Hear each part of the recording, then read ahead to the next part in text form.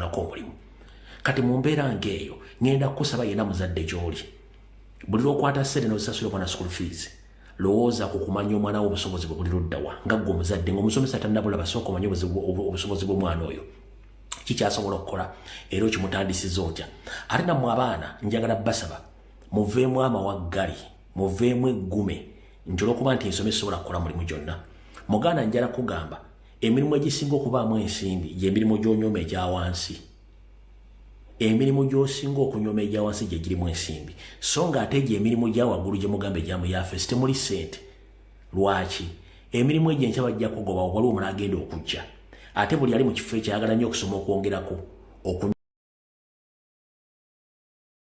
tagenda kuguvaako leero kyova tubaga mu Uganda nti omuntu nga yeekozesa aba asinga oyo gwe bakozesa kubanga omulimu gusobola okuggwaawo tana gyagenda kujja mulimu kale ngenda kukubiriza omuzadde ali eyo naawe omwana lowoozaako nnyo leka kutunuulira bambadde masuuti oba bambadde bulungi nnyo abakyala nga batambula mu kkubo ndi baba mu yafeesi n'obeegombesa singa anaatula n'akunnyonnyola engeri gy'abalamu obulamu butuusawo okuyimirawo omulabira tojja mwegomba kyenjagala obbajja muno bategeeza gwe mwannyinaze muganda nga aliyo n'omuzadde njala musooke mutegeeza abaana ekituufu ekiriwo kituyita reality ekiri ku ground mu Uganda ne mu nsi yonna okunyooma emirimu kyekimu ku bulwadde bw'abaddugavu banandaba batya naye twala obudde obunoga nti banandaba batya osooka obuzze nti singa oba tolina kigulya magala ddiba oba tolina ssente zakulya ng'olina okugenda okwewola nga g'ogenda okwewolako ssente ye muntu gwowadde onyooma wa wansi ye ssente azijja wazijjamu gy'emirimu gy'okola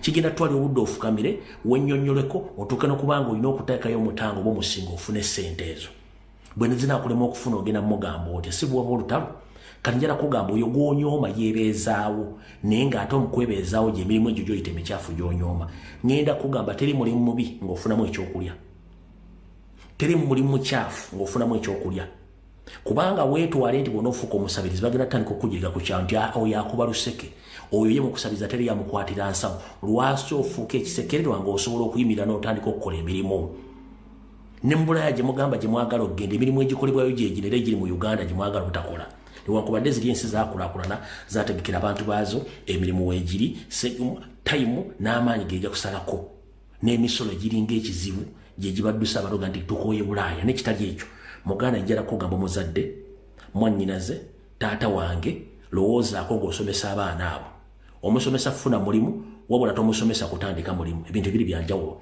bw'onoosomesa omwana okufuna emirimu naye ng'ate emirimu gikendera buli lunaku lwaki tolowoozaako kusomesa omwana oyo yeetandikirewo emirimu kubanga bw'atandikawo emirimu ojja kufuuka bosi ate naye abe ng'akozesa abantu ebintu ebiri byanjawulo bwe mutabirowoozaako envuba ekyuka okusinziira ku maaso g'enswa gye gaba gatunudde muganda wange abantu bangi mu Uganda bali mu kuyaggayagga babonaabona si lwakuba tebaasoma wabula emirimu giweddewo abagirina baana ba gundi abagirina balina ebintu bakola ebiri extraordinary ku bibyo ate buli lunaku ebintu by'okusoma bikyuka naye ng'ate omulimu gw'omuntu tegukyuka abantu bakyagala services nekyensembyeku ku nsonga eno newankubadde ensi egwagwa wadde ensi eweddemu amazima muganda wange tunuulira engalo z'olina ku mikono gyombi katonda zaakuwadde nga zejjudde engalo ezo tezenkanankana buli lugalo luyamba lunnaalwo buli lugalo luyamba lunnaalwo okuyimirizaawo omuntu n'emirimu gy'akola ng'akozesa engalo ezo wabula singa engalo ezimu ziba zirya zimu zinnaaze enkwe kitegeeza engalo ezo tezisobola kutuukiriza mirimu egyo ngenda kukusaba newankubadde ensi efuuse yakwefuula n'ayabafere n'ayababbi teri mubbi teri mufere teri mutemu amaliriza bulungi njagala musooke mudde ku nnono y'abajjajjaffe eyali okwesigaŋŋana buli omu nga yeesiga munne teri yakengera munne nti ogenda mubba mutandika okutunda amazima tolina kyofiirwa ng'otunza amazima tolina kyofiirwa naye kati mu Uganda buli muntu gw'otunulira lwa mubbi ng'alina atunula bubbi ambadde bubbi okwogera boogera ng'ababbi bw'omunenyako ku bubbi ayagala kutta bw'omunenya ku bikologo ayagala kutta kati njala bbaga bannange at least mukyuseemu ku mbeera mutunde ku mazima abantu bangi nnyo abaagala okubakolera naye nga baagala muntu alina n'amazima wabula ng'okunoonya omuntu alina amazima ku kyalo kyakiyinza okubaako abantu nga 1000 ng'okunoonyako omuntu asobola okuzibira ekyama okukuuma ebintu byo okutuukiriza by'omuwadde n'abituukiriza nga obyagala n'omusiima ku bantu 1000 oyinza okubulwako abantu abawera 10 abasobola okukola ekintu ekyo olw'ensonga nti embeera etabanguse naye ngenda basaba mugezeeko nnyo okutunda amazima omuntu ow'amazima takaddiwa omuntu ow'amazima afuna ebintu bingi newankubadde basanga okusoomoozebwa naye ekyo kyo nkikuwadde nga nfundikira mu katundu akasooka kati katugende ku programu eyatuleese tusoose ne security alert buno bakajala busindikira bannayuganda mwenna naddala okusingira ddala abantu abali mu Busoga Buganda abali mu Mbale yonna gye mmanyi nti gavumenti ya Museveni mwagikoowa naye okusingira ddala bazzukulu ba Nambi ne bazzukulu ba Kintu njagala mumpulirize bulunaku Nyandi Yosoferi ne banne bakyusa obukodyo butya bwe bagezaako okukendeeza namba bannayuganda kati waliwo enzita empya ezze ey'okugaba obutwa buno babusaasaanyiza nnyo mu mmere obutwa buno babusaasaanyiza nnyo mu mmere kati banoonya nnyo abantu be beetaaga okuggyawo mulimu abantu abamanyikiddwa mu lukale mulimu abantu abalina ebintu byabwe ng'oli amunoonyereza mugyewo at least yagendera emaali oba bakanira ttaka oba bakanira nsi oba bakanira mukazi oba biki byonna n'ebyobufuzi nga banoonya batyo bagenda okuggyawo kati muganda wange njala kulabula kuno okutta kupya singa omuntu yenna ajja mu makaago n'agamba nti aleese emmere endeete nga mpaakinge ne bwasangawo houseboy ne bwasangawo housegao ne bwasangawo gateman ne bwasangawo abaana bo ne bwasangawo ani lisetteeka nti ewange tebaleetawo mmere waliwo omuze kati mupya era eno enzita mpya nnyo abantu bangi bafiiriddemu ne tebaagala boogera oba oliawo ng'omuntu aleeta emmere empaakinge oba zino zimuyita ensaniya zammwe oba KFC oba ekintu ekire kyonna ekyefaanagiriza okulya kyonna nga bakireese oba ennyanja ebisiike ne chips nga bireese kati bw'obanga oyagala nnyo okulya nkuzibwa babeera n'obukodyo bungi nyazo nga nti agundi yakusindikidde gundi yakoze ati gwe ng'okwata emmere ng'olya togenda kuvaawo bw'oba tofudde mangu ago oyinza okufuna ebirwadde byotajja kutegeera ati baganda bajjala bagamba omuntu yenna singa asindika emmere ku ofiisi yo oba ku adresi yo mu makaago ne bakubira essimu baga nti bano baleesewo emmere please mugamba agireese agizzeeyo kubanga kino ekintu kati method empya ey'okutta nze omulimu ogwange ndi mugukola katonda guyampa okukola nti okwerida sibuti ensana ffe etambula egaludde bwe nzijja nenkuga nti kino kigenda kwapeninga kino bakipulaninga naye nkikugamba gwe ne weesuliro gwa naggamba mu maaso ga katonda mba sivunaanibwa musango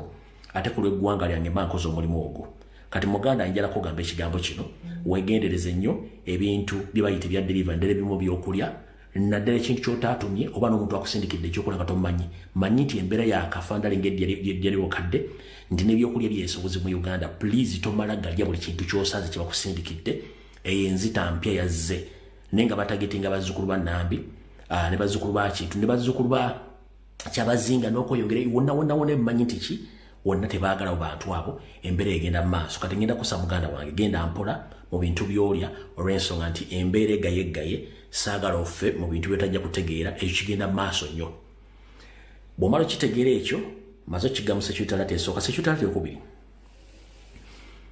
eno tubadde tugyogerangako nnyo njagala okuddamu ogibanyonyera mugitegeere mu lutalo lwattu olwali okuggyako nakyemalira Nyandi Yosoferi ne banyarwanda banna bajjo okuwamba eggwanga Uganda mumulowooza ti mu lutalo lw'omukinana bajja n'emmundu zokka yes bajja n'emmundu ne balina ekyokulwanyisa eky'amaanyi ekitulidde ffene era ekibalidde mwenna ekyokulwanyisa ekyekiriwa ekyokulwanyisa be baana abawala abanyarwanda teri weapon esaanyizaawo bannayuganda teri weapon esaanyizaawo baganda nga ekyokulwanyisa kye bayita abawala abanyarwanda oba bakazi abanyarwanda Museveni yakozesa emmundu mu 8 natta n'awamba naye ekyokulwanyisa Museveni kyakozesezza ekisaanyizaawo abantu naddala abaganda ekyo ekyokulwanyisa eky'abaana abawala abanyarwanda kino kisse abasajja abalina ensimbi empya n'enkadde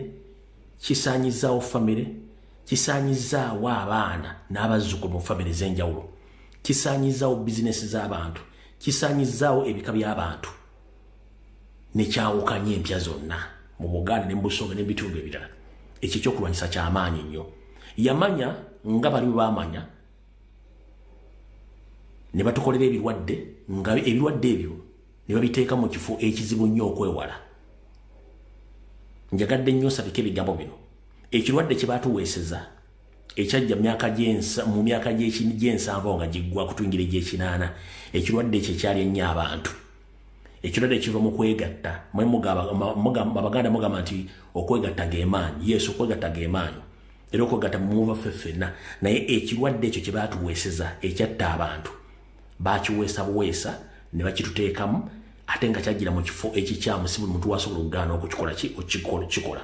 Kati ne Museveni ekyo ekyokulwanyisa kiyajja nakyo kye bayita eky'abaana Abanyarwanda oba abakazi Abanyarwanda bakoze omulimu gw'amaanyi nnyo okusaanyaawo bannayuganda ddala Abaganda mu Buganda. Buli kimu bakisaanyira kati bakyagenda mu maaso.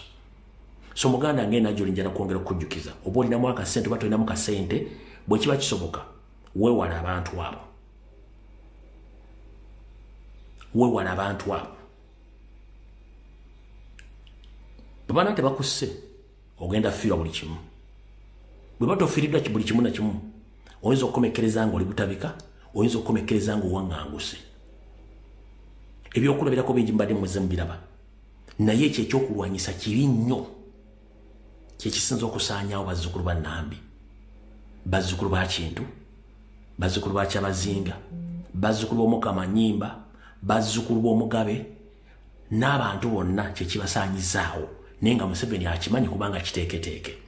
Kati gobonesi lyo gwa naggamba ku nsonga zino abaana ba comrades zetwogerako ez'okwebereramu kiri gy'oli gw'okusigala nga bw'oli fogoffe tuba tugukoze.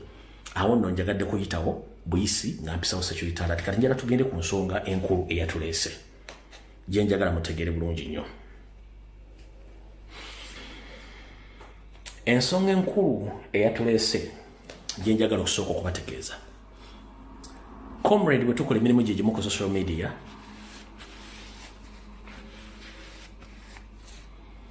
comrade bwe tukola emirimu gye gimu ku social media muli wankyukakyuka. Ngenda kusaba gavumenti ya Museveni eri mu lusuubo. Byonna bali bigenda mu maaso bye bali mu kukola lusuubo. Bagezaako nnyo okweteeka mawuli balage nti gavumenti yabwe ne teriiwo.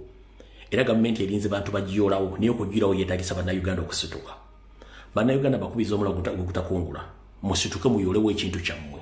Kino kyabavaddamu Museveni ekintu kyamuvadda mu ngalo mwe mulinze okuyoolewo ekintu kino. Gavumenti yagwadda. Ekyo kyo kibabuulira. Bakuba ndi mugaana okwagala okumanya ensonga zino gavumenti yagwadda. Kati njala nkikunnyonnyole. 1.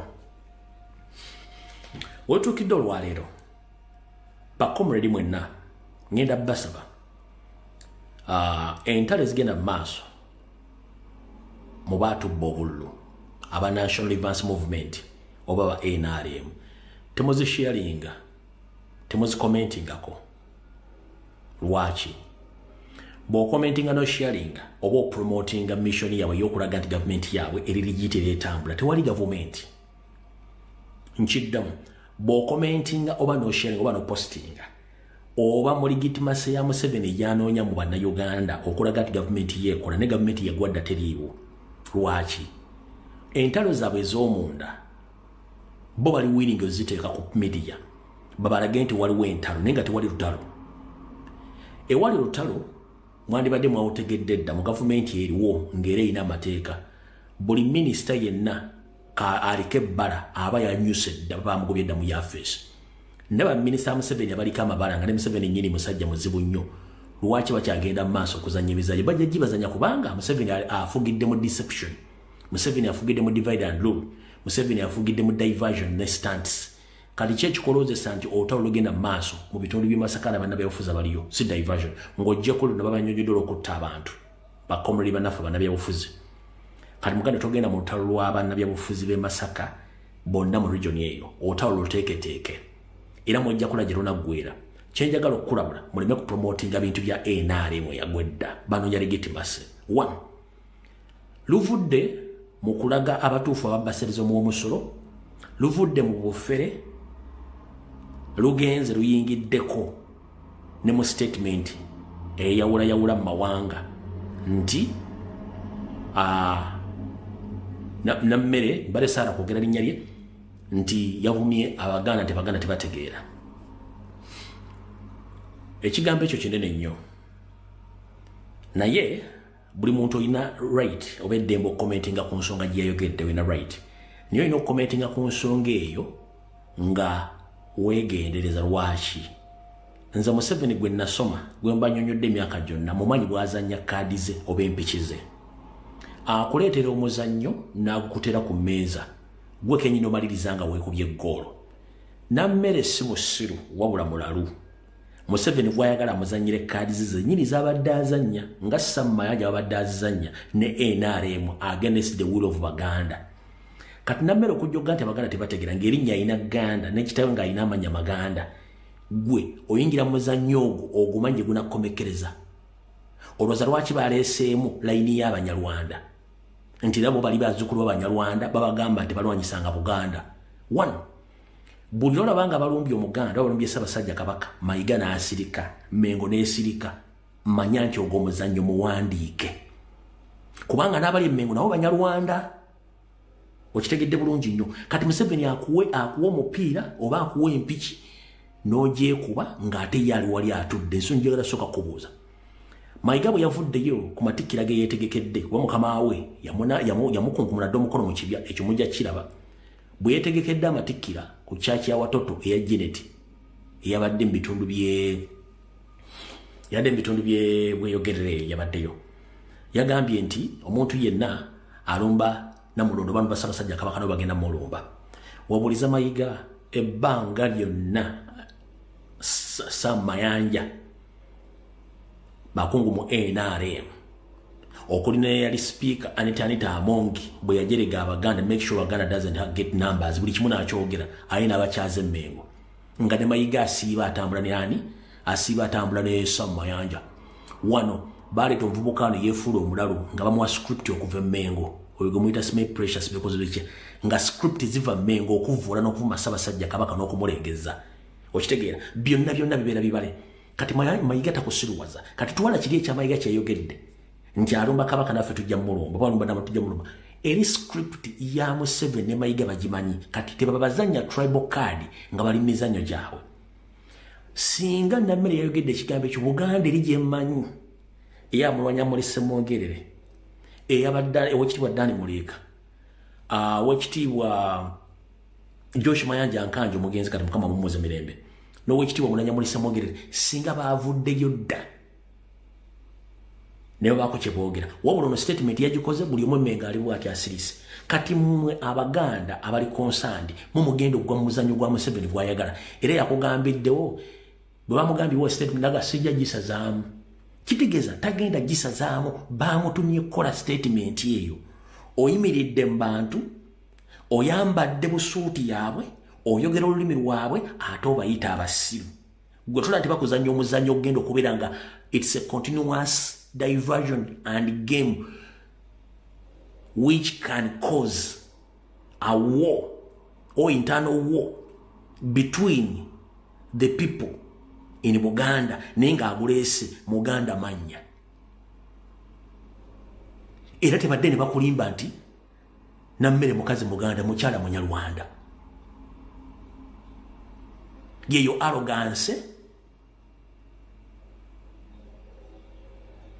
engeri gyayogeramu, engeri gya presentingamu, takkiriza abantu kwogera, avuma, awemula, mubbi, ajoga, buli kimu akikola. Kitaawe naye musajja Munyarwanda lwakuba nti yayita Muganda Ssembijja, byonna tuzze tubagamba. Ogenda omubuuza tambula ng'omuga tasobola kunnyonnyola kitaawe yaani, tasobola kunnyonnyola jjajjawe yaani, bwe muyita Abaganda. Ekintu kino kibasomerezza ebbanga ne bagamba nti ekizibu kya Uganda n'ekizibu kya Buganda ye Museveni eyaddira Abanyarwanda abatabika mu Bannayuganda. Ye Museveni eyaddira Abaganda n'abeetabikamu Abanyarwanda ne beetuuma n'amannya gaffe ne bawa n'ebika. Ng'oli agenda kukola okwogera naye ng'akwogerera ayimiridde mu bigere by'abagenda okuyita abasiru abagwagwa naye ng'ate n'emwali. Kubanga ye akimanyi wa mirundi ebiri enajewuzi naye ng'ekituufu akimanyi sayidi entuufu gy'ayogerera gwe tonnakitegeera. bakuteeka mu lutalo so ngenda basaba temugwa mu lutalo olwo mu lwesonyiwe balina kye bapulaninga kinene kati kyenjagala obajjukiza buli lwanga olutalo balumali nga lutuufu ffe tutuulako ebbali ne tutunula si buli lutalo ogenda duyingiramu entalo ezimu ozireka ne zibira n'otulako ebbali n'olwetegereza lwaki kankunyonyole Museveni musajja munyarwanda yasooka okwegaana ebbanga lyonna naye bote yali yamulaba dda kubanga bote yabaleeta yamugamba oli munyarwanda Museveni yewakana ewe Museveni mulinyi mukwewakana najja n'akyusa constitution nga amaze okuwangula mu 86 n'agikyusa mu 95 n'ateeka amaggwanga ly'abanyarwanda ensi n'esirika ompulira bulungi nnyo naye ng'ate abanyarwanda abajja mu Uganda mu myaka gya 1923 bajja ne beegatta mu bannansi mu Maserengeta ne mu Buganda ne bajja ne beegatta mu bafuuka bannansi nga tebalina buzibu abalala ne bafuuka bafumbira bamuseveni baagaana kati abanyarwanda abo abeegatta ne bafuuka bannayuganda tebalina buzibu ku bannayuganda tebalina buzibu ku Uganda tebalina buzibu ku Baganda wabula bano abaagaana okwegatta okufuuka ebitundu ku bantu abo basanga mu Uganda kyekizibu kya Uganda kati waliwo olutalo lwemutamanyi waliwo olutalo lw'abaana abazaaliddwa mu Buganda nga bagatta omusaayi ogwerwana n'ogwe Uganda waliwo olutalo lw'akati w'abanyarwanda abaafuukira ddala bannayuganda ne Rwanda tagendangayo n'olulimi talumanyi nga ne Rwanda talina kkubo ligendayo abo weebali ne wabeerawo olutalo lw'abanyarwanda bakulemberwa Museveni nga bo baagala okukozesa abanyarwanda abo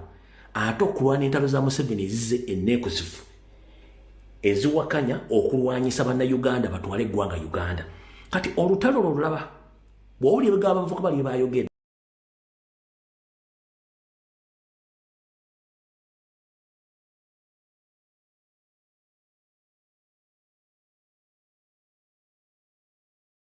Lukanda n'abanyarwanda abazze obuzibu bwa Museveni nga baagala kote olutalo olubeera bbali n'olutumya bwotega gye lunaggwera ojja kuwulira ensonga zino badde bazogerako Museveni yayagala nnyo okukozesa abanyarwanda bye yasangawo ensobi abamwagi bakozesezza abo abaagaana okukozesa Museveni mu ntalo ze gye bali balina abaana balina abazzukulu abaana abo bagamba ffe tetulina gye tugenda kudda kubanga ne batuzaala tumanyi Uganda olwa tetugimanyi kati Museveni ayagala bakozesa mu bintu bye kyova olaba nti kati embeera abamu zikyukira ne bafuukira ddala b'Abaganda oba Banyoro oba Batoolo oba Basonga ne bafuukira ddala naye eriyo abagaana nga Museveni abakozesa kati ngenda kusaba olutalo lulimu okusindika ebigambibadde tebiri mu puroguramu eyo byewale kubanga bijja kuleeta obuzibu awo tuvuddewo kansobete mutegedde bulungi nnyo kati ensonga enkulu obubaka buno buli sensitive nnyo bwe ngenda okwogera wano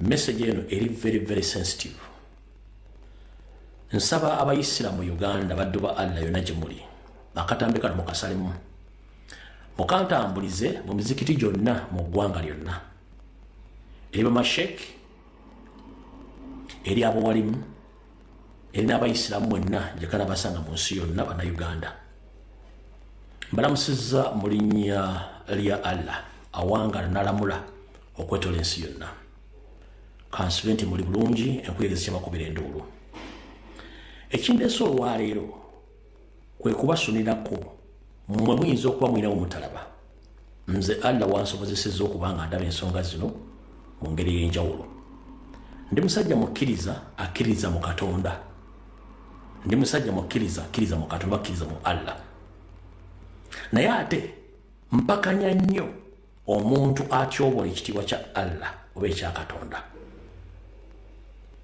wensuubira okusinkana bw'aliba ng'ebbanga lyampadde ku nsi liweddeko era ndi munnyonnyola bye nsobodde okulaba ku nsi ne bye mpulidde ne bye ndabyeko wabula sikkiriziganya na nkola ya Museveni ey'okwawulamu okujerega okunafuya n'okulabisa obuyisiraamu eddiini ya Allah subhanahu wa ta'ala nti eddiini eyo yabatujju era yabatemu muganya abayisiraamu okuvaayo okwogera ku kintu kino simanyi kiki ekyatuukawo mwali mutuddekawo ne mwebuuzaako nga muli mu maka gammwe muli mu bizinensi zammwe muli mu mizikiti egy'enjawulo oba mu kubulira okw'enjawulo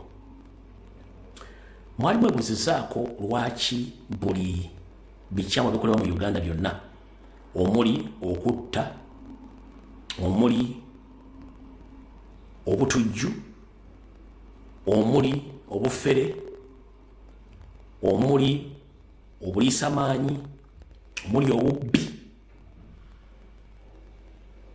byonna bakubigenda okukomekereza nga gavumenti abantu beerese nti bajulizi oba batemu abakoze ebintu ebyo bonna bayisiraamu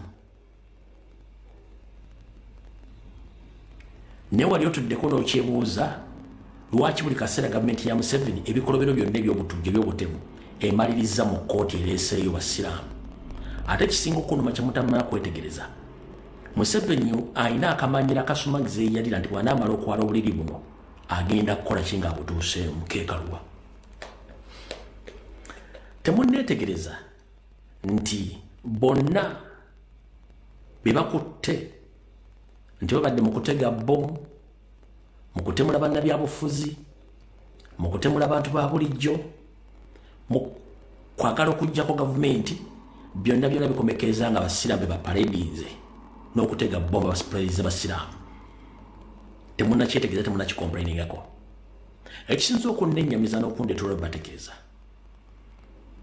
bwe babadde bali mu kufundikira okusala emisango egy'abatta omuwala John Kagezi ojatta omukyala John Kagezi ejatta n'omuwala omulaga obatta gwe basalako engalo n'abaatemula muwala wa Jero Katumba Wamala bapresentinze abayisiraamu nga bali mu ngoye entukuvu eza obuyisiraamu ekintu ekyo ne kinnyemeza nga nze omukkiriza mu Katonda mu Allah tosobola kuddira lugoye lutukuvu olw'eddiini entukuvu n'olwambaza abantu abaziba emisango bajje mu kkooti balabikeko nga bazambadde banekaanekanye balina n'entalabuusi ku lunaku lw'okubasalira emisango ekintu ekyo kimazeeko emiremire nga nedda wadde siri muisiraamu naye nga nzikiriza mu nzikiriza yaabwe ekintu kino kityoboola eddiini ya Allah kityoboola ekitiibwa kya Allah n'okulozesa ensi yonna nti abayisiraamu mu Uganda batujju ekintu kimanya mateeka era kityoboola kale muisiraamu yena gy'oli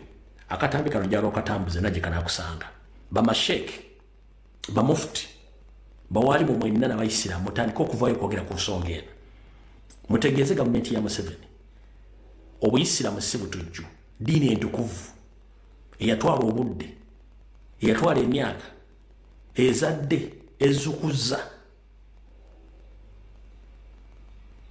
okuba nti bagitadde mu kifaananyi mu Uganda kati kyabatujju ekintu kino kikyamu nkivuumirira buli muisiraamu gy'oli bulungi nkusaba eddiini yammwe Museveni agisiga ekifaananyi ekikyamu naye nga mutunula mutudde ekisinza nzize nkola bisaaki ku kintu kino lwaki buli kintu kyonna ekirimu obutemu bakiteeka ku muisiraamu naye nga omuisiraamu tanyega naye nga ate omuntu osi yakoze ekintu ekyo bino biviiridde ddala mabega si leero nga biviiridde ddala Museveni nga yakawamba ne bijja nga bitambula buli omu nga asirise daka naye ekisinza okunnenyamiza kwe kuddira abasajja boolese mu kkooti bonna nga bambadde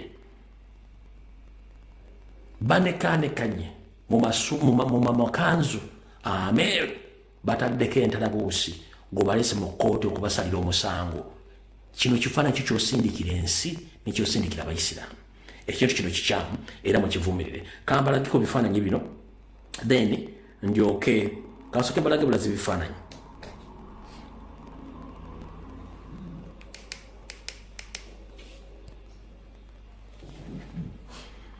ekifaananyi ekyo kiraba bano bonna bayisiraamu ne bali makanzu bataddeko n'entalabuusi kino ekifaananyi si kirungi eri obuyisiraamu kuno kwe kujerega kwembagambye kino ekifaananyi si kirungi eri eddiini y'obuyisiraamu si kifaananyi kino si kirungi okira bulungi nnyo ekifaananyi kino si kirungi nnyo naye mwe muganya okutunula ekifaananyi kino n'okitegeera enkola ya Museveni gy'akolamu ebintu bye obiraba bino ebintu si birungi eri eddiini y'obuyisiraamu era bamasheke mutandika okusirika obusirisi ekiri atabala kyekiri n'asigadde ewaka bano abantu ekintu bakola bakimanyi bulungi nnyo okwolona n'okuvumisa eddiini ya Allah nti batujju ndowooza olengera bulungi nnyo kino ekintu kikyamu nnyo okuggyako nga Kur'ani ena engeri gyekinnyonnyolamu nesoza nti Kur'ani ekolagana n'ebikolobero ebya gavumenti okuba nti yerembeka mu kusaanyaawo eddiini ya Allah ng'ayita mu kukola ebintu bino ebyekiyaayi bino ebintu si birungi. Kankuzanyira n'abutambi muno obulabe kino ekifaananyi nedda kino ekifaananyi kankibazanyire mu kirabe kana akatambi kakabazanyire.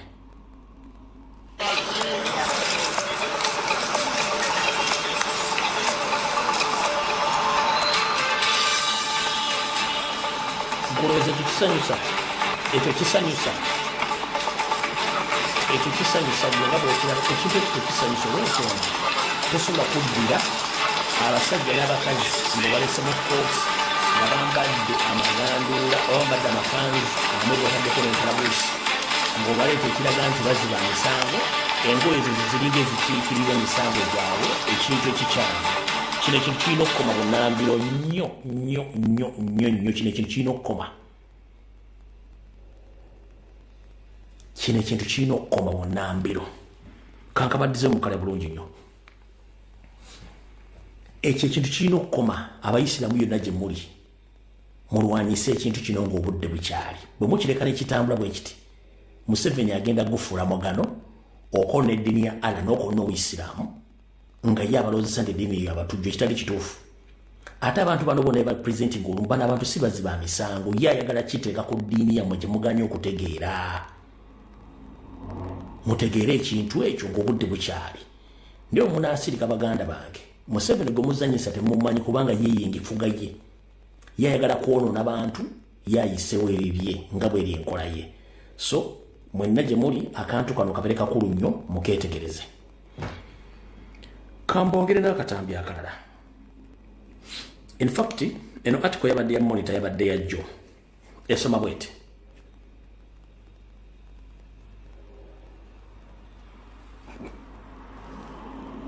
Ogira bulungi nnyo bw'esoma. Esoma. The High Court in Kampala is delivering the judgment in the murder case of Susan Magara, who was abducted, killed in 2018. Bagambye nti okubajjukiza n'okubategeeza ebiri mu Kampala, kkooti enkulu mu Kampala lw'esala omusango ogulumika abatta mwana muwala Susan Magara eyawambibwa n'attibwa mu 2018. The court assessors last week recommended that the 9th suspect be convicted over the murder. Nti kkooti enkulu mu Kampala n'abo abagitulamu okwetegereza n'okuwuliriza buli kimu ekiba kiri mu musango ogwo era bakola kyamaanyi nnyo okusalirawo kkooti ku biki omulamuzi byagenda okusala, which ewedde baawa endowooza yaabwe eri abasuubirizibwa omwenda nti beetaba mu kutta omugenzi Susan Magara. Bo ne bagamba nti abantu bano battibwe, abantu bane bakwabasibwa emisango gibasinga era basibwe omusango gy'okutta Susan Magara. Kati ekifaananyi kye njagala osooka okukulaga wano kyekino wano. Tosobola kuddira abasajja abo ng'obaleetedde makanzu n'entalaboosi z'obuyisiraamu n'obapulezidenti nga mu kkooti azifu tebalinayo ngoyende. Kino ekifaananyi kibi, wadde siri muyisiraamu, kino ekifaananyi kibi nnyo. Abasinga obungi temugenda kyanalayizinga nakitegeera. Kino ekifaananyi kibi nnyo, tekiri pulezidenti nga ddiini ya Allah. No. Kankabazanyire kaakano wano.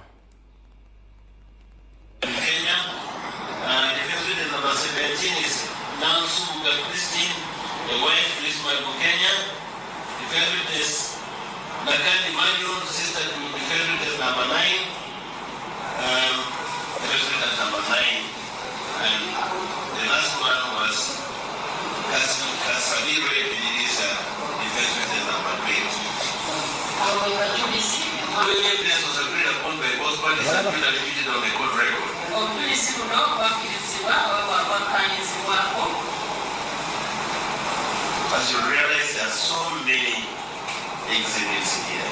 Exhibit number 1, just communication matrix of Yakub Gensi.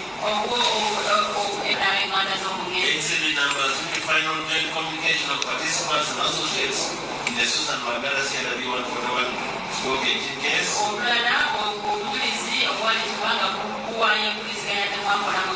Exhibit number 4, we have technical analysis report on the kidnap and murder of Susan Magara. Number 7, forensic forensic report.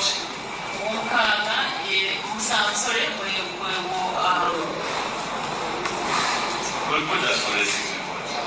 Exhibit number 8, forensic report, question document, exhibit number 1, and exhibit number 9, chain of custody law. Again, exhibit number 11, photographs of the sketch. Section number 12, crime scene investigation report. 13, photographs of Konge, 2 zone. Number 14, homicide secondary crime scene 2 investigations report. Exhibit number 15, homicide secondary crime scene 4 reconstruction reports by Dr. Mala. And then weekend photographs. Exhibit number 16. Also have whatever homicide secondary crime scene 5.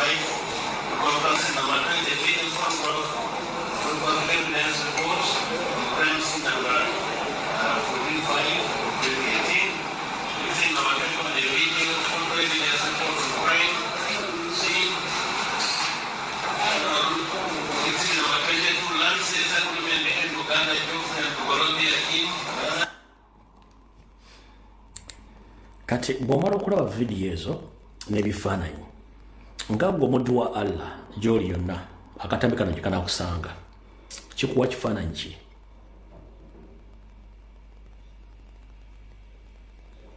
Ebintu bino bizze bibeera ebbanga lyonna nga Museveni atyobola eddiini y'Obuyisiraamu, atyobola Abayisiraamu, naye nga Abayisiraamu batudde batunula tebasobola kuvaayo kwogera. Ekintu kino kikyamu.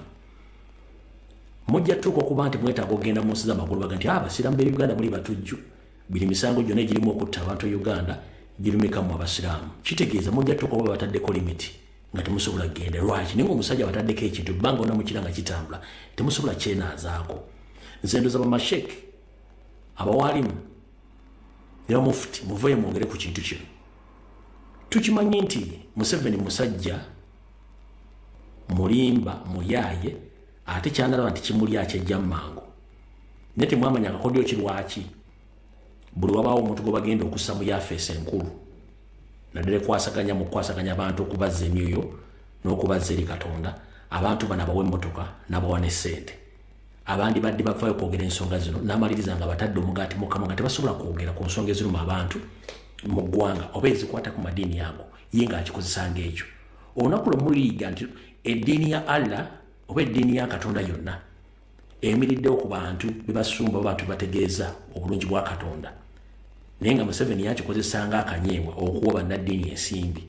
Kitegeeza aba anaabuula endowooza yammwe, aba anaabuula okukkiriza kwammwe eri Mukama Katonda mmwe y'okubalooza nti ye Katonda w'oku nsi era waatali temusobola kubeerawo, era yabakkiriza n'okusaala, yabakkiriza okusinza, yabakkiriza okusaba, yabakkiriza n'okukola buli kimu ekitali kituufu. Eryo ddembe lyammwe lyabebangu eri mu ssemateeka ery'okusinza, okusaba n'okukola buli kimu.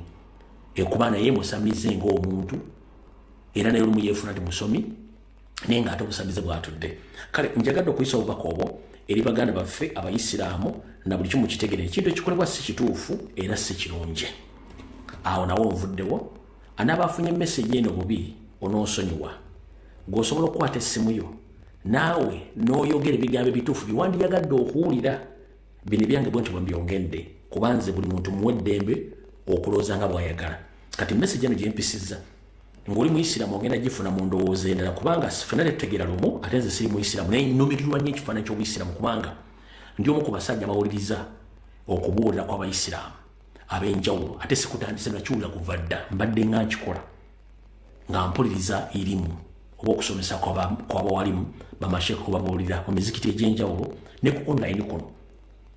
Naye kati bwe muba temufuddeeyo kwogera nsonga zino nga gweoyinza okukwata vidiyo n'ogikyusamu ky'oyagala, oli wa ddembe kubanga eyo endowooza, nze neyo endowooza yange okusinziira bwe mmanyi era bwe ntegeera.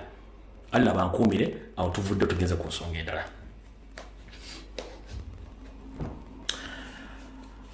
Kamala okunywa ku lwendo lw'amazzi.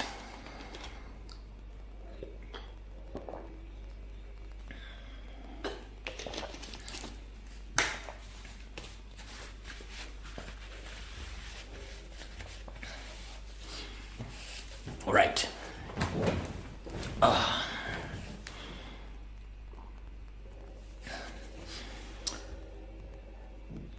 Oluvannyuma lwa His Excellency Robert Kyagulanyi Ssentamu abakulembeze ba National Platform okwetola ensi yonna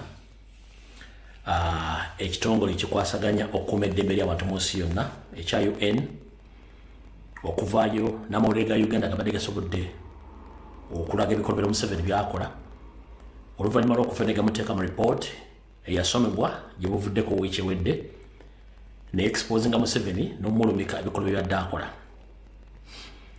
Kino tekyamulese kyekimu kyamwaliriza n'okwagala okuta abasibe mu nkola ey'ekiyaaye ng'amaze obakiriisa emisango n'abalala asuubira okuta ng'ayagala gwejjamu nti ye yabasonye tebalina misango.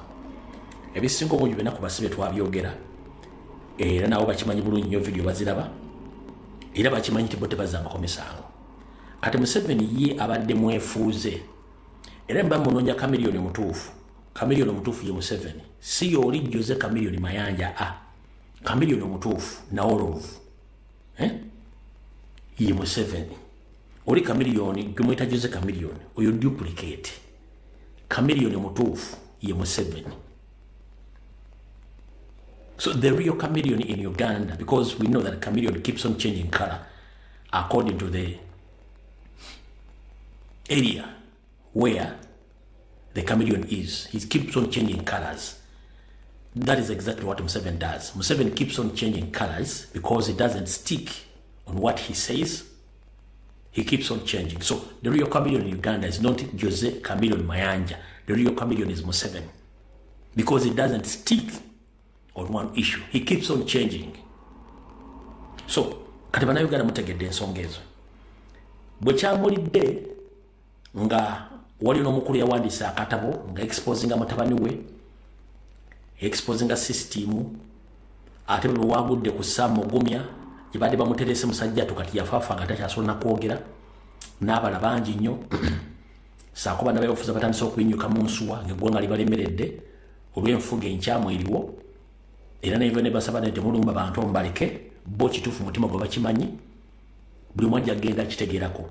Kati kino kireetedde Museveni obuzibu kwekula nti bataddewo new diversions ku social media ku TV gwe weewuunye ministry ne procedure za ministry batandika apite okuŋŋaanya ba tiktokers oba youtubers ogenda otambulira ku projekiti zaabwe z'okupromotinga obuyaaye ng'obuli youtube musasula emitwalo 2 ogenda okurecording oba okulabisa information kitegeeza eri project nene nnyo negenda gwera ensajja kuba etegedde olw'ensonga nti bye babadde mu buyinza emyaka aga bye bakola si byajjo mu gavumenti ne gye batobbyeko obuyinza byonna bibadde mu myaka 4 kitegeeza bano bali mu kunaaza ate ettaka lye baateeka ku ttaka ekyo si kikulu wetulaga wano. Oluvannyuma lw'okwambula Museveni ensi yonna neetegeera ebikolobero bye yavuddeyo n'agamba nti bamuwaayiriza nga bulijjo mulungi mu kwegaana yagambye bamuwaayiriza ye nga omuntu talina muntu gwe yali akutte talina muntu gwe yali atulugunyiza talina muntu gwe yali asse nebimwogerako byonna bikyamu tabikolangako ebigambo byabyogera ye ng'omuntu okwejja mu kifaananyi nti si musse era tayogera ntattangako omuntu yena tawambangako olw'ensonga nti akimanyi nti abadde ng'akwata sserezo mw'omusolo n'awa abooki b'obunyama betuyita ba lobbyist across the globe nga buli fayiro yonna emulumika bagitulya tebaagala ekoleki erumike Museveni naye omuzungu si musiru omuzungu newankubadde atulya alya mu lumere mu luzise si musiru tayimu etuuka nga takyasobola kukuuma byama ebyo era ajja bijja bikube ku mmeezi ne Museveni kyojja kukwatibwa ne mutabani wo. Kati bwe yavudde n'aga nti ye takikolangako practically yakubye abasirikale bonna baawe ebiragiro ogenda okutulugunya. Omanyi waliwo engombo mu Buganda egamba kolanga bwenjogedde so tokolanga bwenkola. Kati abasirikale mwenna abali mu SFC abali mu jati abali mu prisoni abali mu polisi abali mu UPDF n'abasirikale abera mu ngoye za bulijjo omuli abasemwayi aba ISO aba ESO piso puso kuso tuso titi byonna ng'ojja ku kyalo n'okwata omuddu n'omuba n'okuba n'omutta n'omubuza bannansi bakulaba mujja ne drone muwamba abantu bannansi babalaba mussa abaana abandi mumasize mu mass graves bannansi babalaba kati ye Museveni akugambye yesitattanga akotakwatako omuntu n'omukuba akyejjako omusango agulekera gwe naye ate Museveni yalowooza nti ategeera nnyo era mugezi nnyo nange wano wembuuliza Museveni wateekawo okubambega okuva ku LC1 mpaka mu yafeesi yo ng'era tewali intelligence yonna ekolebwa mu Uganda nga togimanyi teri kikolobero kikolebwa mu Uganda nga tokimanyi teri kikolebwa mu Uganda nga tokimanyi teri muntu akola execution teri muntu akola arrest oba kidnap nga tokimanyi kino tulina obujulizi tulina buli kimu ekikulumika nti kubanga gwe mu nsi yonna ndowooza ng'oggyeko America ne Bungereza ne Israeli gwasinza security gwasinza netiwaaka y'abambega abakugasa n'abatakugasa kubanga mu system mulimu ababbi mulimu abatemu mulimu abeeyagaliza kati gwabasinga abantu abo kati bwobanga gwabalina abangi kitegeeza buli kikolwa mu Uganda kyonna kibeera ku odayo ebiseera bingi ozoyogera statement ng'oza tetusobola kuzitegeera statement zezirwa wanambe totulugunyangako bannayuganda era tulina gwali okutte tulina gwali osibye wabula tulina baganda baffe bonna bazze during the campaign 2019 2020 2026 abazze battibwa abakubibwa amasasi abawambibwa ebyo byonna ku orders zo ne babuzibwawo poliisi nebeegaana kooti nezibeegaana oluvannyuma baleka mu kooti ekyo sobola kyegaana nti nedda toli awo mu katambi akamu wagamba nti abaganda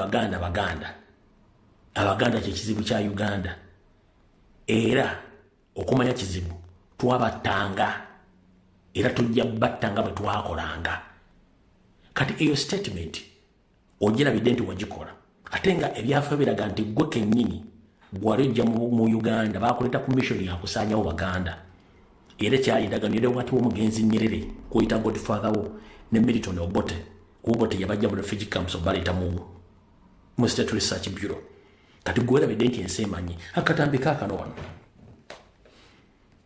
kankazanyo mwenze ndi mulungi nnyo mu keepinga n'ebyama kankazanyo wano kati gwe wavudde nga UN yagala giraga nti oli clean ffe tulina records kana akatambikako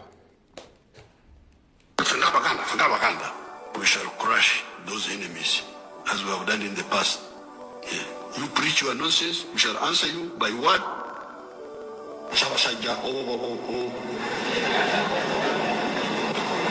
When you say this, but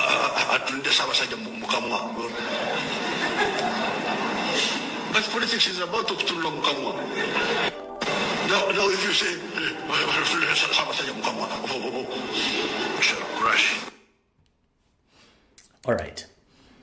So, as you deny the accusations of implicating you in human rights abuses, crimes against humanity, which were laid by the top officials in the United Nations Human Rights Council, publicly you came out to deny the allegations and implications. But for us, we still have records on social media, even including on Google, which shows that it's you who had been ordering those people in your government to kill, to kidnap. And you yourself, you have been implicating yourself in such statement that you'll crash. The word crash means you will kill. So, with the Baganda, we faced a lot of problems during your regime. You've kidnapped us. You've killed a number of Baganda during your leadership and before your leadership. And now you're still facing the same situation. But publicly you said that you deny that you've done nothing against Ugandans. But this video implicates you. And there are a lot of videos which implicates you. This is a video whereby you confirmed that His Excellency Robert Kyagulanyi Ssentamu was well beaten by your security forces. Can you deny this video? There was a fracas in West Nile where our young friend Bobi Wine was fighting with tried to fight with security people. I think they beat him a bit. Okay.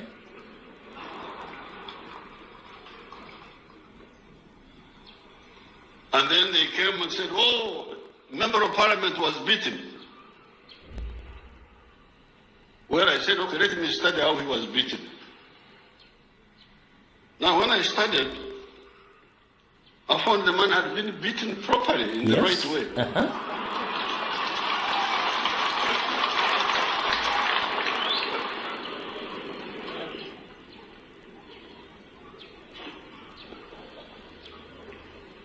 This was because when I think there were the SFC people, okay, who are not police-minded. You know, those people are not police-minded, SFC. They are used to doing other things, not. But somehow they managed to act properly. I was actually surprised. When they went where this honorable member was, in the room, they were looking for him because they had caused some problems the day before. Then these people tried to attack them, tried to box them. They also boxed them back until they subdued them. And after subduing them, they didn't beat them again. So I was surprised. I said, but these people acted properly. It was self-defense.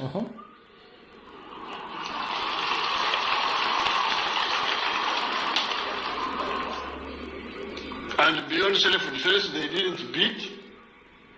So it was in order.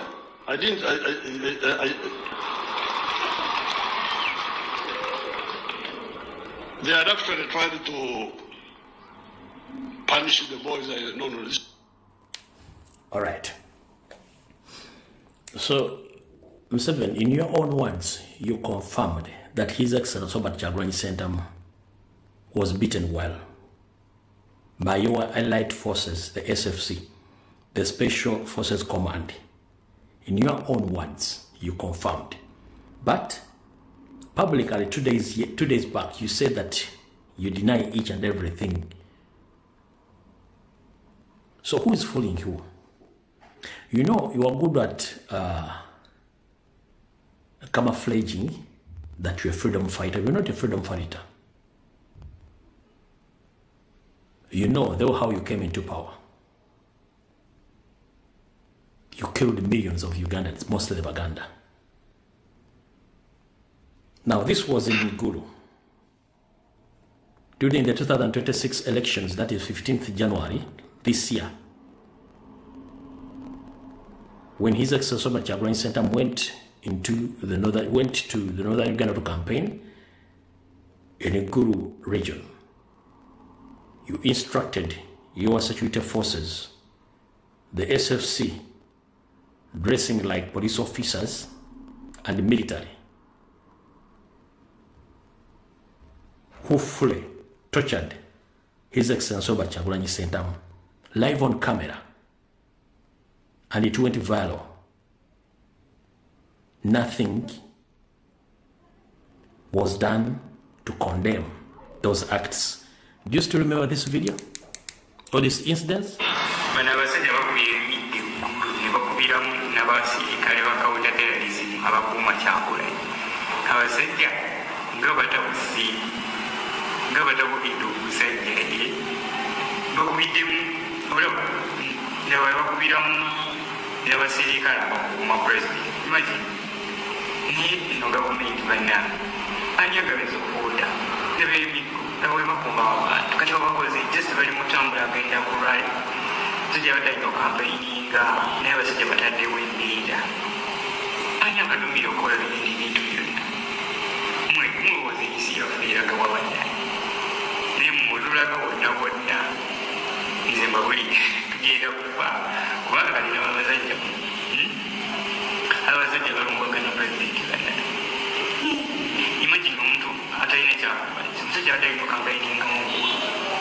omusajja bamutaddeko embeera bakubira emiggo bakubira eddala abantu omiggo mpaka babekuddeko bakisiza abantu mu kitundu kyonna byonna imani laba oyo atalina yunifoomu oyo omulabe talina yunifoomu akudde omuggo ayomu kubakunzi abazze n'emiggo ne bakuba abantu naye mulowooza like amagi kiki kyegali mu kusiga mu bantu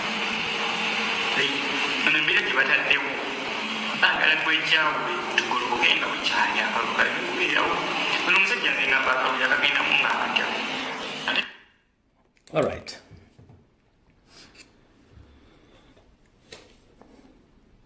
There are so many videos which implicates you in your own words confirming the tortures.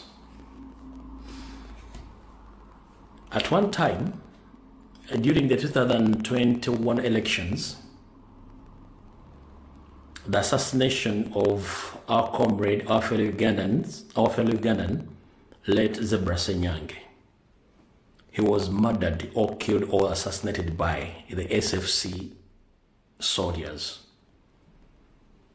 You yourself, you confirm that yes, those were your boys, whom you instructed to execute that information, that mission.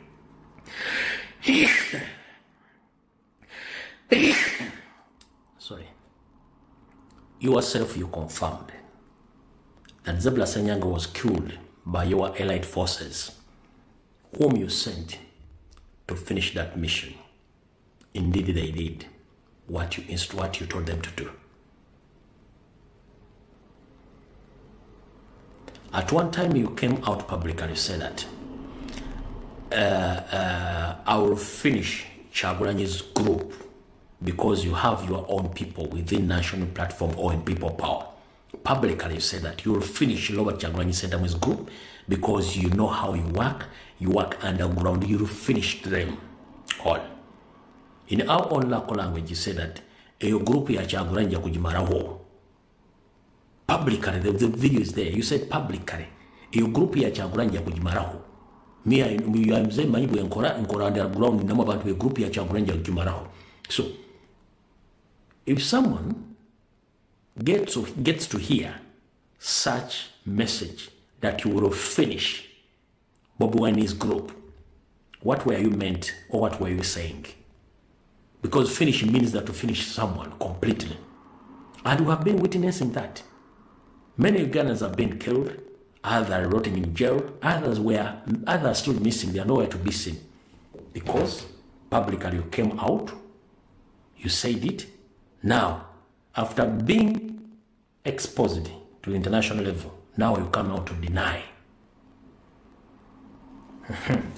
This was your statement. And your statement you were ngawe wakana.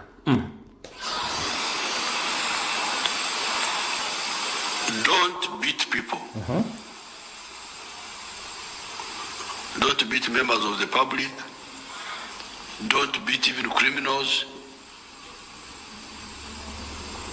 You are not allowed to beat anybody. Not even the children.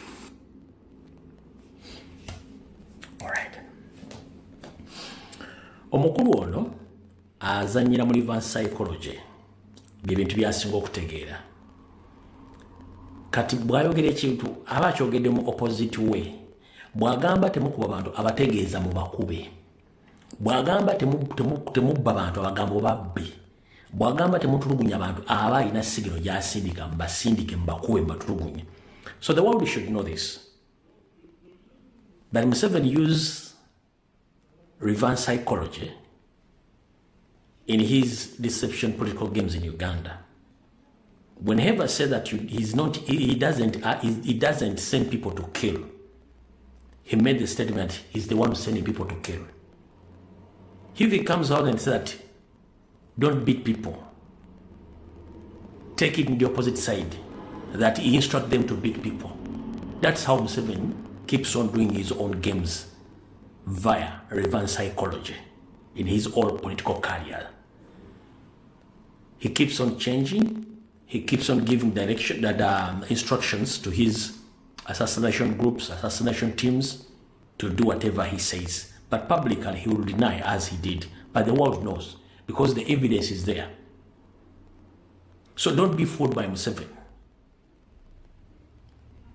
Bulwajje bwe okuba buli bintu bino abalimba kyaba Museveni bagandi kino kyayogedde manya ategeeza kiri ekintu kira kyabata bwagamba nti tottanga gakutta tobbanga banga ntigenda obbe togenda kukuwamba abantu agagenda owambe tokuba muntu agagenda omukuba omutte tosiba muntu agagenda omusibe watuukira okuwa ebiragiro kooti zitandika okusalagadde benga lingembwe etundu omuzigo kati omusuubira agenda kwogera ki kati muganda gwali egweru nawe ali mu Uganda nkuwagabwa tulwane nnyo tujjeko regimu eno otherwise abatannalooza ku bukambi bwa Museveni ne mutabani womugenda bulozaako nefe abulozezaako n'ebizibu bye tulina tubabuulira ekituufu batunoonya baagala tutta bataddeko buli lukongolo lwonna kubanga tayagala nsemanye ate ffe ne bwana atutte eri abagenda okujja nga bakambwe nnyo tusinga ne bw'onoyagala tusirike eri abatajja kusirika obudde bujja kutuuka nsimbi muntu ogenda mu compromisinga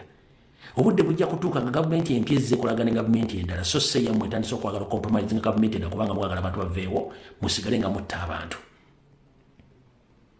kati munauganda gyoli olina okumanya nti abantu bemulimu mu Uganda batemu yenkola yammwe mulina okukyusa engeri gye mulamu ebyobufuzi atakulekera tomulekera naawe ennyanja ekuttumbira mugezeeko nnyo okukyusa endowooza yammwe n'entegeera yammwe kuba bano betuliringa nabo batemu naye tebalina layisinsi etta gye baagijja oba tebalina layisinsi etta abantu gye baagijja bakikola bukozi kuba bamanyi nti musobola baddiza olunaku lwe munaazuula nti mulina okuddiza abatemu bano mujja kufuna eddembe lyammwe nsolwaliro nsobola okuba nti banzise banvuddewo tekigaana mwegenda maaso kuba ffena bwe tunaasirika kubanga batusirisiza kiba kitegeeza tetulina kigenda kgenda maaso tulina okunyolwa n'ennyiike mu mitima gyaffe ku bikolwa byetukolebwako ate nga baagala tusirike n'olwensonga mukama wange yonna gy'oli muganda wange gy'oli ebinyigiriza bingi fuba okulaba nti enkola ekyukamu okwogera kujja tutuuka kukome nga kyetaagisayo ebikolwa naye mutaakyusa ebikolwa byammwe oba njogera yammwe ne mugiza mu bikola kijja tuuka okubanga naawe eggwanga lyo olina odduddukamu atulirekera batamanya ŋŋamba so n'ebigambo ebyo njagadde oba obujulizi buli omu abutegeere amanye ebikolwa bya Museveni engeri gy'abikolamu n'engeri gye yeekyusaamu okuba nti ayagala kukola ki ayagala kwefula nti si muzzi wa misango mu kusembayo ng'afundikira bannayuganda mwenda bannaddiini mbalamusizza kansubire nti muli bulungi nazzikuno eddiini zinnansangwa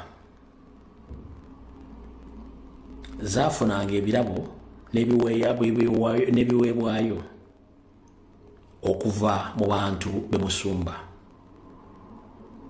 era nga mwafunanga entambula ez'abatambuza ku ssente z'ebirabo ebyo oba ssente zisondebwa endiga mu makereziya mu makyaki naye olwokuba Museveni akimanyi nti eddiini tazaagala era akimanyi temwagala gwe ki ekikulozesa munnaddiini gwe batekkidde Museveni akuwadde emmotoka yabukadde 10 ng'agikuwadde kugenda gibeeramu nga tagenda kutta ekimu ku kisse bannaddiini mu Uganda ekigenda obatwaza kansa z'emmotoka Museveni zaakuwa temujja kitegeera naye mutandise okitegeera Museveni takuwa mmotoka yabukadde 10 nga tanakyagenda kukola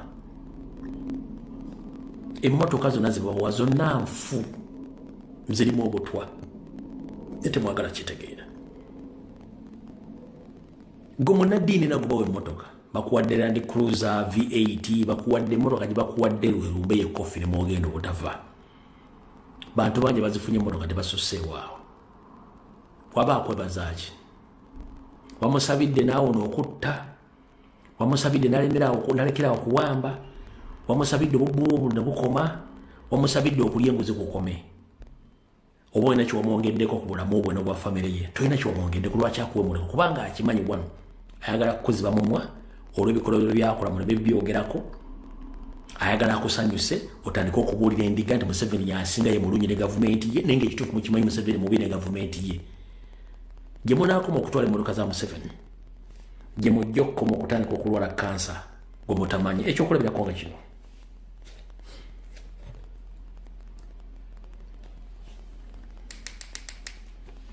President President Museveni awadde Bishop wa Masindikitala Diocese emmotoka mpya tuku.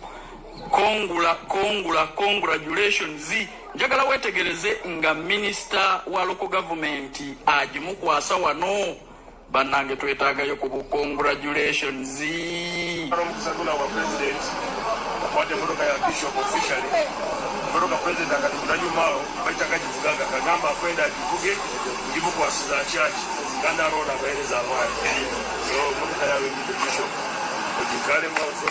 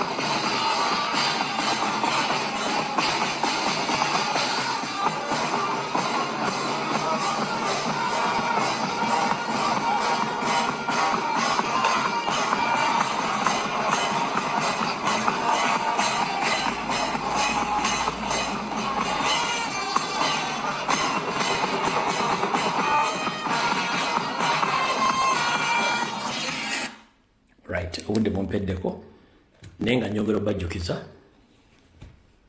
buli munnayuganda alina addira munaddiini mwegendereze nnyo ne bannayuganda abalala ekiri etabala kikirina asigadde waka akatambi kano mukantambulize katambule ku buddamu Uganda yonna waali mwebale kumpuliriza mweraba.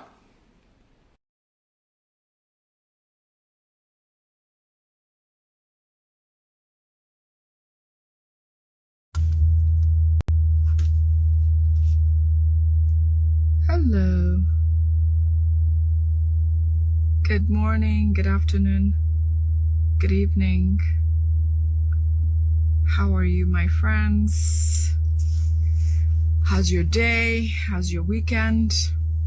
It is Saturday morning here in the United States. How are you all doing? You are welcome. Welcome to my live today. I hope you are doing well. Welcome. Welcome everyone. My name is Lady Winnie and I'm coming to you from the US. I hope you're doing well, especially friends from Uganda. I hope you're doing well because I know it's hard. It's hard there and you don't need to tell me. I know it's hard, but that's the reason we fight and we fight on. Okay. I'm sorry. Cancel call. Decline call. Thank you for being here. Sorry, a call was coming in on my other phone. Ayo Anna, thank you so much for being here. We'll get right to it. There's a lot that has been happening. I was meant to come yesterday, but I couldn't. Something came up and I apologize, but we hope to make that up. I hope we can. Okay. Welcome to our live today. And I hope that I can explain or put some insight on certain things that are going on or happening back in Uganda, especially. First of all, I want to give me just a second. I'm just finishing something here.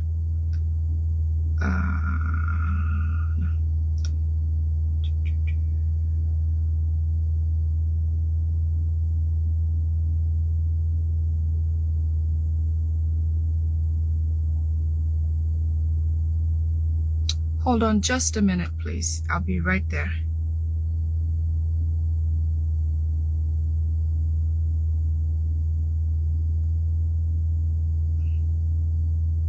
Just a minute.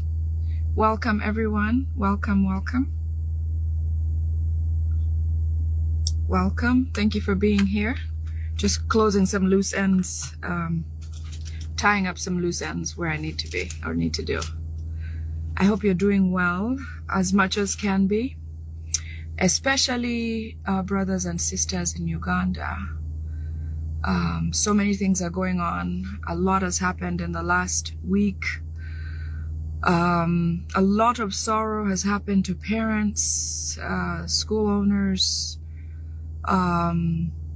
families and friends of students who have lost their lives. A lot else has happened in Karamoja, where there's lots of hunger. In Acholi sub-region, there's lots of hunger. I'll talk about all of that. I will highlight, especially, I want to talk about the accidents that have been happening. Many people have different explanations or reasoning to, with regard to the accidents, or the accidents that have been happening. We've had 4 since the 7th of July. We've had one on the 7th, another one on the 10th, another one on the 14th, and another one on the 16th, or 2 on the 16th. That was yesterday. There's a lot behind it, but if you've been following the security alerts that I've been bringing to you, you will not be surprised. So I want to highlight especially that area of the accidents, because it is heartbreaking, it is sad, everybody's looking for answers. Unfortunately, some people still look to Museveni and Muhoozi for assistance, which I hope that nobody should expect Museveni or Muhoozi or whatever their government is to be a savior in any form, because truly they are the orchestrators of these atrocities that are happening in Uganda. And I'll explain to you how. I've made some comments on different posts of different individuals about the accidents, because there are different references to why they were happening or why they've happened. And I can understand, because until you study the Museveni's people, Museveni's history, how Museveni has functioned, what he has been doing for a while, how Ugandans have missed the point, how he has told us this and done the other, how Museveni has operated for 40 years, keeping Ugandans in the dark, and how social media and the coming of His Excellency Kyagulanyi Ssentamu has unveiled everything. I mean, Museveni is naked, like born of all his clothes. Whatever he wore to hoodwink Ugandans is right in plain sight. And we thank His Excellency Kyagulanyi Ssentamu, because his mission, his message, which he had been doing for a long time. But I can tell you that I may be one of the people who ignored, the facts, did not think about them the right way, believed what our parents told us, never questioned why certain things happened. That is why, in my own way, I thank whatever Muhoozi's existence is today, whatever Muhoozi does or whatever Museveni is doing now is easily relatable to what Museveni did when he came into power. And that's where I want to highlight especially these accidents that are happening, okay? Especially those. And I will tell you right now that some of you are going to leave here today thinking I'm the most crazy person you've ever met. But I'm okay with that, because as long as I get that out of my system, as long as I relay to you the facts from the insiders around the Musevenis, when Museveni speaks, sometimes we get purely what he has said. When they plan, we get 100% of what they've planned. And I've told you countless times about, accidents and children dying and school fires. And I told you especially about a train accident, which was planned by the Musevenis to have done. But here's the history of how all of this comes about. I have to read, so I'll look down and then look back up, and like that. But we'll get to the end of this, okay? I want to especially mention that all of the accidents that are happening are spiritual and have to do with witchcraft of the Museveni family. Many of the people that I mentioned that in their post or shared or commented said, you know, we wonder, we don't think so, we don't believe so. But here's how maybe you can understand how we get here. When Museveni came into power in the 1980s, I was born in 1986. So in the 1980s, before some of us were born, our parents tell us these stories, but there are several historicals who now want change, who realize that, you know what, with thinking back to what happened, they realized that they were told a lot of lies, they fought the wrong war, they were not well intended, and that whatever they did was not for what Museveni told them they were doing it for. They were hoodwinked into a war that they were not supposed to be even part of. Had they known the truth, those people at the time that ushered Museveni into power, they may have turned on to him and got him out of there. Welcome, Jonna. Very welcome. Welcome, Katende. Welcome, Mathis. Welcome, everyone. I'm glad to be here. I'm glad you're here. Yes, I missed you guys too. It's been a while. It's been a while. A lot of things happen, you know, being a mom. My daughter had a birthday the other day, and I had, school is coming up, so we're figuring out this, that, and the other, different schools, different grades and levels, you know, different requirements, meetings and this and that, but also personal life, work, balance and all of it. But every day, I don't go to bed without thinking about Uganda. I do not go to sleep without thinking. Yesterday, I almost had a live in the night because I felt it was calling me to come out and do it. But, you know, no matter what happens, I'll always make time. I'll always make it here. So I have summarized quite a bit, a lot of information that I will share with you today. But I want to highlight the accidents because they're going to continue happening. So maybe this will save some people, okay? Maybe a few lives will be saved. So I must come today and do this. Hanifa, you're welcome. Vicky, welcome. Robin, very welcome. Okwir, very welcome. Roger, welcome. Hanifa, Florence, Afoyanen, thank you. I'll make time for the Acholi version at some point. Deborah, very welcome. So I want to talk about the accidents that are happening. Many of you may have seen a video where Museveni says Uganda is a spiritual country. Uganda has a lot to do with the spiritual world and the world that we live in, our world, okay? So I want to highlight some facts that you may be able to relate from Museveni's coming. As I mentioned, Muhoozi's doings today are a replica, if not a mirror image, of what his father did when he was coming in. So somehow try to relate and you'll see where I'm coming from. With regard to the accidents, I told you about maybe a few weeks ago, and one of the videos was around June, where they had amplified the need or desire to cause more accidents, because I'm going to bring it from that time that Museveni came into power. When Museveni came into power around the 1980s and so on and so forth, there were several people that ushered Museveni's government into power. And I say several people because I particularly want to highlight the group called the Kadogos. The Kadogos, which Museveni brags about even when he's asked about on international media or by international journalists about what happened to the children that helped usher Museveni into government. They were called the Kadogos.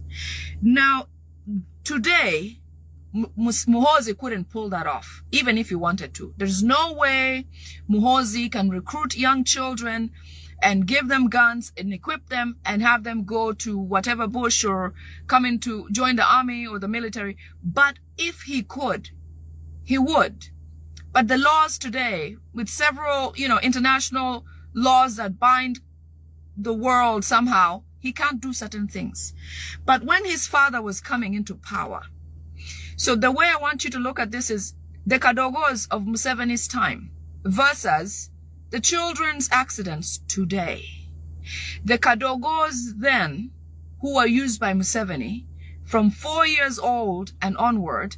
And some of you can relate to the LRA war, where Museveni used a lot of young children in the wars, okay? Many, many young children. I have a dear friend from Aboke Girls. She survived the abduction when they raided the school and picked up all those girls and took them away. All of these relationships with children dying, children taken to the bush, children taken. This is all Museveni's spiritual sacrifices. Okay? And I'll bring it up later on and relate it and tie it in together eventually. But so thinking about the LRA war and think about the Kadogos during the NRA, Museveni's militaries that were ushering him into power. Only a few of those Kadogos have lived. Now, in modern time, we'll look at things like accidents, school burnings, fires that have happened consistently over time. Children that have been disappeared, killed. These are things that don't happen in other countries, okay? It's not common. You look at Kenya. We're not too far from Kenya. You know, we're very similar in several ways. Why don't these things happen in countries like Kenya? You know, why? Kenya has all sorts of media. I'm sure we wouldn't miss this if it happened. But why does this happen in Uganda? And why are you people who are denying or refuting the fact that this is a spiritual thing? Why are you refuting that when you can't compare it to anywhere? What is the goal? So anyways, the Kadogos were Museveni's military that ushered him into power. But you will realize that there is no Kadogo particular names that are spoken about. None of them. None of them lived. None of them have come through from his time in the bush until now, except a few, maybe 3, 4, or 5. Not as many as the hundreds that Museveni had in the bush. Okay? Come LRA war. Several young children, many of us, I am actually from northern Uganda, trust me. The children who were taken, several, I mean, you couldn't count how many children never returned. Many never returned. The ones who returned were skillful. The ones who returned were able to survive. But all those were sacrifices. So let me bring you into Museveni's spiritual world. Museveni has ruled Uganda spiritually and physically. But he relies heavily on the spiritual world of how things and consults and witch doctors guide him on what to do, when, and where. So for a long time, he has had several different witch doctors who he has consulted with. And these facts that I'm bringing to you are from people in Museveni's family. His family, his close relations, you know, the people that reside around them that are fed up with how this man and these people, what they're doing to Ugandans as a people. So Museveni has a complete spiritual world since the beginning. When he came in, he was told by his witch spiritual world to figure out how to get ushered into governance of Uganda. And they asked for several young blood or young children. That is why the Kadogos who he captured and added into his military, the ones from Luero, children were, when he was coming in, you know, thousands of people died, but a lot of children were taken to join his army forcefully. Those children never came back because those were required, the blood was required to usher Museveni in, okay? To install Museveni at the time. So this time around, come Muhoozi, the same thing is happening. When Museveni has met several different witch doctors from different countries, even Burundi. Sometimes we've known when they're in State House trying to do things for him, to keep him active, to keep him doing this. He has been requested for a lot of things. One of the things that they've requested Museveni at that time, before he started these atrocities, was that since Museveni has been in government for a while, and now he wants to give this to his son. By the way, all of the witch doctors rejected Muhoozi. When Museveni, now that Museveni has come to this, it is because they have said it is impossible for that Muhoozi to be a president of this country. Muhoozi does not have what his father had that brought him in. So Museveni has kept going back and saying, you have to find a way to do this. You have to figure out how to do this. You must figure out how Muhoozi can be ushered into power. And so the requests have become more astronomical because they keep expounding because of the difficulty of the challenge to get Muhoozi into power. You know, many of them have said that there's a guy called Ndayabaje, something like that, from Burundi, Rwanda, Tanzania especially. I think Ndayabaje was from Tanzania. Different countries, Mama Finas, they're all consults of Museveni in the spiritual world. So over and over and over, they've said Muhoozi cannot rule Uganda. Ugandans have rejected Muhoozi. Museveni goes back and says, what can I do? So they asked Museveni to offer blood from his own family, sacrifice one of his children or whatever. And Museveni says, I can't do that. But what else can I do? What else do you want? So they go back and forth and this and the other. And they decide, you know what? Give us about 700 young people as sacrifices. 700. And as crazy as that sounds, I mean, this is a huge challenge to try to usher in Muhoozi because Museveni couldn't do it. And Ugandans have rejected Muhoozi and they know that. So the reason why these accidents are happening, there's been several school burnings, children burned here, children stolen, children lost. I mean, National Unity Platform, this, that, and the other. They've not stopped at National Unity Platform alone because they have to rack up the numbers, okay? They've gone on to school children and in several different ways. There's 3 different tiers that they felt like they can do this. I talked about a train accident once, maybe around or May, where Museveni was asked to perform a train accident because the train, being a train, it is borderless. It travels between countries, because wherever the rail goes, the train goes. Another thing they said, a train is unstoppable. No matter what, as long as Muhoozi is accepted or or set in place in his seat as the president of Uganda, he will be unstoppable. And the other thing is the train being unstoppable, it would give them their dream of the Bachwezi ruling Uganda limitlessly until, I don't know, a monarchy or whatever they try to turn Uganda into. And so that explains to me, when I think about the train accident the other day, it is something that was in plan. They meant to do it. So they've asked Museveni to produce 700 sacrifices, human sacrifices of children.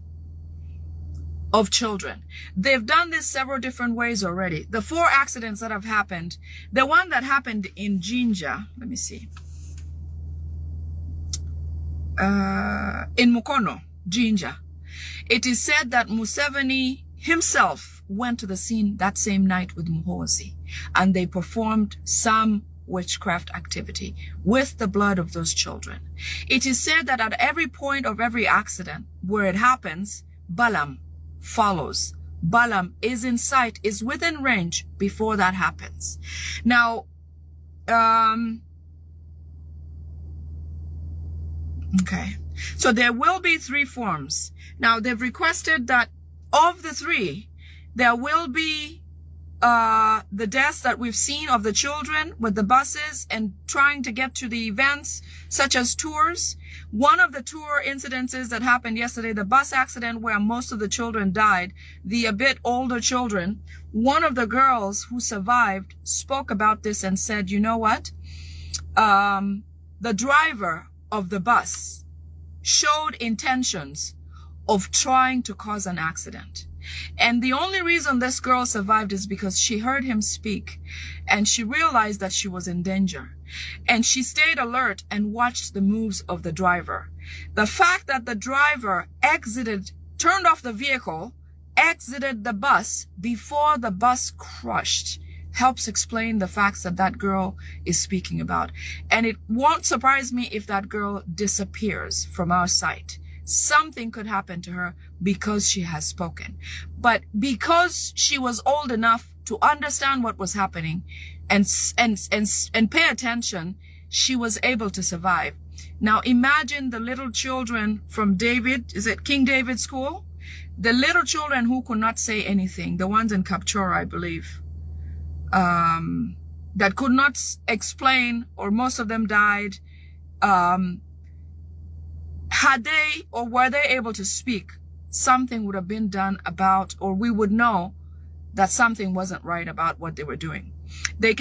Many times somebody has said, you know, we told the driver to stop, or there was several mechanical accidents. And this is the argument where several arguments have been about the mechanics of the vehicle not working and this, that, and the other. But let me tell you this. Do you know that if Ugandan kids are going on a tour and the family has contributed and all that, the ministry is the one that gives them the vehicle and the driver to take those children to whatever destination it is? Is it as difficult? Is it challenging for intentions like these to be passed down to a driver who will be promised a lot of money to go ahead and do something like this? I don't think so.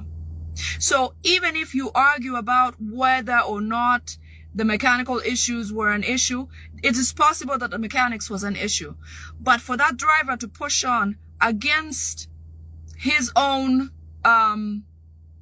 against instructions of failure to perform as a vehicle, and if he cared about his life or wanted to save the children's life, he could have just stopped, because he'd be paid anyway. He's paid by the ministry to do the driver job. And so if it doesn't work, it doesn't work. If he can't make it because the vehicle is dead, it should have been possible. But it never stopped. He pursued this thing to the end until those children were gone. So another vehicle was the accident that happened in Omoro. That was one of the first ones. Now, I don't have exact details about the Omoro accident, but I'd like to add it to this, because in places where people have been alert or heightened in their information about how things happen in our regions or in Uganda, people pay attention. They record, they take videos, they discuss things, they see inequities and wonder and figure out and try to share information so we can figure things out together. But I did not get as much information from the Omoro accident, but I know about it and it's documented. I do believe it is part of this thing. When they want 700 young children's blood, they're going to find it somehow. The other mission that they're trying to do, the third way, which one way was through the bus accidents, the second way is to get those sacrifices without losing any blood. Now, this one is going to be a very, very, all of them are scary. But what we suspect and what they've said is that they'll possibly have accidents at, for example, Karuma Falls, where a vehicle or a bus full of children will just, end up in Karuma, and nobody will be revived, or nobody will be found, or nobody will survive. That's another plan that they have.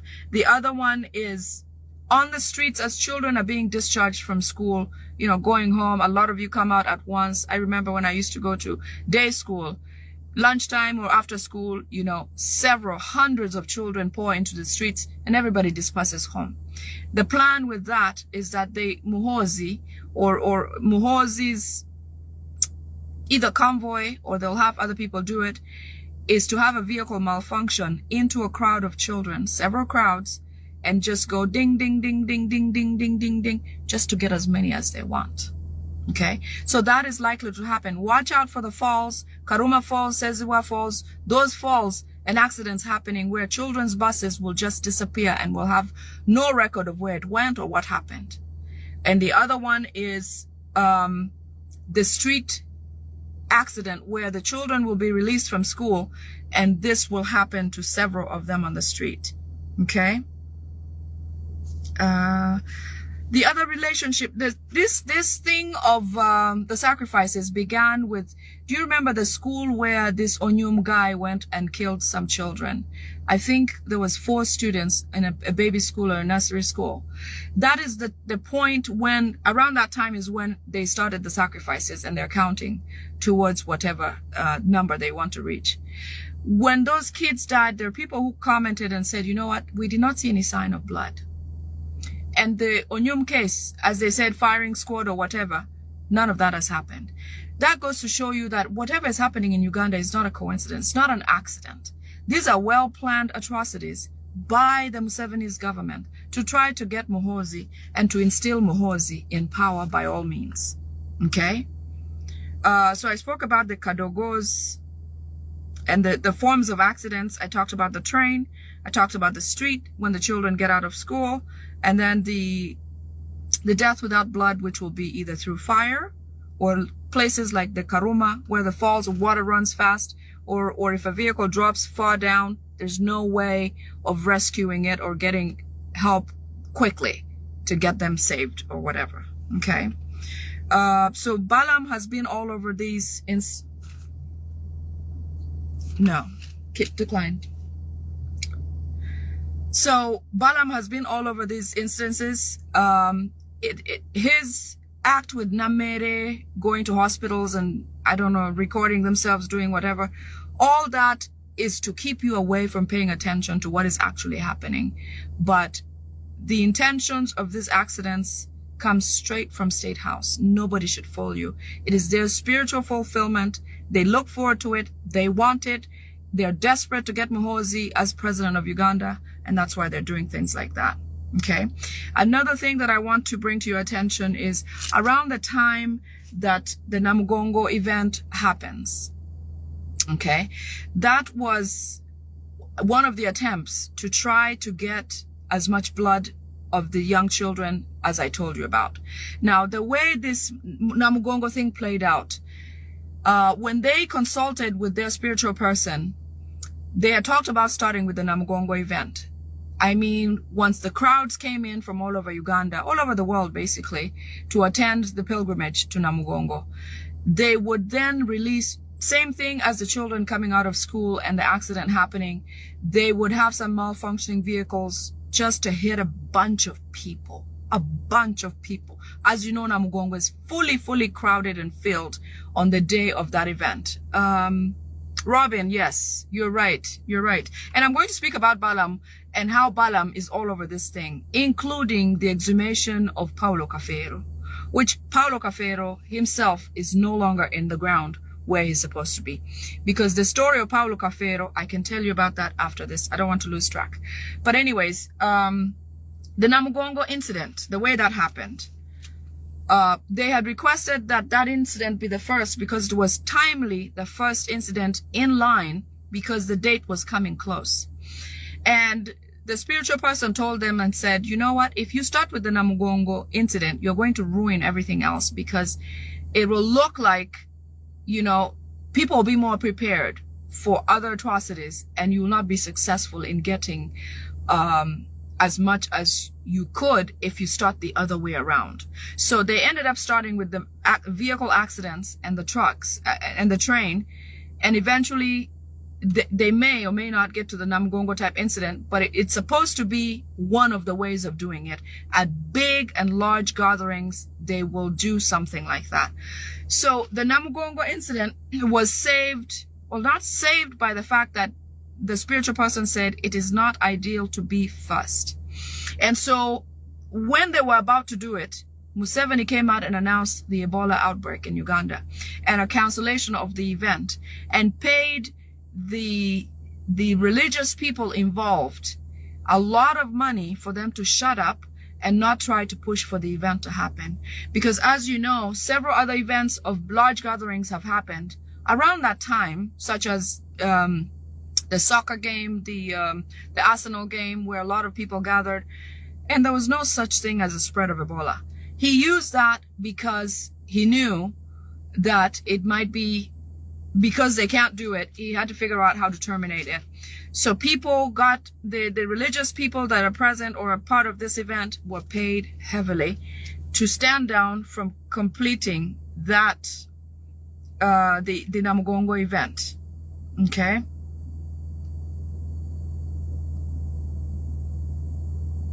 So Namugongo was supposed to be the beginning of the three kinds of accidents or atrocities that would help give them the numbers of to get to the 700 that they wanted, or the spiritual person is requesting. As you remember, maybe a couple of weeks ago, I talked about Little Muheju. Little Muheju was an incident that we knew about and we talked about, and it was arranged in State House that the bus of Little Muheju or the school Little Muheju, there would be a fire at the school in where the children are, or the bus that carries children from Little Muheju to take them to an event would be the driver was to cause an accident, so all those children would die. You remember that the day before that event, and because we spoke about it, this is one of the security alerts that they sent to me and said, make sure you get this out right now. Get it out, it's urgent. This has already been activated, the ball is rolling, get this out right now. I came on, and I wasn't planning to, but I had to because of that was going to happen. So when we talked about Little Muheju, the day before the event, we were able to successfully reach the school, the owner of the school, director of the school, and talk to him about it. But the driver who was supposed to drive those children in the morning was discovered hanging from a tree, dead. Now, his wife, the wife of this driver, says, my husband has had no mental issues. My husband had no problems. My husband woke up like normal and had his breakfast and was ready to go to work. But because he wakes up early and has to get certain things done before he has to head to his work, something happened. Just like one of the National Unity Platform, if anybody remembers the name, there was a National Unity Platform chairman, I think in Mukono, who was also found hanging from a tree. And this was a thing that the Musevenis had done. What they do is they kill the person before they hang him up on the tree. Now think about a man who has a regular job. He's a driver. He loves his job. His family is stable, has no problems, has no debt. I think his father was coerced to say that he had some debt, therefore committed suicide. He was not the kind that would likely. Fefeka, yes, Princess Dash, thank you. You remember Fefeka, who something like this happened. He was killed first, then eventually hung from a tree. Now, you may say, well, autopsy reports say differently. In Uganda, these guys can make up just about anything. Any and everything can be forged and made up by the Musevenis, and you can doubt all you want, but you can't do anything about it. So they made up, autopsy reports saying he hanged himself or whatever the case might be, but he did not. He did not. So the Little Muheju instance that we talked about the day before it happened, the next morning the bus driver of Little Muheju was found hanging. He must have been strangled first or killed some way and then tied on a rope and hung on a tree. The next morning, it was the scariest thing in town. His family found him hanging from a tree, dead, on the day of the bus trip that would cause that accident. What they hated about this is the fact that the information leaked, and they figured out that it must have been the bus driver who leaked that information to us. It was not.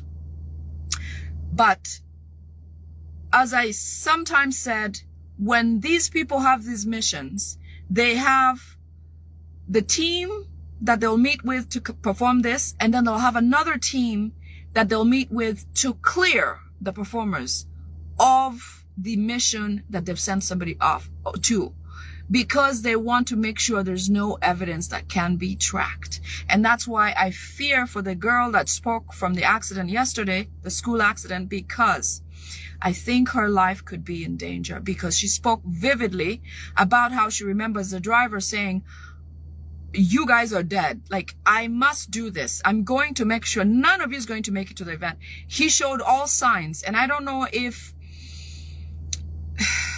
I feel like it was God trying to let some of them know that something is going to be amiss, because at some point, even if somebody's an expert at doing certain things and hiding the truth and all of that, they say the truth always comes to light. So what I believe is that somehow this girl was blessed to know and see the intentions of this driver and be able to figure out and share eventually that this had happened. Some parents had to go take their children out of the mortuary where they had put them, and yet they were not dead. They were not. So they wanted to make sure they rack up the numbers, despite the fact that some may survive. We know that the medical system is really poor, that saving is almost oblique. You know, you're hopeless to try to figure out saving somebody's life if they're in a medical emergency. There's no way you can succeed.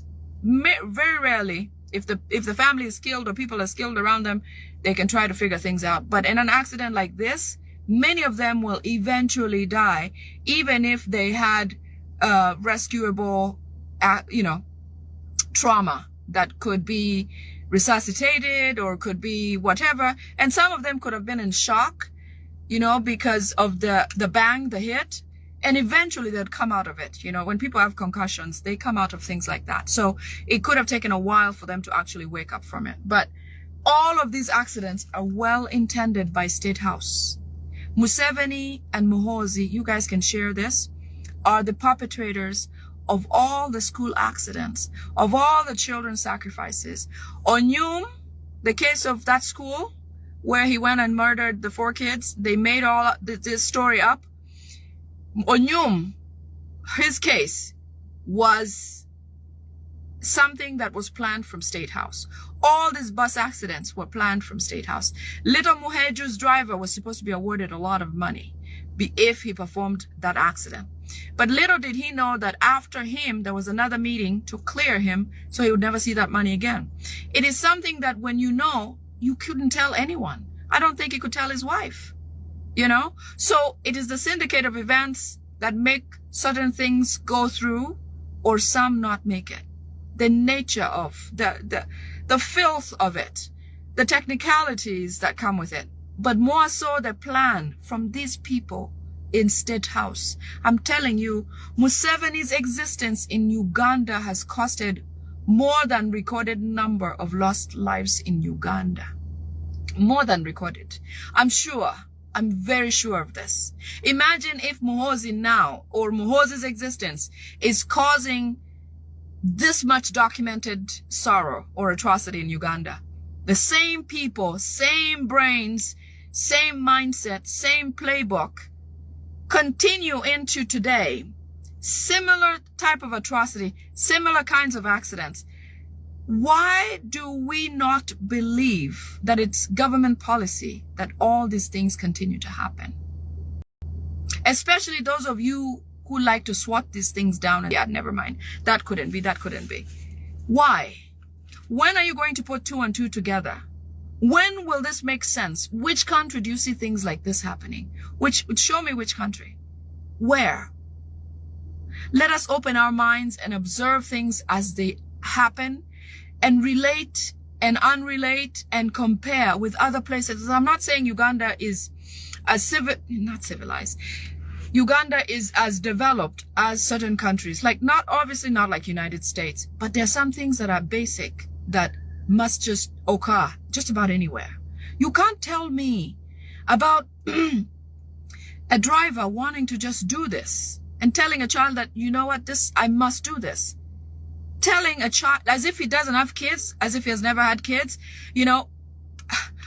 we must think beyond what they feed us through New Vision. New Vision is the worst. Natasha Broadcasting Services, NBS, is the worst. The abduction of Mwanga Chivumbi, the one that happened along his way, the last abduction that happened recently, NBS was on the scene of the abduction, which seemed like a regular traffic stop.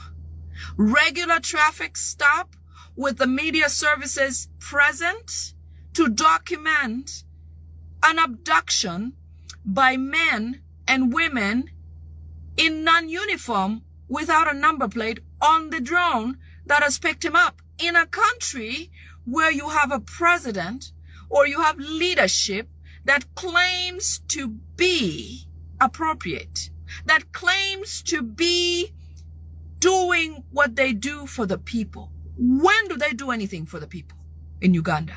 When? Tell me when. In the last week alone, I mean, numbers of events, sorrow upon sorrow upon sorrow upon sorrow. Why? Why don't we, and the people who keep saying, Museveni tuyambe, oh, why? Abayambe from what? Do what? All of you calling upon Museveni must stop and figure out that you are alone. If you have a president or a savior, it is His Excellency Kyagulanyi Ssentamu. You have nobody else. It is government policy. It is Museveni and Muhoozi's policy to destroy you Ugandans. By all means. And they're getting to it. Every day, something happens that we're like, oh my goodness, I did not think that's possible.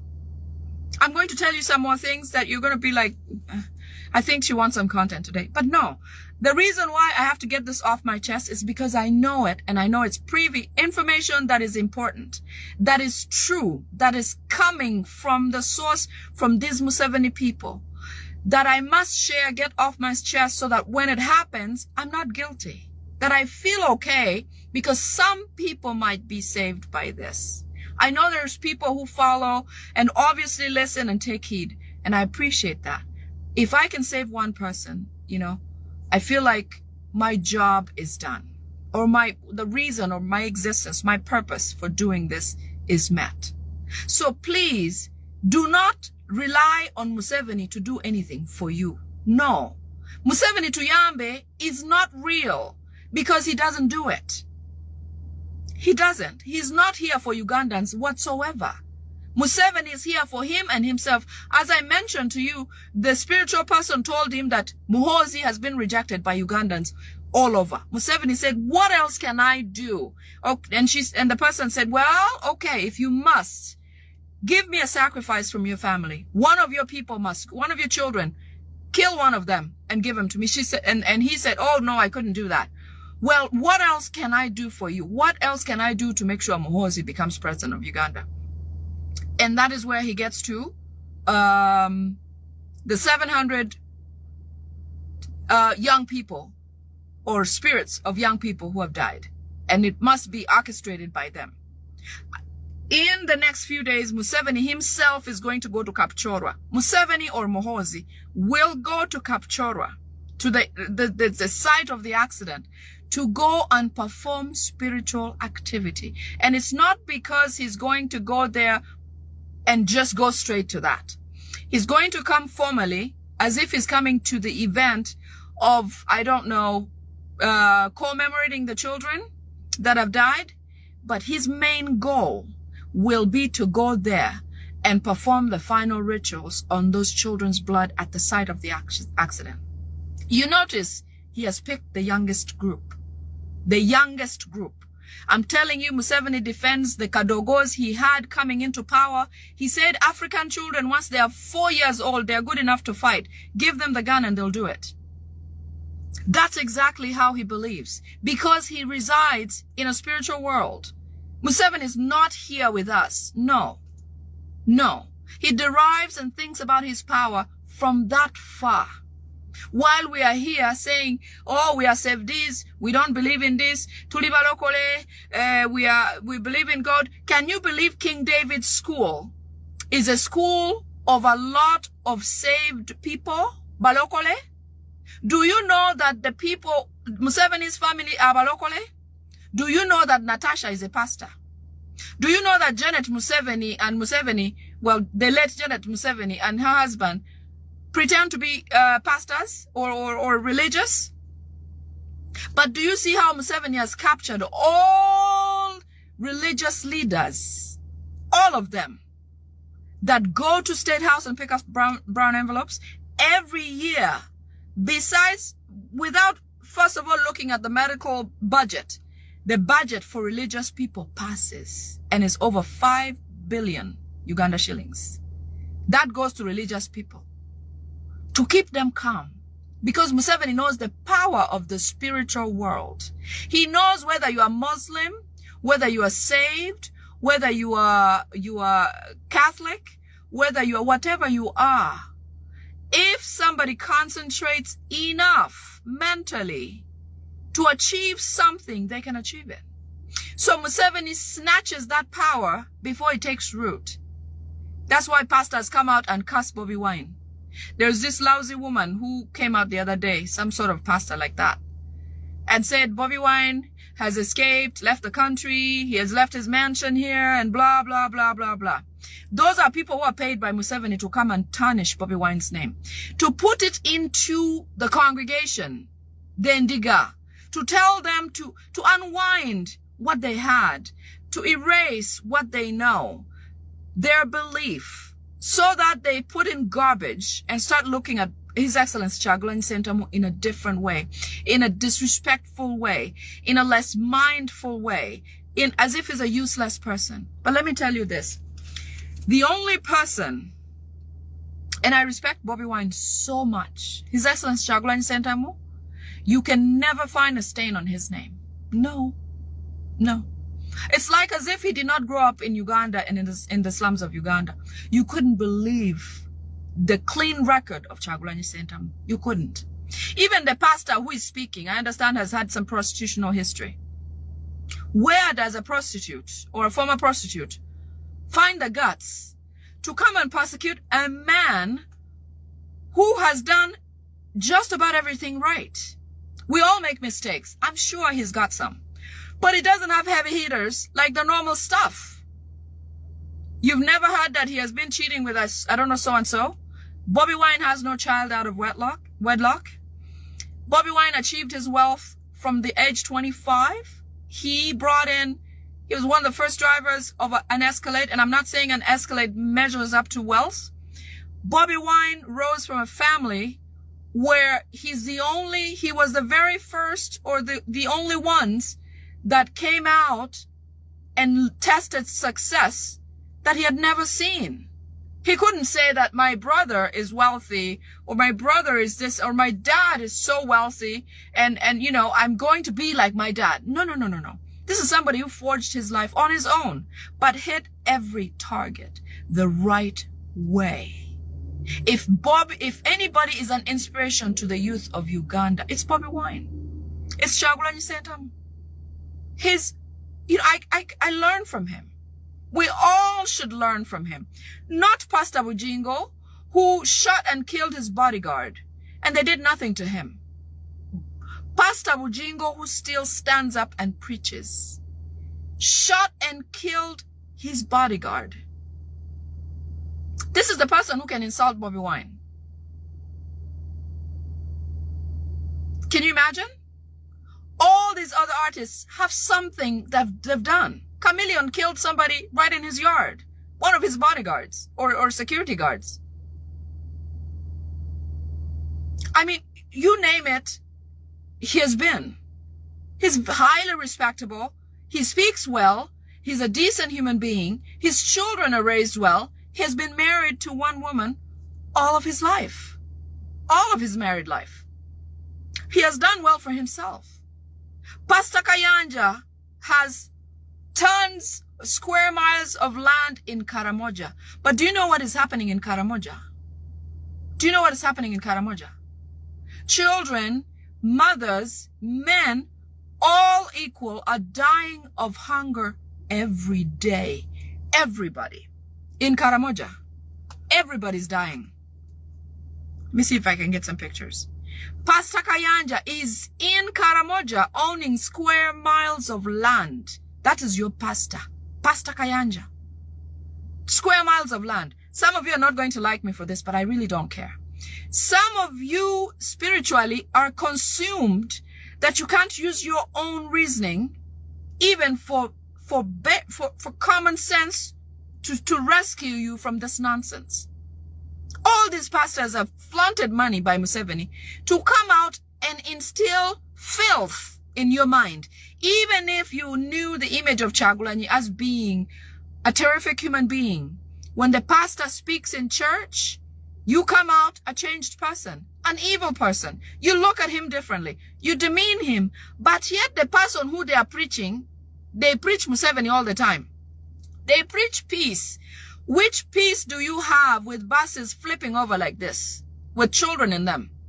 Some of you who have lost children are NRM diehards. In fact, one of the guys who lost a nephew was seen not too long ago talking against His Excellency Kyagulanyi Ssentamu. A few days ago, a nephew of his said goodbye to him and went to his death on a bus accident engineered by Museveni in State House. Do you see how it doesn't matter? Right must remain right across the board. Whether you are Mulokole, whether you are saved, you are Protestant, you are Catholic, you are Muslim, you are Buddhist, whatever you are, Seventh-day Adventist, let us focus on the truth first, is that our children should not die like this. That, let us say that is for sure the bone of what we need to build on. That is the bone. That if something goes wrong, it affects all of us. Look at the rescued South African Ugandans. The Ugandans who were brought from South Africa were brought straight into Changkwanzi. Well, they landed at Entebbe Airport and they were all forced into military trucks. Whether they consent or not, in fact, they didn't even ask their opinion. While they had their families waiting for them at the exit, at the gate to go home, they were diverted forcefully into Changkwanzi. And they have people like Nabanja, the dumbest human being in Ugandan government, going to teach them patriotism. I don't think she can even spell it.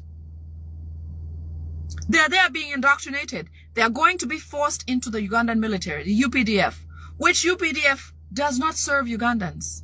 These people are going to be used like those those target things they use when people are going to shoot targets. They will be in the front lines. If there's a real war or whatever, if they need them to go to Gaza, those are the people who are going to be boarded first, just so they're cleared. I mean, what more do you need? Can we just agree on what is true? Can we agree on what, like the facts, the bones of life? Like if you have a child, all these kids should matter to you, and well-being of all children should matter to you before religion. You know what I believe?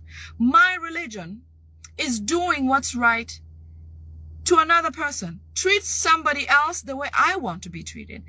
That is my religion. Then I can embellish with whichever house I go to pray, whichever one that is. But my religion is to do good. I don't want to miss good karma. I don't want to miss good karma, because I know when you sow, you reap that. You can't sow potatoes and reap tomatoes. You can't. So let us first of all agree on the basic standards and the bonds of life is that every child should matter to you. The children of the Onyum case should have been it, because we hadn't caught on. We hadn't caught on that. That should have been it. Until we turn our focus and learn who the enemy is. I like to talk about Moses a lot, because Moses was born at the times when the Pharaoh was killing all baby boys. All baby boys had been ordered to be killed at the time that Moses was born. When Moses was born, his mother said, you know what? I'm going to figure out. Now, during the times, let's talk about this. During the times when the Pharaoh ordered that boy children be killed, okay, which I'll also talk about later because I have something that relates to that. The intention was that people who are birthing those children should strangle boys right away so they don't make it out of the birth canal. Like at birth, they'd bring the baby from wherever they bring it to you, dead. That was the idea. Then people said, you know what?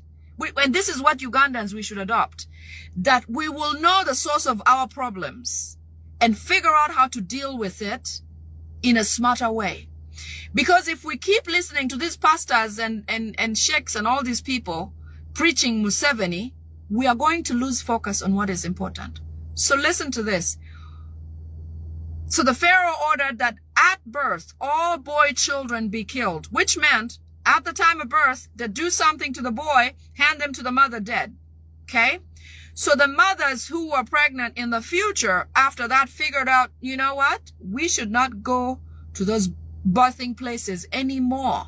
Let us not call Mama Susan from over there to come and help us birth, because Mama Susan has killed most of the children that she has delivered. The mothers decided to deliver privately at home with their loved ones alone. That is a thought or a trend of thought that Ugandans should have. If going to schools is causing this, we have to figure out a different way. If going to trips is causing this, we have to figure out a different way. Don't go to trips. Your children should not go to trips. No. Okay? So, in the Bible, when those children, the mothers decided to have these children at home. And when they did, they were able to rescue more boys to live, including Moses. He was born at home.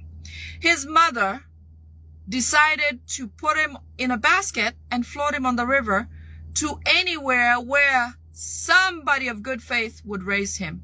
He ended up in the Pharaoh's daughter's hands, who could not or didn't have children. Raised in the kingdom of the same Pharaoh who has ordered the killings. That boy was raised there. He survived. Chagulanyi was raised right under Museveni's nose. And he has survived several instances to kill him, which I'll get to later on. But when Chagulanyi found out the problem of Uganda being Museveni and his people, after learning of this history, Chagulanyi decided to rescue his people. In a message, people power. We've all learned. I came out of people power.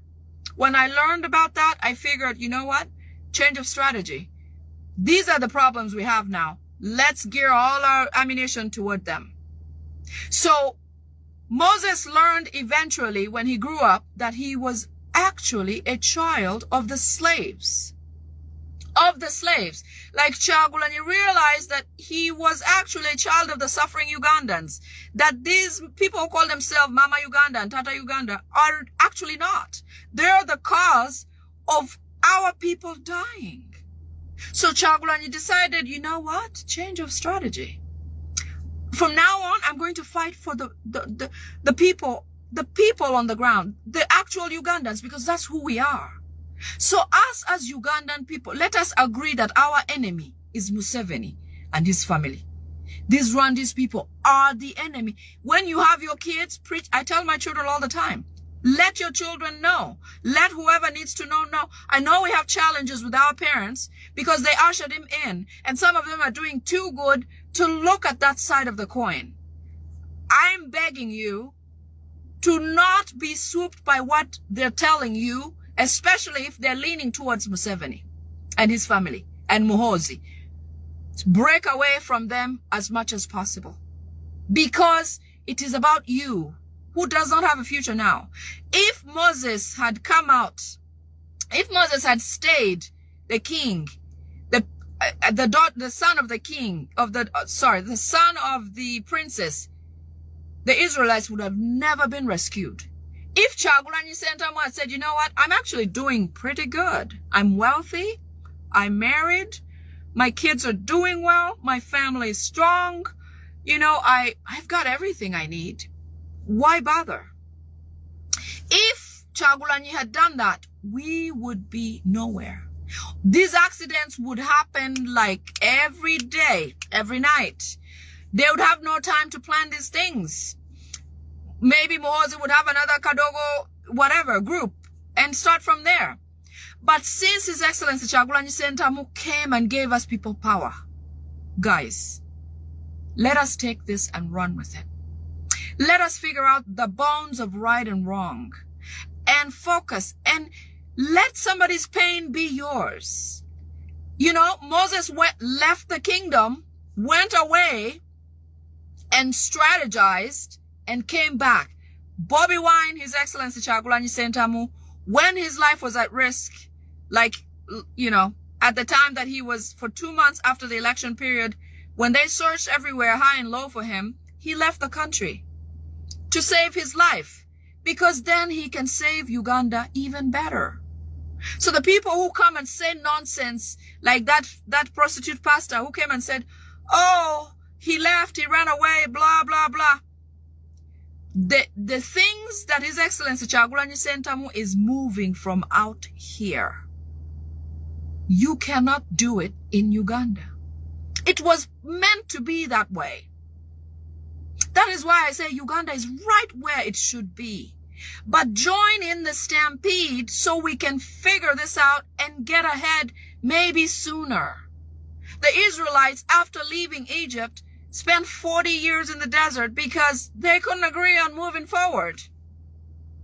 I'm not a pastor or a preacher, but I read and I dissect and I think about things, and perfectly Moses relates to His Excellency and all of, what so far what has happened. He's gone and is shaking the world. He is shaking up Uganda, I'm telling you. Museveni struggles with accountability more than anything in this world. This is the guy who already stole the election. He has won, but is in a hot seat. He cannot exist peacefully. The way he had planned it, by now he'd be gone to Tanzania, maybe dead or whatever. Museveni can't afford to die. No, he can't. Because everything they planned has been wiped off the table. Everything. Everything they planned, the transition of power, has been wiped off. They're at square one. They didn't think Rwanda would be this unstable. They thought Rwanda would be polished, done, a diamond. No. No. No. No. The other day, Visit Rwanda was stripped from Rwanda. All that money that was spent, over $17 trillion, came from Uganda to go and promote Rwanda at the FIFA on the buses, saying Visit Rwanda. That money came from Uganda. The Salim Salehs were fighting over it the other day. In their fight, during these transitions, what they tell Muhoozi that they've done, we pick on and come and share with you. The insides of them we bring to you in the most refined way possible. So that, because it is meant to be. It's meant to be. It is absolutely meant to be. It's meant to be. We're right where we should be, but let us all figure out how to stand on the bounds of our lives. Let what affects another person affect you a certain way. In your heart, find it to work and support each other instead of fighting each other. If it means leaving a church, all of you leave a church. I don't know why anybody goes to Wijingo's church. Why? This prostitute woman should have no congregation by tomorrow Sunday. Nobody should go to her church. Because what do we have to learn from her? Clearly, Kyagulanyi Ssentamu had been sought after by Muhoozi in his tweets, where he says, I've only killed 24 Ugandans during the 15th January election this year. The 25th person will be Bobi Wine. How did she miss that? How does any politician who comes to say Bobi Wine just ran away miss that? Especially if you support PLU or NRM or Museveni. How do you miss the fact that Bobi Wine's life was at threat? Why do you still go to that church? Why do you relate with somebody who believes like that? I don't care if it's the father of my kids, I'll be out of there. I've seen young people standing against their parents who are NRM. I would do exactly the same. If your parent cannot see that your future is dimmed, that his grandchildren's future is nowhere, trust me, I will rescue me and my lineage, because I must focus on my future. Yes, I have a past, but my future is most important to me. My children and what they become is important. If you have lost a child in these tragedies, I pray for you. My heart is with you. But can we now come together, especially if you are on the other side, and see that this government is not for us? The mother who went and had to find their child in the mortuary, and yet they were still alive. Can you agree that this is a bit crazy? Why is it that Balamu is at every single accident scene? All of them, he was there.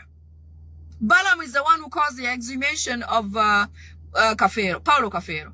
I told you about the Paulo Cafero history.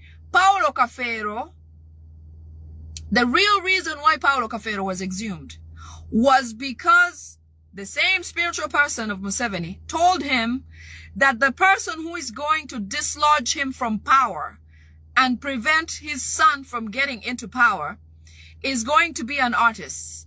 Therefore, he should find one of the very first artists that has ever existed, figure out how to find him, exhume him, bring him to his place so that they can do stuff to that person. The bones of Paulo Cafero are in Museveni's shrine. The bones of Paulo Cafero after the exhumation, it was not about DNA. That is why all the numbers are screwed up and all that. Whatever they did was not for DNA purposes. Paulo's spitting image was rejected as one of his children. The guy, was rejected as a Paulo Cafero's child. I don't care if they go for foreign DNA or whatever the case might be. Museveni wanted the body of Paulo Cafero to be in his shrine so that he can try to figure out how to get rid of His Excellency's power. After he got the bones of Paulo Cafero, he said, now Bobi Wine will not survive. That's what Museveni assumed. That's what he assumed. I can tell you that for those doubters, for the people who are doubting this, why does Museveni have a relationship with Mama Fina? His daughter is a pastor, okay? His wife claimed to pray a lot. Museveni hosts a lot of these church leaders. What does he have to do with Mama Fina? Okay, put that aside. Let's say that's a coincidence. Mama Fina is a citizen. Although there's so many citizens in Uganda who Museveni doesn't care a damn thing about. So let's leave that. Why is it that funeral sites of people... Yes, Robin, I believe that. Why is it that prominent people who have died, Museveni has their graves guarded by security? I can speak for the late Jacob Olanya. His grave is guarded every single day. They may have moved them now. He was guarded for the first few months. I don't know why. Here's what I believe happens. Because a lot of these people who die, the leaders especially, prominent people in places, people who matter, whom Museveni feels like he must dim their light a little bit, spiritually I'm speaking. Do you know that people who have died, and people who work at funeral services will tell you, they do not hold bodies of prominent people who have died from the day the person dies or is released from the mortuary to the day they bury them, not consistently. Sometimes those bodies are picked up and taken to Museveni for his ritual purposes. I can tell you this for a fact. Sometimes, let me repeat that.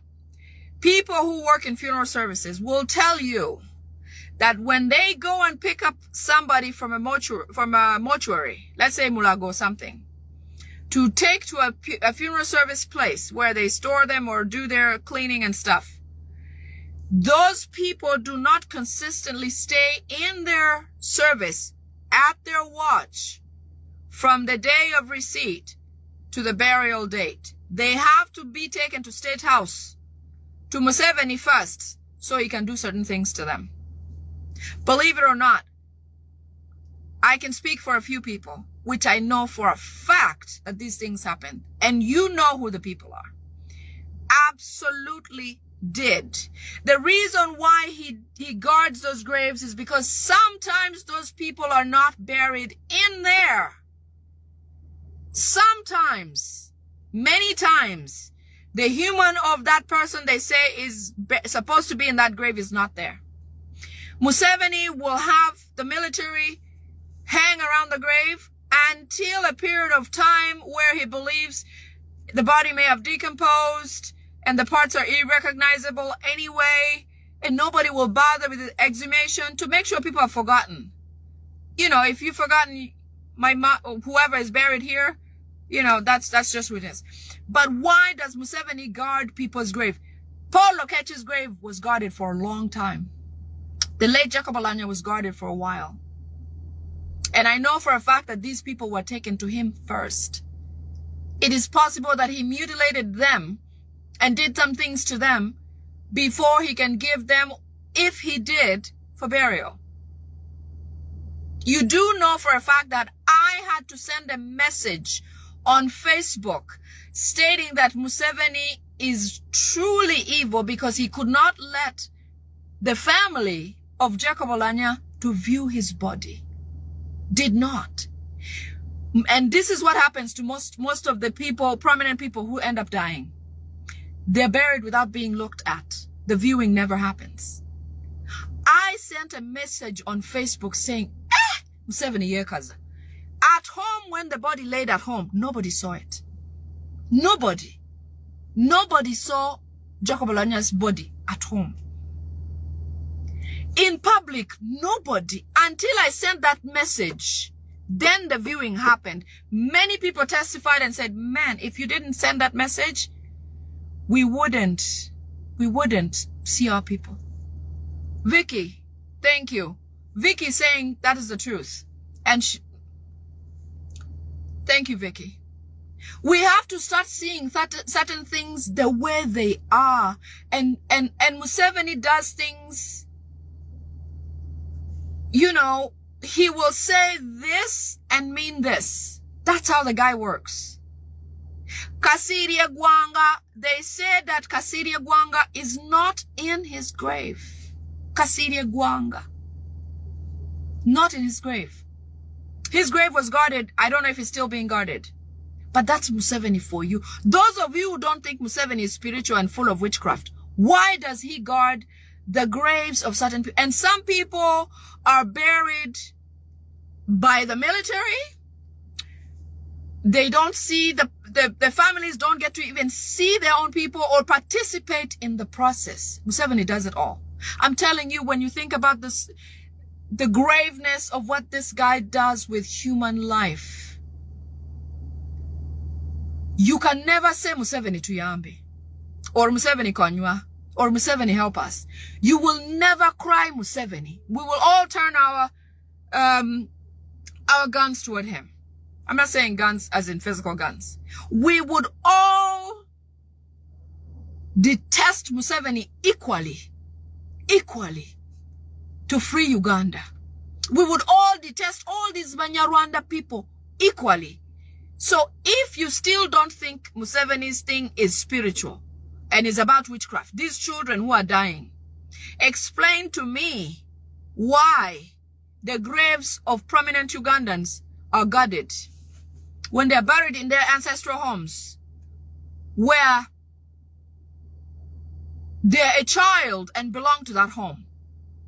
Why is the former speaker's grave guarded at home with his father? Why? Why? Is it possible that he's not in there?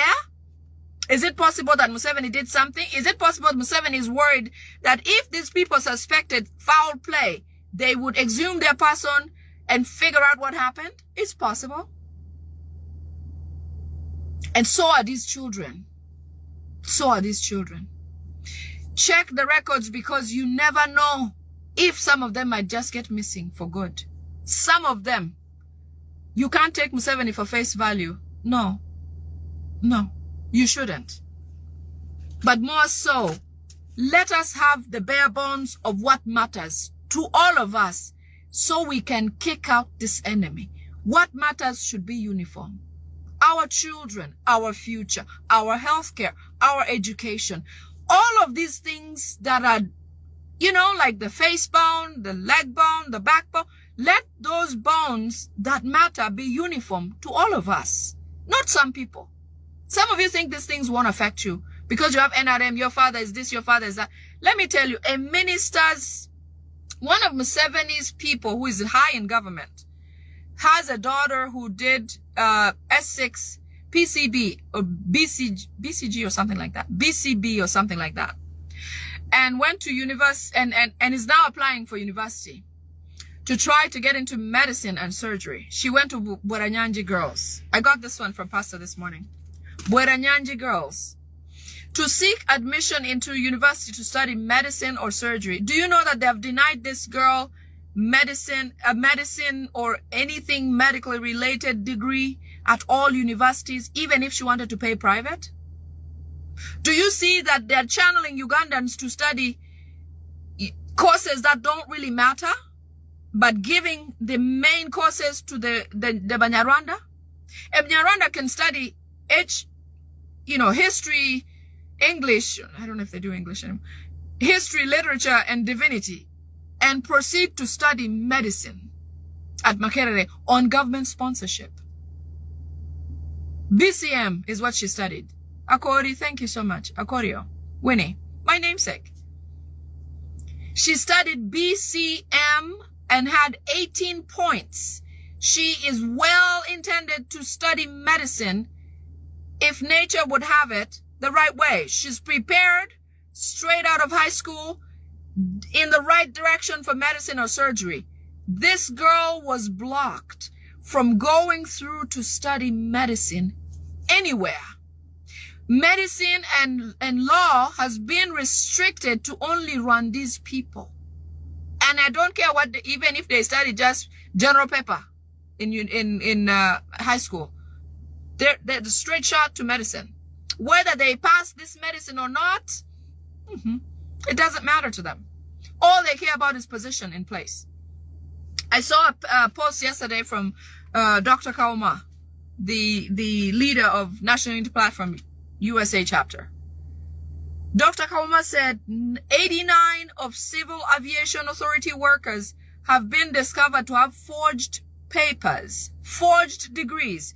This makes sense because I had spoken about the reason and the purpose for having Janet Museveni, the late, as the Minister of Education and Sports. And the reason they burned Makerere faculty, I don't think the office that had to do with records was burned at Makerere. Just like Bulange, where they burned refugee records for the Musevenis and how they arrived in Uganda. All of these activities are not an accident. They're planned. They plan to put Janet Museveni so that they can generate new certificates and credentials for their Rwandese people to put them in places. Some of them went as far as going to ambassadorial positions in the Western world and learning on the job. People like Bamuturachi, who was the executive at the Uganda Civil Aviation Authority, who Kosase figured out she did not have any papers. Her certificate was engineered because Janet sat on the ministry's highest chair.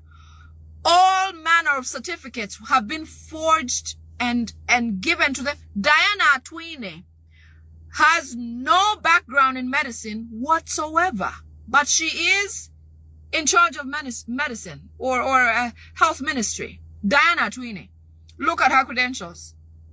Nothing to do with medicine. Could not give you Tylenol, figure out what you're sick of. Any day. She is in charge of the Ministry of Health. Everything these people have done has been strategic and on purpose. Burning Bulange Mengo, they burned refugee records which had their information when they came into Uganda as refugees. That is the reason why they burned that place in Buganda. To erase the records of their entry in Uganda and their relationships to whomever they had. The burning of Makerere Records Department was to be able to start afresh with new educational credentials for their people. All of a sudden, Janet now is educated and worth a ministerial position. All of a sudden, Bamuturachi is the executive of Uganda Civil Authority. 89 other people working in Uganda Civil Aviation Authority have no credentials. These are people in charge of safety of aircrafts. Safety. Safety. Imagine how many people are in the medical field parading as doctors, nurses, and different, specialties in medicine who are not credentialed or not educated in that way, but are applying themselves and getting paid handsomely by the government.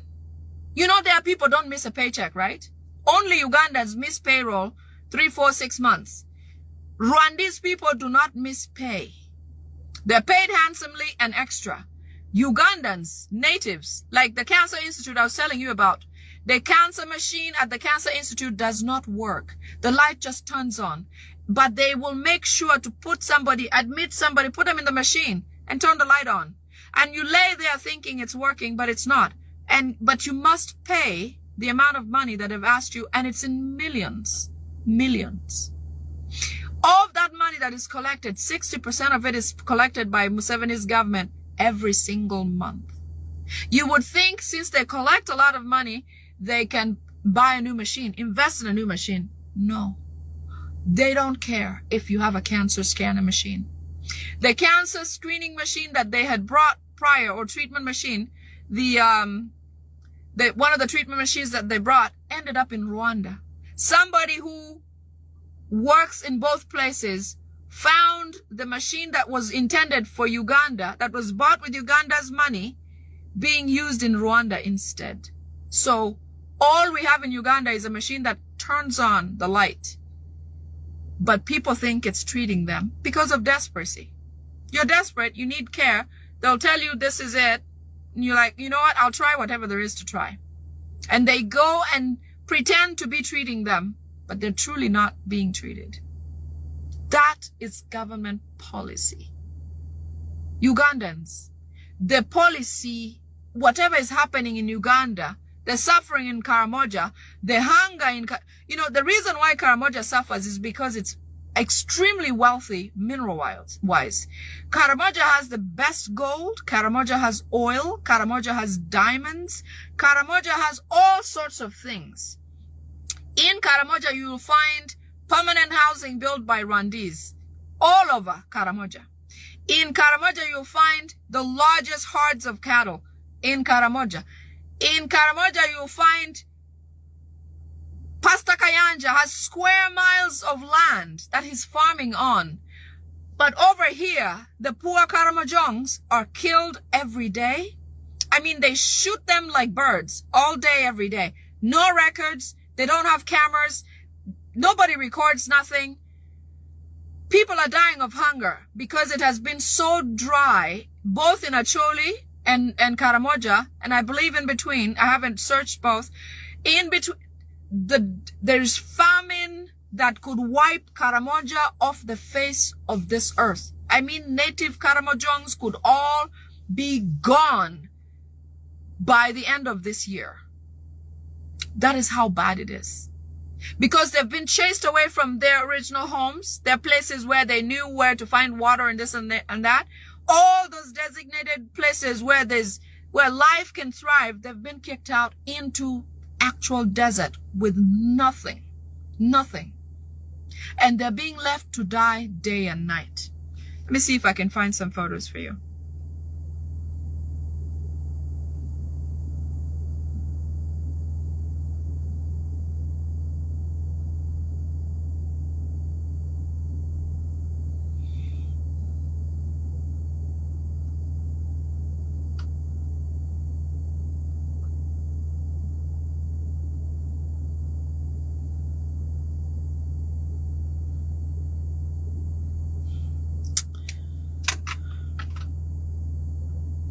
This is an elderly person in Karamoja.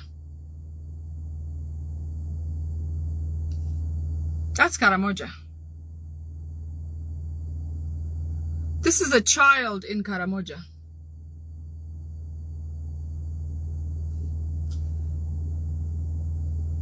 This is another elderly in Karamoja.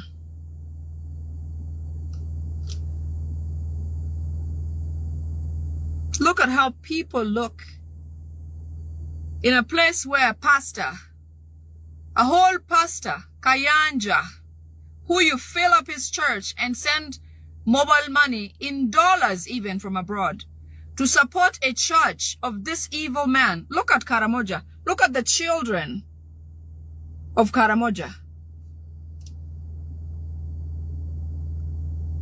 Look at the children of Karamoja.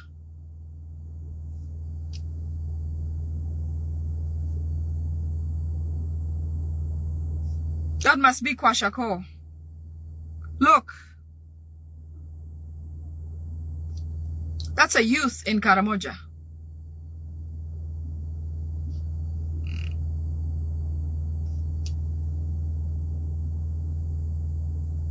See what people are eating? People end up eating weeds. Some even poisonous.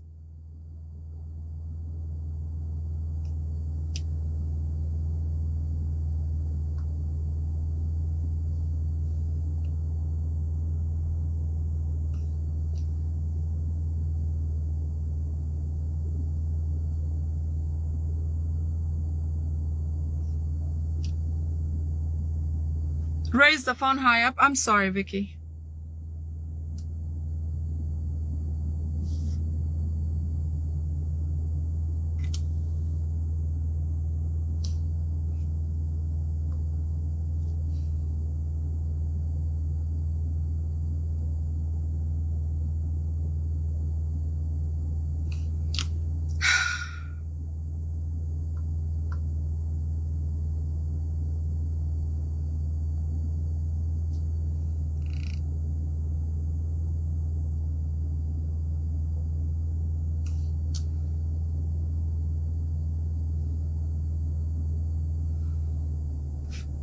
This is why religion is just... Why go to those churches? Why? Why do you care? I think if you did something for Karamoja, personally, you're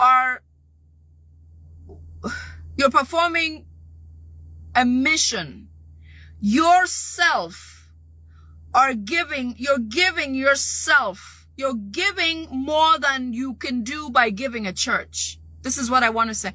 If you can do something for Karamoja and Karamojongs, personally, you don't need to go to church. I believe in service. I honestly believe in service. And I may be wrong. But instead of going to one of those churches of those pastors who just preach money and this, that, and the other, give to somebody. Give to Karamoja. Give somewhere. Do something for somebody in need. Trust me, God will register that more than you being present in one of those stupid churches.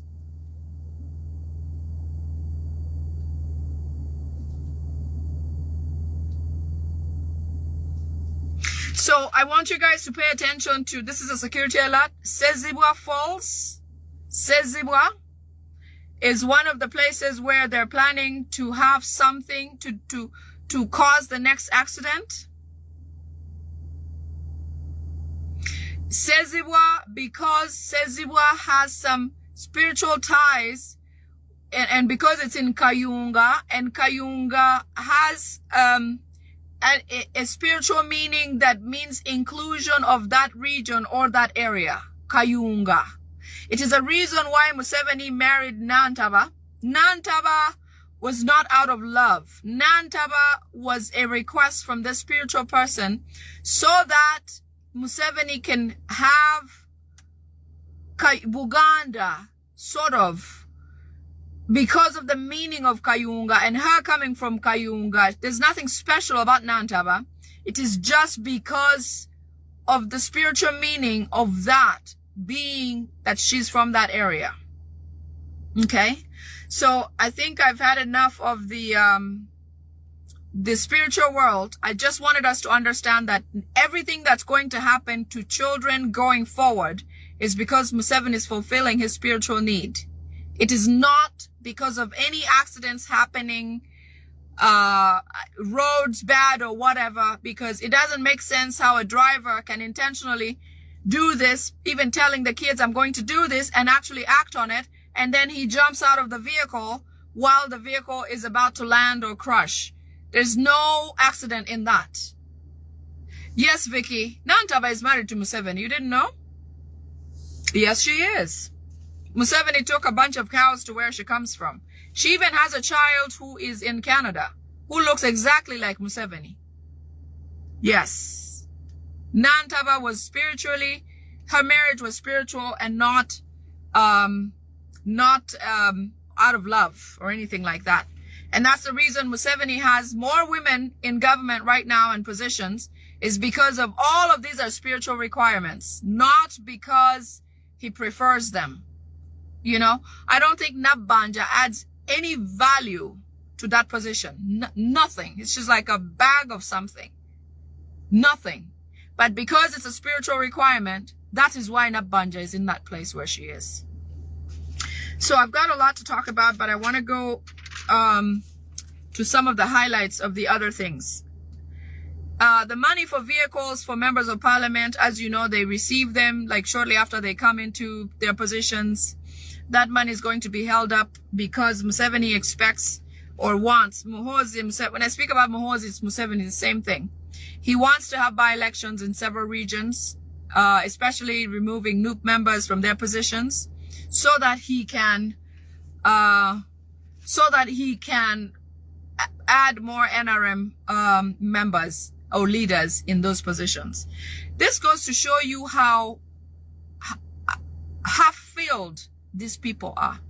Imagine Museveni already has majority in parliament. You would think, now that he claimed that he's the president of Uganda, or he stole the election, that he would be peaceful. Why does he still want these other positions that are minimal to what he already has in parliament? It's not going to change the voting rights. If all his people vote yes, he's still going to pass whatever he needs to pass. But he wants to see to it that NUP is not in parliament. So several NUP offices are going to have by-elections. Most of them are going to be either taken out formally or some of them taken out in technicalities. But until then, that money for vehicles is not coming to all the members of parliament as they're expecting it within the right time. They're not going to get that. Okay. There's something that is crazy that's happening at bus stations in Kampala. The buses that travel to upcountry. There is, I understand some places have showers or like wash stations. And in those wash stations, they have soap that has been poisoned already. I got an assurance from somebody who was transporting those items, the poisoned soap, from some place to take to one of those locations. So those of you who are traveling up country, do not, why are you taking a shower in Kampala or in a bus station? There's no need to do that. If possible, do not touch anything on your way before or after, unless it's food that you bought from somewhere where you trust the source.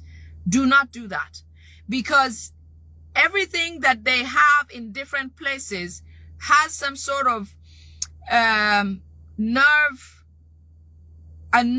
agent that when you use it or wash your hands or spread it on your skin, sanitizer, lotion, soap, water, all of those have the nerve agent that will affect you. So those traveling from different parts, from Kampala to different parts of Uganda, don't use it, because they're trying to paint a picture of Kampala stations or bus stations or buses being a region that is causing travelers who frequently travel to have certain diseases. People are going to start thinking, we caught something in Kampala. We caught something in Kampala. They'll then start to boycott. But the idea is to have by 2032, when the elections happen, 2030, 2032, when those elections happen next, that Ugandans are completely laid back. They are not going to fight Muhoozi coming into power. Despite the different avenues they're planning to set themselves ready, they want to make sure that even then, certain areas like these, they make sure that, they've set the ball rolling. Like the nerve agent will work gently and slowly for a while, causing heart problems, lung or breathing problems, nerves, immune systems, kidney failure. And within 3 years, most of the regions will have the illness and will feel, and then they'll start blaming it on Kampala and Kyagulanyi Ssentamu. Somehow they will start saying that they've caught something. There's something that comes from Kampala that they're picking up and taking to their regions, especially the frequent travelers. Sometimes when they do these things, even the bus people or the bus companies don't know what's happening. They can't even explain. They can't understand what's happening. So this security alert is important because if you can pass the information to those who travel or do that, know these things, then they don't get involved. No need to wash your hands at a bus station. No need to shower at a bus station. No need to use their sanitizer. No need to touch anything other than what you have. And take your seats, bring what you're bringing, take your blanket or whatever with you, and just mind your business. Because all the chemicals are all over the place. That is where they are for now. They could change what they're doing with it.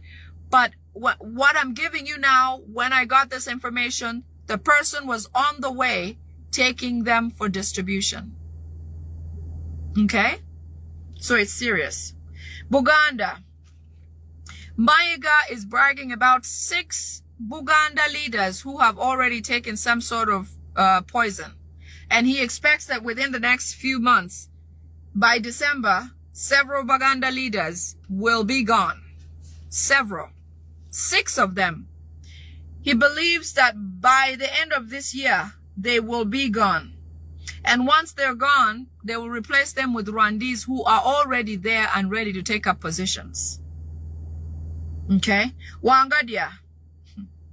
Museveni says he must deal with Wangadia worse than Anita Among.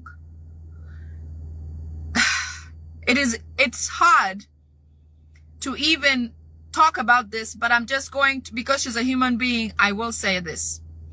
Wangadia is going to go through worse than Anita Among. Museveni has asked Wangadia to recall the statement she made that she openly accused Museveni of being behind all of these things. Wangadia instead, because Museveni said instead of resigning, she should recall what she said and stay on the position. Instead, Wangadia went on to resign. Now that has angered Museveni terribly because as usual, he makes orders and expects people to follow. So despite her submitting her resignation, they have ordered her to stay on the job. So whether she likes it or not, she's going to stay on the job. Another plot is there to get rid of one of her children so that they bring her to her knees. But Wangadia, if she has not left and doesn't leave the country, she's going to have it worse than Anita Among. Anita Among, they're just waiting for the time when they'll pronounce her not here. All these Imorimori and everybody going to talk to Museveni, they take pictures of Museveni and Imorimori begging that Museveni take Anita off house arrest. First of all, Museveni intentionally made Anita on house arrest. Whether Anita gets medicine depends on Museveni's feeling. Museveni does not want Anita Among to speak. Museveni knows that Anita Among knows a lot, that Anita Among, once released, will speak and tell a lot of dirt on him. Therefore, it is Museveni's government policy to make sure that Anita Among will continue declining until she's dead. Whether Imorimori asks, whether I don't know who comes from where to ask for her release, Museveni is enjoying the photos with you guys coming, but immediately you leaders leave, he meets with his people and says, tighten the bolts. Make sure she doesn't leave that house.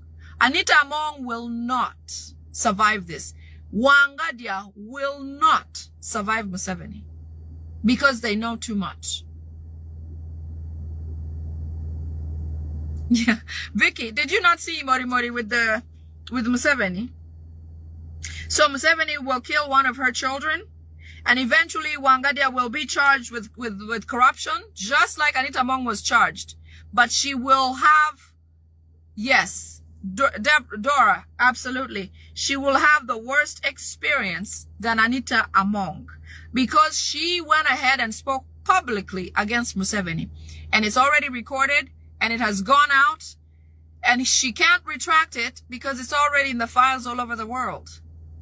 She can't retract what she said about Museveni. Despite Museveni warning it, it can't come back. So, he promised that his wrath on her is going to be worse than Anita Among. One of her kids is already being targeted, and eventually they'll arrest her, they'll shame her, they'll rape, whatever Museveni does to female prisoners, he's going to do worse to Wangadia. I'm leaving it out there because, hey, she's a human being, I'm one. Deal with it as she pleases. South African returnees. There were two categories of South African returnees who came back from South Africa. They had the people who planned to bring them back had two separate lists. Those who wanted to see Museveni and those who said they did not want to see Museveni. Everybody who said they want to see Museveni is safe. Everybody who said they did not want to see Museveni are going to come back either poisoned, hurt, or when they come back, they'll just disappear somehow. Because they've said that these guys who did not sign up to see Museveni are probably National Unity Platform, and they'll deal with them before they even get released. So I understand some of them are separated in their quarters where they sleep. The ones who said yes and the ones who said no. So I don't know if I should say this. I've heard from some people who are in there, obviously. Both NRM and NAN are asking for Kyagulanyi Ssentamu's help to save them. But until they're released, we're not going to know what happened to who. Because they've just said, the ones who said they don't want to see Museveni will be dealt with. Okay? Once I know more information, I'll share. I just saw a post about Katunji being, his extradition that was ordered or requested by the U.S. because of bilateral relations in that way have been rejected. The High Court today rejected the release of Katunji into the hands of the Americans. That says two things. Katunji is safer in the United States than with the Muhozis. Because right now, with Katunji being held back in Uganda, that means Museveni is going to figure out how to eliminate him because Katunji, they fear for Katunji speaking. The same reason why, let me not go there. Had Katunji been released to the United States, he could have been probably questioned enough that he would reveal some things in a plea deal for less sentence or whatever the case might be. But Museveni has decided to... Vicky, you're asking why didn't they take their own flights? So, because of sovereignty of nations, the U.S. can't just fly into Uganda and pick up Katunji and take him away. They have to work through certain relationships, like courts and all that. The orders go in order, documented and all of that. I know they did it to Maduro, but you have to be a crime of that nature, a criminal of that nature. This was different, and so with Katunji staying in Uganda, it's a matter of time. Because even in Uganda, they don't want him to speak. The same things, same issues. Anita Among, now Wangadia, now Katunji. It doesn't matter. Whoever does their dirty work will have to pay somehow. So if this doesn't speak to the rest of you who are still working with Museveni, I don't know what will. I don't know what will. And we can't help you when it's too far. You know, Anita Among cannot be helped right now. Wangadia, when the ball starts rolling, nobody's going to try to rescue her. We're telling her now so maybe she can get away, but if she doesn't, well, there's only so much we can do.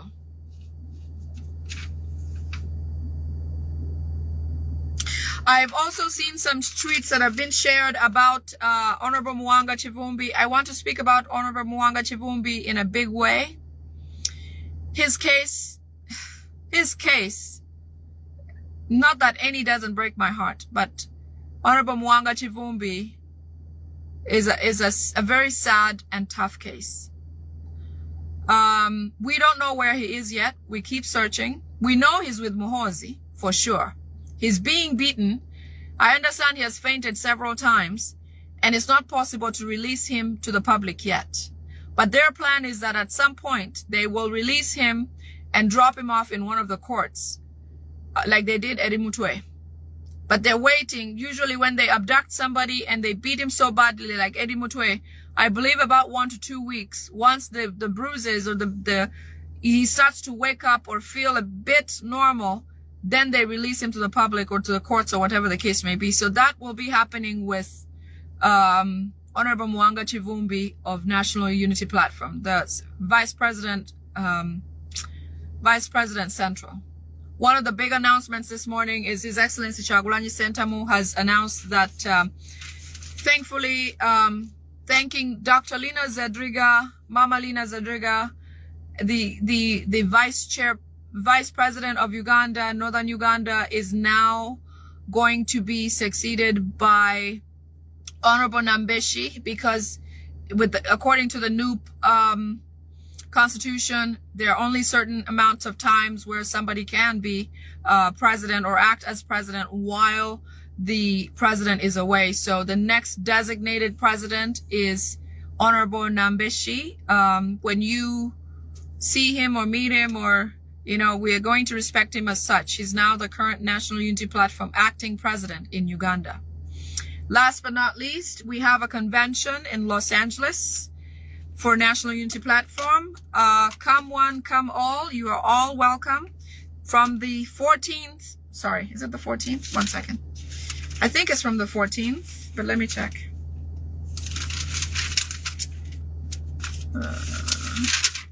Anybody know the dates for the National Unity Platform Convention? I believe from the 14th to the 17th.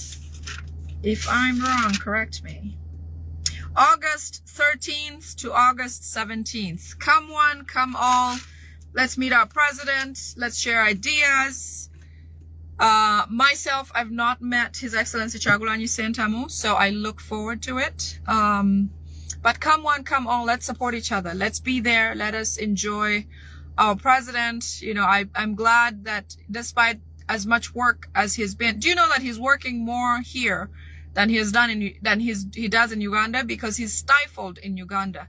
He's completely free here to do more activity to move Uganda forward. So exciting, exciting, exciting. And we'll see you all there.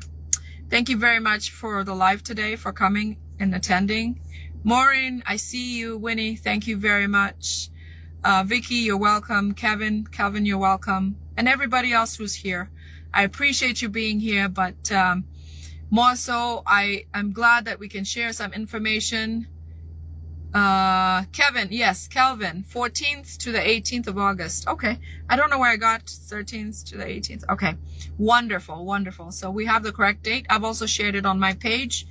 Pass it on. Let's all come together. Let's do more of big things, but let the core things, let what matters matter to all of us. Let what's right be right for all of us, and what's wrong be wrong for all of us. Whether it's somebody's child that's lost in an accident, it should feel like yours. It should feel like mine. Okay? Remind your children, tell everybody the enemy is Museveni and Museveni's family. They're the only enemies of Uganda, nobody else. The enemies of Uganda are Rwandese and purely Museveni's family and his people. So let us turn our focus onto fighting for each other, staying strong for each other, supporting each other. Remember, what you do is your own ministry. You don't have to go to church to do great things. You can do from right where you are. Perform your own ministry. Do as good as you wish done unto you by yourself, and your blessings will reign like no other. Okay? Be your own ministry. Do not go to those churches. Do not go to those mosques where people speak against His Excellency Kyagulanyi Ssentamu, because they're speaking against you and your children and your future. Okay? Take care. I love you. Bye. Alright, mbulamusizaako banyabali basebo nakansuubira nti muli bulungi buli gy'osinzira okulaba akatambi kano kanaakusanga mu mirembe mu ssanyu saako n'abo abalinamu okusomoozebwa nti kalaba tokako bulungi olunaku lwa Sunday ennaku z'omwezi ziri 2 ezakonka ku mwezi gw'omunaana zungu gwayita August mwaka 2026 kansipenti muli bulungi newankubadde obulungi tebubeera emirembe gyonna ebeera y'abasoomozebwa mu ngeri yonna saako n'abo aba bayiseemu okufuna ebirungi naye nga bulijjo ensi bweti bwetambula togiteekako maanyi kola kyosobola kyotasobola kirekera abakisobola nga bulijjo sooka mbabuzaako besiba nabo kwetula ensiro mbulamusizaako bannayuganda mwena buli mujosinza okula akatambi kano kansipenti muli bulungi namwe abagenda okunoonya ekigula magala eddiba mu nsi zaabo magulu meeru mbalamusizaako abali mu Amerika buli kibuga n'essaza mbalamusizaako abali mu Canada namwe mbalamusizaako buli kibuga n'essaza kansipenti muli bulungi mwebale kola mwebale kwebereramu bwe nve Canada banjolekedde Bungereza mwenna abali mu nsi ya Bungereza oba ebizinga ebikola obwakabaka bwa Bungereza mbalamusizaako n'ensi kansipenti muli bulungi mwebale kola mwebale kwebereramu mwebale kwagala nsi yammwe bwenva mbanjolekedde Semazinga wa Bulaya mbalamusizaako mwenda bannabulaaya yonna gye musinza okola akatambi kana bakyalimu empeka emera mujje baleko gye mutuusaako engalo mwebale kola mwebale kwebereramu mwebale kwagala nsi yammwe bwentyo mbaagala nnyo bwenva mu Semazinga Bulaya mbanjolekedde Semazinga Asia mbalamusizaako bannayuganda mwena bwangale mu Asia kansipenti muli bulungi mwebale kola mwebale kwebereramu mwebale kwagala nsi yammwe mbatumiddeko abali Middle East buli nsi mwonna mwoli ey'Abarabu nkwagala nnyo mwebale kola mwebale kwebereramu tojjango bwemala babuzaako abali Middle East mbanjolekedde Africa mbalamusizaako bannayuganda mwena bali mu Africa kansipenti muli bulungi mwebale kola mwebale kwebereramu mwebale kwagala nsi zammwe oba nsi yammwe wonna woli mu Africa ensi gy'olimu n'abali Maserengeta namwe batumiddeko buli kibuga n'essaza ekikola eggwanga lya South Africa naye nga mwoli okyalimu okyafunvuubidde nti gwe tolina gy'olaga nkulamusizza nnyo kansipenti oli bulungi mbanjolekedde Uganda mbalamusizaako bannayuganda bwenna buli mujesinza okula akatambi kano njagala nkusaba kwetola Uganda yonna mamboka mu Maserengeta mu bukiikadde mu bukiikakkono ssaako ne mu Buganda wakati mbalamusizaako abali mu Kampala mukono wa Kiso Entebbe mbaagala nnyo temujjango ko bali mu barracks abali mu malwaliro abali ku bodaboda stages abali mu taxi abasaabaza abagenda abadde bagenda okola n'abanyuse namwe abali mayumba gammwe nga mutaddeko TV zammwe gaggadde mumpadde obudde bwamwe okumpuliriza mbaagala nnyo bwe mala babuuzaako njagala kubasaba eno tukolera ku akawunti page abatamanya ngamba bazitwala niteekawo kano ka akawunti kapya nnyo lwakuba nakakyusa amanyi oluvannyuma kamashinge n'amanya gage mmanyi nenkakyusa Facebook n'ennyamba nekadda mu mannya gange kati ketuliko ketukolerako information kale ngenda kusaba ontambuliza akatambi kano onsaasaanyiza akawunti eno ogisharinge wabula nga ngenda okugamba ogisharinge ngenda kugamba tegeeza mikwano gyo nti eno account oyina following tosindika friend request yajjula dda Facebook ekuwa mikwano 15,000 zajjula nagenda ogijjayo ngolera 15,000 zijjudde kati ansindikira friend request ku Facebook sisobola kufuna access kuteeka kubanga emikwano gyajjula dda wabula osobola ogenda mu option y'okufollowinga then following ojja kuba ofuna notification n'okumanya biki bya posting so njala basa mwana basindika friend request bambi munansonyiwa siroga nti naye sisobola kugiddamu kubanga emikwano gyajjula dda nagenzo gijjeyo gikozesa ng'olwedde yali yajjula dda saaga muyinza ogamba musajja tumusindikira friend request tada muno account enagenda ogijjo gye nebadde njiterese nga yajjula dda abantu 10,000 kale sobola kubajjako ate nteekeko abapya kali ngenda kusa following bwomala ogifollowing ojja kufuna notification zina tezizze naye nga ofollowinze osobola okumanya nti nzize then etambula bweso njagala munsonyi mwena abasindika friend request mikwano gyajjula dda Facebook otuwa abantu emitwalo egi etuwa abantu 5,000 5,000 zajjula dda nga sindagikolerako live kuba nali ngiterese kati saagala onyige nti wasindisa friend request saakoze muno just genda wali mu option ogende mu following mu followings ebisigadde bindekere nja kuba nkutuusaako kyoyagala kale ngenda kusaba sasanya akatambi kano na option abantu 10 sharingirako 9 akamu kateeka ku page account yo atalina access mu Google asobola okulabira ku account yo era njala kubaza mwenna abasalamu videos zino ne muzitambuza ku TikTok ne muzitambuza ku Facebook ne muzitambuza ku Twitter mu WhatsApp groups yonna gye muzitambuza mwe bali bawaledera abakola ekintu ekyo abazisalamu ne mukola screen recording ne muzisalamu nga mutudde mu studio zammwe ne muzitematema ne muzisaasanya tunakyovaako kanyogera kujjukiza olutalo no buli muntu alinamu omulimu gwakola president yatukulembera okujjako nakyemalira Abaana bakulembeze batuyambako kutuusa ekitendera kino. Aboogera ku mitendera batuyambako kusaacha information n'okulabisa Museveni. Kati gwe omulimu gw'olina okukola gw'olina kusalaasala video zino zitambuza. Obeerabiddwa abantu 10 abantu 2 tofaayo sala video giteeke ku akaunti ya TikTok. Nkiddamu tofaayo ku kiki gwe kasala video ogiteeke ku TikTok akaunti yetambule gwe gwoba okola gwa kusaasaanya. Oba ku Facebook gisaasa tunakyofiirwa kubanga information erina okutambula. Abaana bali mu struggle ba supportinga buli ngeri yonna era be balinyo balire ddala kubanga bakola omulimu ogwo temujjanga okwo. Mba mazo babuzaako n'okubasaba okusaasaanya akatambi kano. Nsaba mumpite His Excellency Robert Kyagulanyi Ssentamu ajjeko wano. Olukiiko olufuzi olwa National Platform lujjeko wano. Nsaba mumpite Drinking General gyali yonna gyasuubira gyazungira. Kitaawe Nnyandi Yosoferiti Bahabura Tabasira mutano wa Karekeza ajje wano. Mumpitire wano omwami gwe bayita Daudi Kabanda wa PLU. Daudi Kabanda ajjeko wano. Mumpitire omukyala gwe bayita Anifa Kawe Bangirana ajjeko wano. Bonna be Mawogola. Mumpitire Dezi Byuma one MP we Mawogola. Mumpitire Haruna Kasolo oyo ne ajje wano. Bere mumpitire Honorable Goreti Namuga abereko video eno. Mumpitire omwami gwe bayita Lukwago John Mpalanyi naye nga we Masaka naye abereko video eno. Abasigadde bagenda tusangako tugenda kuyisa bulango bubiri tugende mu security alert then tutandike video. Nano obujulizi bwe mbaleetedde tulyoke tutandike video. Kati kansoke malo kuyisa bulango buno bubiri then tulyoke tugende mu maaso nga video bweyina okubeera. Obulango bwe buluwa. Nga bwe tubagambe ebbanga lyonna nti abakugamba ba Uganda build Uganda bakulimba. Museveni akyasomeseza abaana be bazzukulu be mu mawanga g'e Bulaaya fa abaffe basomeramu bonna bakone. Kati wetwogerera olwaleero nina information eno. Endaga nti muzzukulu wa Nnyandwe Tibahabulwa gwe bayita Luhama olunga mutabani wa Dere Drinking General. Na information endaga nti agenda kutikibwa mu ssettendekero w'amagye ga Bungereza bayita Sandhurst. Ng'ennaku z'omwezi 7 omwezi ogw'Omunaana 2026. Era ntegezeddwako nti Dere Drinking General ayinza okwetoolamu n'ajja Bungereza. Kale mwenna abantu b'e Bungereza mbategeeza bonna mwenna bali Bungereza mbategeeza Dere Drinking General ayinza okujja n'abeerawo ku passport parade ya mutabani we oba omuntu ya mutabani we oba yita Ruhama oba Ruhamya yamanyi ng'agenda kubeerawo. So abantu b'e Bungereza mwenna mbategeeza nti Didigi ayinza okujja Bungereza. Oli ajja kugaa nti bagenda mukwata.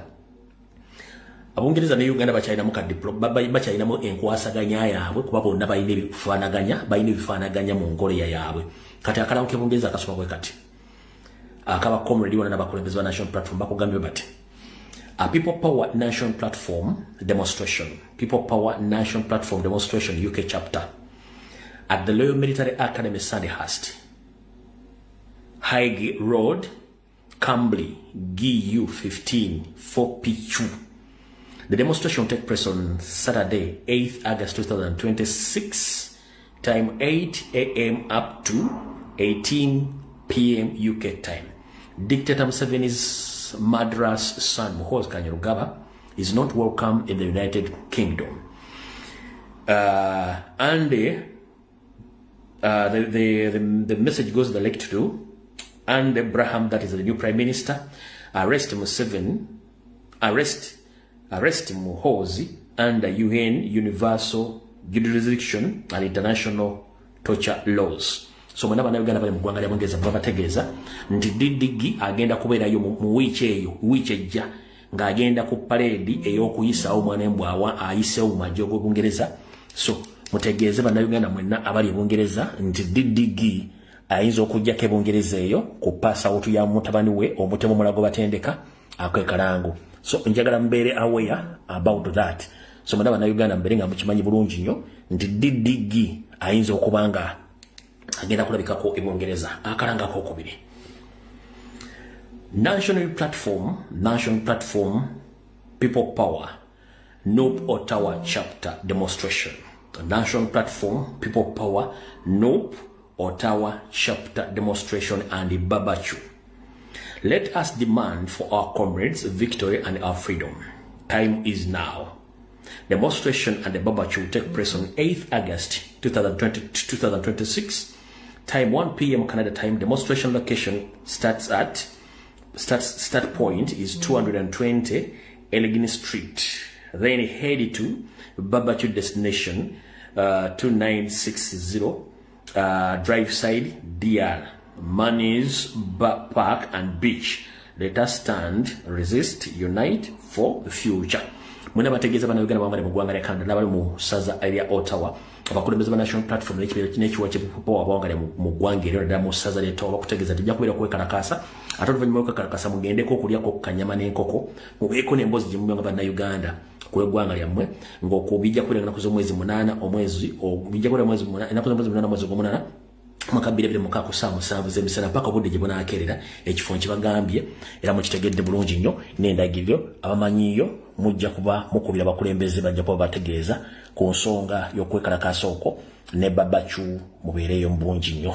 Alright, so bulanga obibuuka bwe nninawo kitegeeza tuba tugenze ku video eyatuleese. Kati ekisookera ddala njala kusooka kuddamu kusindika obubaka bwange obuyozyayiza ba comrade mwenna abavudde mu komera naye ate era nakuno kulinga kusaba kwange ate as well security alert. Kuno kulinga kusaba kwange ne ate as well security alert. Njagala obubaka buno mbusindikire musalemu busindikire comrade Machete ne ba comrade bona beyavuddewo nabo abazadde baabwe bakyala baabwe ne bamama baabwe kana akalowoozo oba obubaka buno njagala bo baweereza ba comrade abavudde mu komera amanya gayinzira ombuye mukulikeeyo mu nkomyo manyi bingi ebibasoomooza n'ensi mugisanze yatabanguka naye Museveni nga bw'akola amuyinza okuba temunnamutegeera newankubadde nti mutegeddeko ekitundu. Museveni bw'akuweesa ogwa kkono ate akugisaako ogwa ddyo takuuma ndagaano ye. Okuvaayo kwammwe temulowooza nti muli safe newankubadde muli bweru. Nabagambye ku video gye nasimbye okukola ku lunaku lwokutaano yabataddeko ba IO ba intelligence officer okubalondoola nga kyagala bajjawo mu nkola ya kimpowooze n'embanyonyo eri asobola okubajjawo.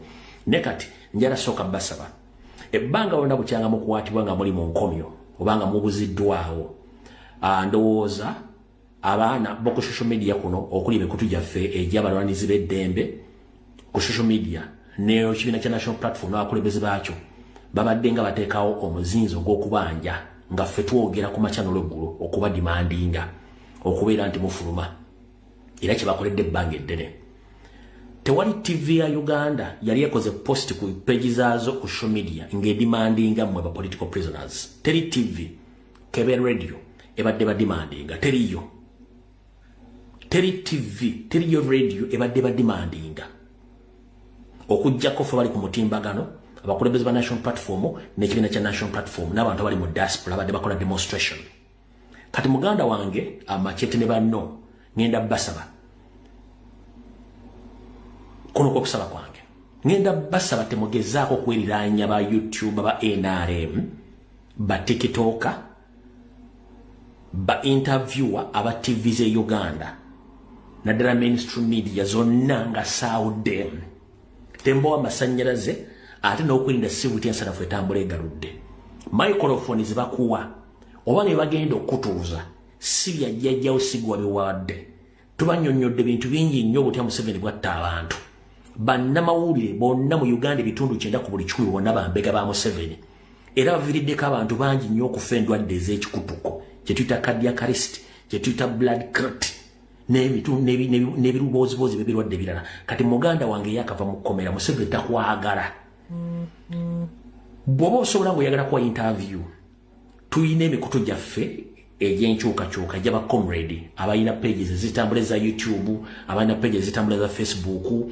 emikutu mingi nnyo at least oba oyagala kufuna information kubira comrade oyo oba mugende ku TikTok pages ez'abaana ab'enkyuku be badde babayirawo omubiri nkiddamu abaana badde babayirawo omubiri. Kati gw'ogenda okuwa interview NTV ojiwe Natasha Broadcasting Service ojiwe YouTube ojiwe TikTok ojiwe Bukedde ojiwe New Vision ojiwe Olupini ojiwani ojiwe nenga takolanga ko post wadde okugamba nti free political prisoners obanga boogedde ku makite baganda bange mwegendereze mwewale bannamawulire bagenda banoonya nenge kigendera kyaba bagenda bajjawo mpola bwoba wasimatise okubeera nga tebakuwadde butwa obanga tebakobya empiso obutwa osobola okubuulira ku bannamawulire nenga munnamawulire takubanjangako siyomba nkubuulira munnamawulire takubanjangako ffe tubadde twererejja wonna bakulembeze ne bannayuganda bali mu diaspora ne bakomera badde bajjanga mu makomero balaba bibadde bererejja nga babadimandinga tekubangako olupapula lw'amawulire kebere tv kebere radio ebadde badimandinga in fact badde babayita nabayeekera mmwe ndi lwaki mulwanyisa gavumenti tv ezibajja ku interview radio ezibajja ku interview ba youtube babanoonya oba tiktok bali mu banoonya benyini bibadde babayita temuli batujju mwagala kujja gavumenti ya Museveni kati ate bakujjako bate bakunoonya bate bakujja ku interview ba comrade mwebereremu bajja bawo butwa nga tewali gobebuzizaako n'ekirala abaana bangi balina media ba enkyukakyuka at least mbawe interview at least mugende ku page zaabwe munyumyemu nabo nga batukuba akadingiri n'abalala basigale bakole ki bafulume kuba temwina temwazza musango mwenna muli omubumenyi bw'amateeka yensonga lwaki bamukomera muwandiike ebiwandiiko biraga nti emisango gibasinze mufulume nenga akugamba nti wakusuwazza omusango talina bujuzi bukulumiriza nolwensonga eyo ngenda basaba corporate mwenna mwewale mainstream media ya Uganda bw'oba oyagala okutegera kyenkugamba essaawa zino buuza kubira omuntu yeno mbuuzi wange tv za Uganda zibadde zitwogerako zitya ba youtube badde batudimandinga empapula zamwe zibadde zitwogerako oba tiktok badde batwogerako abakwogerako benkyukakyuka teri tv teri radio ebadde badimandinga teriyo omuntu abadde badimandinga okujjako president abakulembeze ba national platform ba foot soldier ba bloga benkyukakyuka so si tv so si radio so saani kati mugana ngenda kugamba bw'oba okyagala obulamu mwesonyiwa bannamawulire mwesonyi interview bwe munaasigala nga muzigendako weetuli wano ebyaffe tubyogerako ate ng'omusezi agula essiyante ngenda kulirako bantu bange tojja kubeera wano nga tubagamba mwakiwurra mwagaana okukuba temumanyi Museveni wa operatinga yebadde security alert as well ebadde advice mu mirembe siragidde siduumidde wabula nkutegeeza mubatamanyi Museveni wa operatinga era tubagaliza okubeera obulungi mukama abakengirize okukubadde okusaba kwange awo tuvuddewo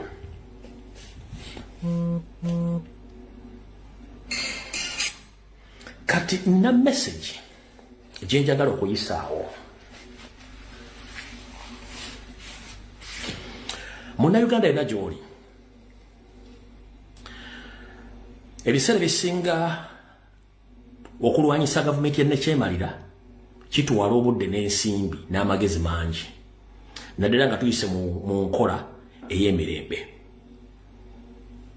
naye mu nkola ey'emirembe tulina ebintu bye tulina okukoleramu nga tubikolera underground kati ba comrade baleeta proposal eya economic shutdown kitegeeza nti bannayuganda okuteeka wansi ebikola byonna ebivamu ensimbi eziwa Museveni emisolo gamba ng'okuggala bizinensi okumala ewiiki oba okumala ewiiki byonna ebintu ebivamu ssente Museveni zeyandifunye omusolo tubiteeka wansi ne tubeerako kewaka ekintu ekyo kirungi nnyo bwe kikolera ku musanvu gavumenti esobola okuvaako kubanga bajja kuba talina ssente yensonga lwaki abasuubuzi mu Kampala bwe bamala ennaku 2 ku 3 nga tebaggaddewo maduuka kyawaliriza Museveni okusindika poliisi ng'eyisa ebizindalo mu Kampala ng'eyita abasuubuzi baggulawo amaduuka lwaki kubanga kiba kyafekitinga bizinensi ya Museveni ey'okunyaga omusimbi gw'omusolo n'okufuna ssente ziddukanya gavumenti ye naye kati under economic shutdown ekintu kino kisobola okulemaza n'okuggyako gavumenti lwaki buli gavumenti lwebanga erina ssente kitegeeza esigala y'amaanyi egenda zikozesa obatulugunya bwe batalina ssente ba mugisannyalaza kankuwa ekyokulabirako bw'oba olina erinnya nga likulumye tebasobola kukulamu linnyo direct nga tebamaze kusannyalaza bamala kusannyalaza bwe bagenda kulongoosa ekizimba oba ekintu kyonna ku mubiri gwo bamala kusannyalaza so mu nkola eya economic shutdown tuba tulina okusobola okusannyalaza Museveni economically nga tusobola okukikola ffe ng'abantu wabula economic shutdown tulina okugiteekamu ebirungo bino wammanga 2 nkiddamu economic shutdown tusobola ogiteekamu ebirungo bino wammanga bibiri byebiruwa ekisooka tulina kye tuyita economic sabotage economic sabotage ekigambo sabotage mukimanyi kwe kulemesa oba okwono nebyenfuna bya Museveni ekyo mukitegedde ekyokubiri tulina kye tuyita boycott musobola okulema okukozesa ebintu bizinesi za Museveni zonna zibalimu zemmanyi nti zino zaabwe ne mugaana okuddamu ozigulamu okukolagana nabo okupangisa ebizimbe byabwe obutagula mata gaabwe obutalinya baasi zaabwe obutagenda mu maduuka gaabwe obutagula nnyama yaabwe buli kimu kyomanyi nti kyabwe osobola kiboyikootinga ne mutakikozesa economically babagwa eyo boycott naye ekola kati tulina options zisatu tulina economic shutdown tebantu basobola okuggala wonna for 7 days tulina sabotage weeri tulina ne kye bayita boycott naye esobola okukola kati kyenjagala okusooka okuzzaamu amaanyi muganda wange bwe tuba tuyisa message economic shutdown boycott ne sabotage totunuulira kifaananyi kinene nnyo nti miliyoni 49 eziri mu Uganda zigenda kwegattako nedda kubanga ne tugenda mu generation okulonda omukulembeze era ogenda okulya miliyoni 11 zezaalonzo ba 10 ne weebuuza miliyoni 39 zaalazeewa be bannayuganda betulina kati amaganda tuga nti amamesa amangi tegeesimira bunnya so tetugenda kulinda abantu bangi nnyo kujja kukola kintu kino ate era nga bulijjo ensonga yonna etandikira ku ggwe ng'omuntu okukola ekintu ekyo kankuweko ekyokulabirako eri ababbi ababbira mu bibinja bwe bakwatako omubbi omu kyangu nnyo okwogera gurupu yonna eri omubbi ng'akola bw'omu omubbi akola obw'omu amanya butya bwagenda okubba ne bagenda okubba era kiba kizibu nnyo ebiseera ebisinga omumukwata okujja Katonda ng'amuvuddemu kati ekifaananyi kinjala okusiigira kirina ebyogerako bibiri oba kirina two phases phase esooka bwe tuba twogera nga twogera ku lw'abantu abangi omuli ekigambo ffe nga muli bangi ffe FE ne effe abamu tebajja kubeerawo mu kigambo ffe abangi tebajja kusobola tebajja kujja wabula ekigambo nze NZE nze kitegeeza gw'omuntu omu osobola okukola ekintu nga tokigambyeko muntu mulala ne kibeera effective nnyo n'okusinga kiri ekyaffe kitegeeza buli kyogenda okukola kyonna kikuzzaayo ku ggwe ng'omuntu bw'oba olina obusungu bw'okujja gavumenti ya Museveni lowooza nnyo ku ggwe ky'osobola okukola ku ggwe ku ground ku lwo nga ggwe mu bintu byenjogedde va ku kiro ekyaffe ffe bangi nnyo amamesa amaagi tegeesimira bunnya wabula nze NZE eyo eri perfect ate era tegenda kufunamu baŋŋamba okwogera pulaani zammwe ebeera yiyo okitegedde bulungi kati njagala tuve mu ffe tudde mu nze gwe kikyosobola okukola ku lwo n'okikola nga tebakutegedde kankuzeeko katono byafaayo mu myaka gy'ekinaana Obote yakozesanga bamayumba 10 mayumba 10 biseera bye balinga ba LC chairman naye bamayumba 10 mu system y'Obote buli nyumba 10 ku kyalo kwabeeranga kazi controllinga yabanga chairman kati abantu bwe batambuzanga intelligence ogiwa Obote Museveni kyeyakola okukutula olujegere lwa intelligence y'Obote yagendanga ng'akozesa sabotage ng'akozesa surgical operation ng'agenda ajjawo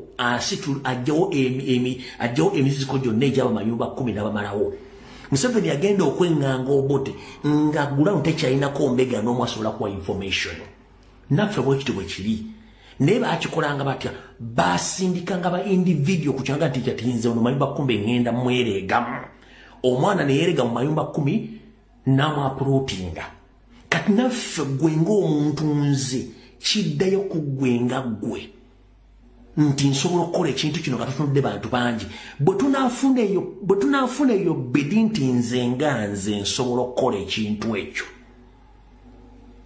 kitegeeza ojja kubanga otegedde waliwo ka video akagenze vairo mwenna mukalabye emisana ka video kano boy ono simanyi oba yaani mukalabyako omulenzi gwe baasoose ne bakuba n'asooka nadda ebbali n'asirika n'abeera kaamu nnyo ng'anoonya omuntu eyamukubye abadde mbega wa poliisi oba w'amagye boy yawumuzza ebirowoozo bulungi naye nga tageti yagifokasinzeeko yamaliriza nga tageti ye amaze ogikola kiyabadde ayagala era n'abula kyenkugamba nti nze gwe nga gwe so si ffe nga ffe ekyaffe tekijja kusoboka abantu abamu balina emitima minafu abantu abamu balina eŋŋambo ka video ke kano ngenda kajjamu eddoboozi ne mwenna nkabateredde emisana mwakalabe kati oyo gayi gwola bali mu kiddugavu yakoze kituyita ekyanze ka video kaako yakubbye omusajja oluyi single handedly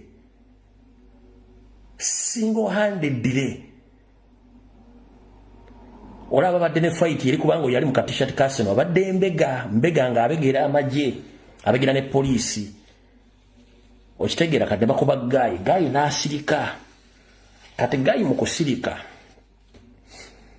poliisi neddayo ne babeerera gye badde mu kulola kwerosi wano gayi ye n'asirika n'abasiriikirira n'abaza omulaba yadduse nadda eno wuuyo n'akomawo bwe yakomyewo ne yeekompozinga bulungi nnyo n'anoonya tageti single handedly n'anoonya tageti ye yuuyo tageti eri mu kajazi ka Arsenal najja very calm and very composed n'akuba tageti n'amala n'ayitamu tageti yagenze okutegera nti bagikubye ng'obudde bugenze ye ng'agenze okitegera ye ng'agenze agumazeemu ekyo kye mbagamba ekyanze nze gwe nga gwe you can execute your mission yensonga lwaki nazzemu nendirepostinga ka video ako okulaga nti omuntu omu osobola okwekolera omulimu gwo dhaali okulinda abantu abangi okitegedde kyenkugamba nze nga nze NZE kati ye option so si double F no so mu system eno economic sabotage tongeremu ekikolwa ekya boycott mu kikolwa ekya sabotage nenga okikolanga gwe you can make it tusobola okusannyalaza omusajja ne president bw'akola ebibye so ye message mbadde yalo bayisizaawo buli muntu asobola ogitegeera kati ekyo kiwedde njala tandika video eyatuleese bulungi nnyo alright mu video eyatuleese olwaleero kansooke na kino kale omanyi nze no TV yange w'abantu eddembe ne musooka mukola bye mwagala musooke musekemu eddakiika emu bwe mufundikira okuseka then muŋŋambe naye kammalo zisaze ebibatu bwe malo zisaze ebibatu enyweyo omumiro gw'amazzi gumu then tulyoke tugende mu maaso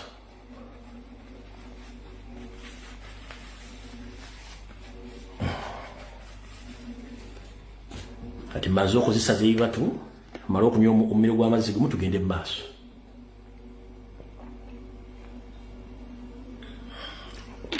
alright bakulu mufundikidde okuseka kale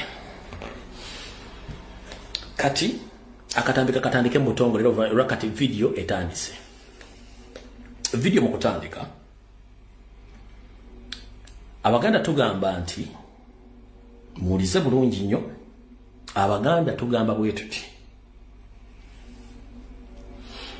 zirinda bolwange watutawa musibe emmere zirinda bolwange watutawa musibe emmere naye buli muntu atuuka ekiseera ng'alina okugendako mu kkomero namanya nti omusibe alina okuwa emmere ngenda kusaba abantu abali mu diaspora mwenna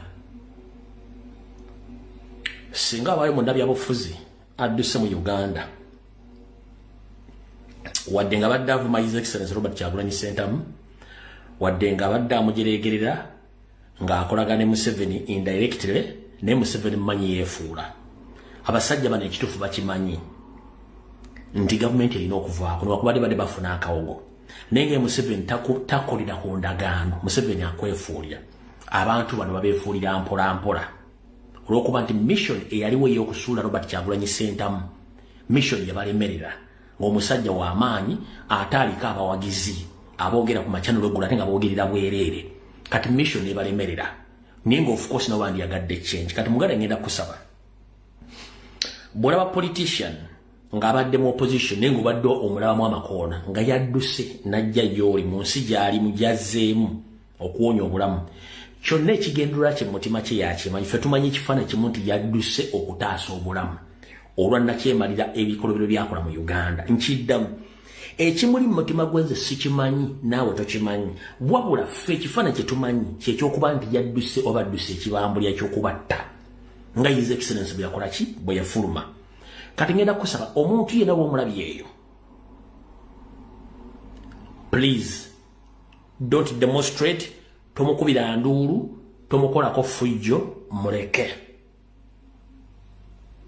mbasaba n'obuwombeefu please tomukubira nduulu temukolako demonstration temwogerera bingi bumuleke asobole okwetitenkanya bw'anaategeera nti ensi erina okukyuka bajja kutegeera nti Kyagulanyi yali mutuufu naffe aboogera mu diaspora tuli batuufu ekyokulabirako Honorable Ssemujju Nganda eggwanga yaliddukamu yasooka kugenda Saudi Arabia n'abeerayokko n'amala n'ajjako Kenya bwe yavuddeyo ne yeeyongera mu nsi gyali gye sigenda kwogera abaamulabyeko bamanyi gyali Ssemujju Nganda yakoze video ya dakiika 6 n'annyonnyola buli kimu wabula nze kyengenda obbazannyiramu mu katambi kano ak'eddakiika 1.5 nti ekyatuuka ku His Excellency Robert Kyagulanyi Ssentamu naye kimutuuseeko n'abala kijja batuukako kati ngenda kugamba nga to demonstrating bw'omusanzu muleke please muleke bonna bagenda kutegera lwaki His Excellency Robert Kyagulanyi Ssentamu yafuluma eggwanga eryo ate nga bo bibaali bakozesezza omusula ne balemererwa kati akatambike kano so ngenda basaba temukola demonstration temubavuma mbaleke abantu bano bajja tegerera oluvannyuma ekituufu bwe kiri oyo mukulu Ssemujju Nganda bw'ati bwe yayogedde muganda wange Kyagulanyi amaka ge yagalikawo naye yagazimba akaagala okugasula mu katale mu Amerika ate naawe abalina obuyinza n'amaanyi nabo kinoomu bagenda banoonya amaka ewalala bwe tikyakwewunyisa nti muwala wa Saamu Kuteesa abagagga abalina obuyinza Shatisi Kuteesa nti ate naye yagenda mu Amerika anoonyeyo obutuuze naye ng'ate mulamu we Muwoozi Kainerugaba yalina obuyinza yeerabanga na malayika yagaba obulamu n'okufa naye mulamu we yaddukira mu Amerika Adoniya yeebalibwa akamulonda okubeera minisita w'ensonga ez'ebweru naye obutuuze alina bwa mu Amerika Dr. Muganga alina bwa Canada Vice Chairman w'NRM okuva Tezo alina bwa Amerika si ffe kabagenda okukomawo okutandika okubeerako ebweru naawe nyini abasazeewo okwonoona ensi ya Uganda nabo bajja kudduka tulyesanga nga mu nnyonyi nga buli omu agenze kunoonya obutuuze walala n'olwekyo njagala kubakubiriza bannayuganda obutassa mukono nga tulwanira ensi yaffe nange mu ngeri yonna gye nsobola yonna gye n'abandi oba n'abankomyewo oba n'abeera ku muliraano kyensobola okukola nja kikola okulaba nga Uganda etereera ebyo ebirala Katonda ajja tusaasira mwebale nnyo okumpuliriza. Alright.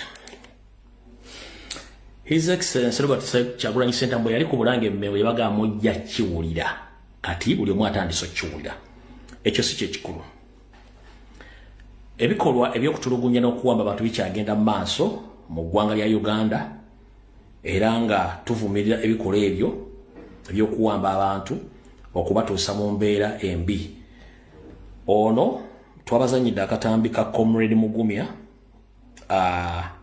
kano abasinga obunyidoze temwakalabye katubakaddiremu ako oye Mugumya bwatyo ng'ali mu kuzimu ku tocha chamber za CMY ano tocha chamber za SFC eyembera mwali yagongobala yasanyalala buli kimu ekiche kyafa takyana kyasobola kwekolera oye Mugumya Sam bwati bwafaanana. Kati si Sam yekka, abantu bangi nnyo abali mu mbeera eyo naye nga weewuunye mu bulamu obw'eddembe yono bwati bwe yali afaanana. Mu bulamu obw'eddembe bwatyo Sam Mugumya bwe yali afaanana, bwati bwafaana currently. Mujjukira program gye nakola ku Lwokutembaga nti abasajja bano bakuba abaana babandi empiso za siriimu ng'oggyeko okutulugunyizibwa n'ebikolwa eby'ekitujju. Bw'otunula Sam Mugumya wallaayi ku bintu byennayogedde ku Lwokutaano bwe bate baamukuba butwa baamukuba mpiso ya siriimu emutuusizza okubeera mu mbeera bw'etyo. Kati abasinga obungi muyinza okuba temwawulirako gaayo ono ku bigambo bye ng'ayogera. Binemu ku bigambo bye yayogera.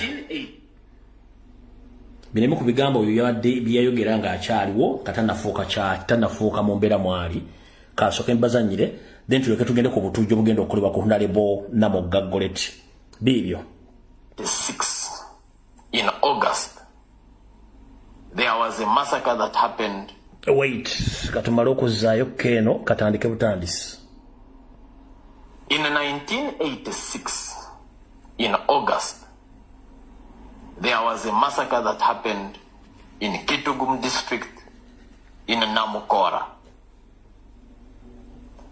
More than 70 people were killed and buried in a mass grave. Okay. Minister Okero Oriem has a mass grave in his backyard because he's from Namukora. And incidentally, he's the man that has told this organization, this UN human rights group, to pack its bags and leave. These were people killed by government, not the rebels. And the government had the audacity to build a mass grave, a monument above their bodies. In July 1989, another massacre was committed in Teso, the Mukura incident. Massacre. I think that's the only incident that many people tend to remember. Young men were suffocated to death in railway wagons by NRA soldiers. Another monument, a mass grave, was built by government where those people were buried. So those are two mass graves built by government to commemorate people killed by government. In April 1991, there was the Burchoro Pit incident, where soldiers of the 22nd Battalion, under the command of Major Ikondere, late Major Ikondere, people were rounded up. I think today it's in either Amuru district, I think. People were rounded up, and men were sodomized. Wanji? By NRA soldiers. All did today, UPD. All did they? Women were raped, and many were killed. All did that? So, there is a history of mass killing by the military. Then, in the 2000s, early 2000s, yes, we had the disappearances of young Muslim men on account of being ADF. None of them were taken to court. They just disappeared in safe houses that were being run by that time by the infamous Nobo Mayombo. We have the Kasese massacres of 2016, where the man that oversaw the massacres, General Erweru, was promoted and he's now, I think, the second most highest officer in the military. You have the killings on the Kampala streets of November 2020. So, right from inception, right from the time when Museveni came to power, there have been mass massacres of citizens. But all this time, the West, including the UN agencies, have always told us that Museveni is the beacon of hope, the new breed of African leaders, the man that came to put an end to the suffering and killings of previous regimes. So rather than call him out on these gross violations, they have been massaging him. Now today he turns against them. But even when he does that, all the Western capitals are quiet. So that should tell us that our human rights are our responsibility, not the responsibility of international agencies, not the responsibility of foreign governments. It is us that will either choose to rise up and sort out this mess or sit. All right. Kati yoyo muganda affe Mugumya Sam esawa zino ali mikono gya Didigi nga atulugunyizibwa okutuuka kweyembeera. Kati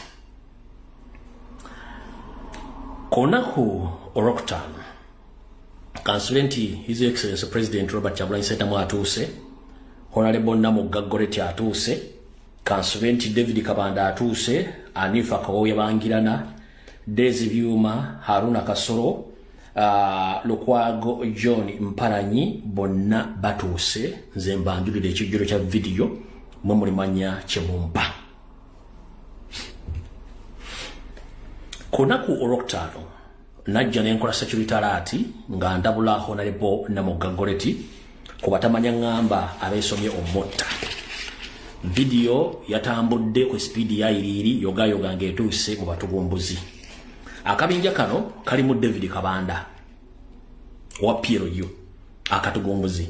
Akabinja kano kalimu Anifa Kawoya Bangirana oyo mukyala alinga enfuduze mmengo takaddi watakoga tavaawo. Akabinja kano kalimu Dezi Byuma, kalimu Haruna Kasoro nga yalinga head wako. Kitalonyo ddala akabinja kano era ke katuula ne kasalawo okufa kwa Honorable Helen Nakimuli eyaziikibwa jjo ly'abalamu wano, ate mu ngeri omukubagiza okuba nti bano abasajja balina emitima emibi era n'akaluluke ne bakeetabamu okukabba era gye baali baagala okuttira Honorable Goreti Namugga. Kati kyekiriwa oluvannyuma lw'okuvaayo to exposinga system nga bwe yadde tegese okutta Honorable Goreti Namugga, ekyokumutta tekinnavaawo wabula nakubye ejjinja mu njuki ekisaanudde akabinja kano. Akabinja kano kakutte musajja mukulu gwe nabategeeza kuba muyita lumu ow'omu bitundu by'e Masaka nga ono mutuuze wabula ali mu poliisi, ali mu kitongole kya firing squad nga gyakola emirimu gye egy'okutulugunya n'okuwamba era mulungi mu kutracking amasimu g'abantu. Eyaweereddwa ensimbi obukadde 20 era n'agulako emmotoka empya hali ya Kawundo era mwenna amanyi ku kitundu ekyo omwami yaguze emmotoka yegeri muyambako okukola emirimu egyo. Information bwe yatambudde omwami ono nga omanyi nti abakalukalu tebajja busera yagenze ku kyalo mu WhatsApp group z'ekyo nga bagamba lumbi information egyafulumiza nkyamu yo propaganda yesi muntu mukozi wa bikobero. Kati mukulu nze sitta kibe nga sina kikenenya ndusu, sitta kibe nga sina kikenenya ndusu. Myaka 7 nkola information bagita propaganda bamala okuvaayo nga basirika. Kati naawe oli wadde mbogamba ekyalo kyonna nti nakozeko propaganda, but information weeri n'obujulizi obukuluma mwenna abagirimu n'abagala okutta Honorable Namugga. Era kekabinja kekamu abatta Helen Nakimuli. Kati tubamanyi bulungi nnyo nabagamba ndi gavumenti gy'ekyuse abantu bagenda kuleta information n'obujulizi obwalumika. Kati mukulu lumu ow'e Masaka njala kugamba mission bagikuwa information zemutuula mu hoteli gye mutuulamu mission yakuba mwatuula nga Haruna Kasoro spearhead yasasula sente Dezi Byuma Hanifa Kawebangira na David Kabanda nga mission yamu yakukerenzinga oba kulongoosa Masaka yonna n'ebitundu bigiriranye okuba nti tebaayo muntu wa Nuupu yenna mu mission eno ku bantu bemwa mentioninga bebasimba kessira kwaliko omugenzi Honorable Helen Nakimuli mukama mumuzambire bemwamutta era ne postmortem tetugifunanga n'eddwaliro lyamutta tebaligalanga wabona n'obujulizi tubulina nti si yeri agenda okulongoosa wabula dokita we yeri alina omulongooseza waliwo chupaidi nga yagala okuyambisa eddwaliro eryo information nerikinga nejja mu mikono gya kasolo n'ategeeza bannanyi ddwaliro basindika abatemu ne batemula Helen Nakimuli oni mugjawo information yemu mwagala kutta Lukwago John Mpalanyi owe Masaka ne mumugjawo information yeni mwagala kutta Goreti Namugga mwagala mutta information tugirinako buli kimu kyonna gye muteeseza embeera kati bwe nabakuye information ku lunaku lwokutaano neetuuka Masaka neetambula eggwanga nebuna ensi yonna ne mutandika okupapala kati mission y'abantu abasatu mwakajjawo Helen Nakimuli the main target kati ya Goreti Namugga temwagala atuuke 2-3 bwe nabakuye information eyo mwagambye mwategeezezza nti mwagala kweyambisa aduumira Kampala North gwe bayita Narubera Shida ngono agenda kukolagana ne Tom Magambo musamoninge Honorable Goreti Namugga agende ku CID headquarters ekibuli mu questioning information gyayogera agijjawa era bani abagimuwa bw'anaagaana okujja mugenda kukozesa abasajja bajjati aba CMY n'aba SFC mumukwate mumutwale mu basement nga olele muwanga Kivumbi oba n'abala abaliyo muteke mu basement mpaka lwanayogera bani abamwa information kati mukyala Narube Rashida Tom Magambo David Kabanda Haruna Kasoro Anifa Bangira na Kawoya Dezi Byuma ekintu kyemukola kyonna buli information gifuma tujuwa ebitongole bikwataganya okulwanira eddembe ly'abantu mu nsi yonna information etambula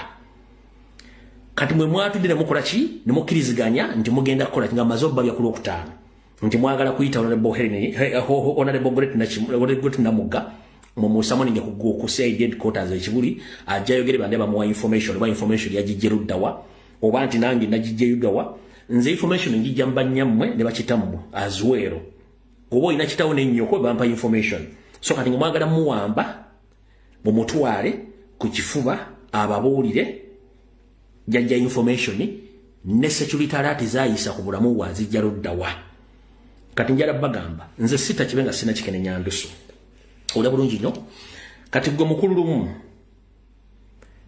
neno group etambulya Honorable Goreti Namugga kati Honorable Goreti Namugga abasajja bano bali mu kukola due diligence etya bali mu kutambulirako okumanya otambula budde ki otambula nani otambula emmotoka ki bakoze dde okunoonyereza mu basawo ab'enjawulo nga baagala kumanya musawo kyakujjanjaba ddwaliro ki gye bakujjanjaba kirwadde ki ekikuluma wa gy'ogula eddagala nga baagala kukozesa enkola gye baakozesa ku Honorable Helen Nakimuli so mwannyinaze munnayuganda munnange Honorable Goreti Namugga ensonga zonna ezikwatagana ku by'obulamu obwo gy'ogula eddagala abasawo ne gy'ogenda please saagala oge mu katega akaagwamu Honorable omugenzi Helen Nakimuli manya nti bakutambulira ku nsonga zo ez'ebyobulamu nti bakukwasizeeyo okitegedde bulungi nnyo so bakunoonyereza okufuna ripooti otambudde otya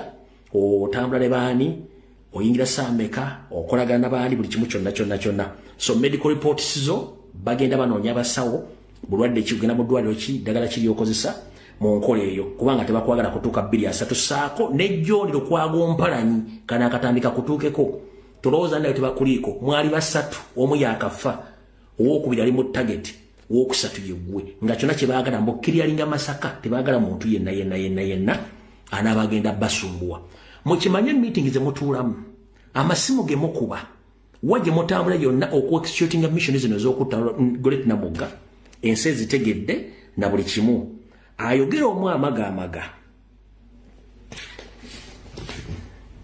Bana Uganda batuse ku level etakyatya. Ebigo byogenda okuwulira si byange. Bya muna Uganda yasaze n'agamba ekijja kijje. Nenga mukulurumu omutemu. Gano sige makago.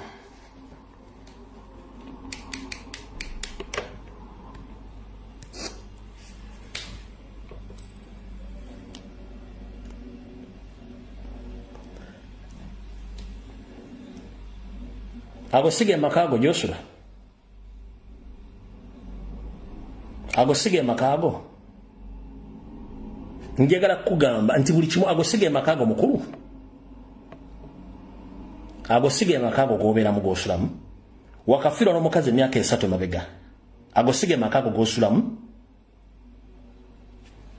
Agosige makago gosulamu. Masaka mu Nyendo. Eyo nasale bedi ye mwanyi ettaka eryo wabbalibbe kimaye ne wo wonna natuuseewo dda ne byokola byonna bimanyi ettaka lyolide eryo watukolamu nasale bedi ye mwanyi ettaka wabbalibbe so gwe kyobomanya buli wamu ne wo natuuseewo mukazi wo twamulabye na buli kimu kyokola tukimanyi bulungi nnyo eri ettaka erimu nasale bedi naye wabbalibbe gali ge makaago gwe kimanye tukolera ensobi gwe tujja kufuna bano bakaso tujja bafuna ekyo nkigamba.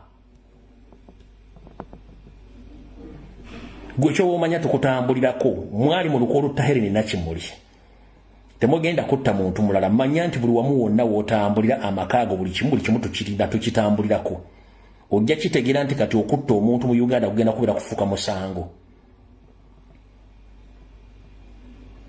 gwe kimanye nti tubateekako nafe batambulirako so Haruna Kasolo Dezi Byuma Hanifa Bangira na Kawoya David Kabanda mukimanye tubatambulirako buli kimukola kati gwe mwami gwe saagala nnyo kuwabudde naye njagadde okutegeeza nti buli kimu tukitambulirako tukimanyi bulungi nnyo agamba kaago kategedde kati otegedde nti tukutambulirako okitegedde bulungi nnyo mukazi wo tummanyi mupya ng'ovudde ku olyo yafa myaka 3 makaago mu Nyendo tugamanyi wawe gali kola koza kamanyi nga koza no watu mu WhatsApp group zecho lwagende yawo yo propaganda katojja kitegeera lwaki embate tambule eweekera atenga tedduka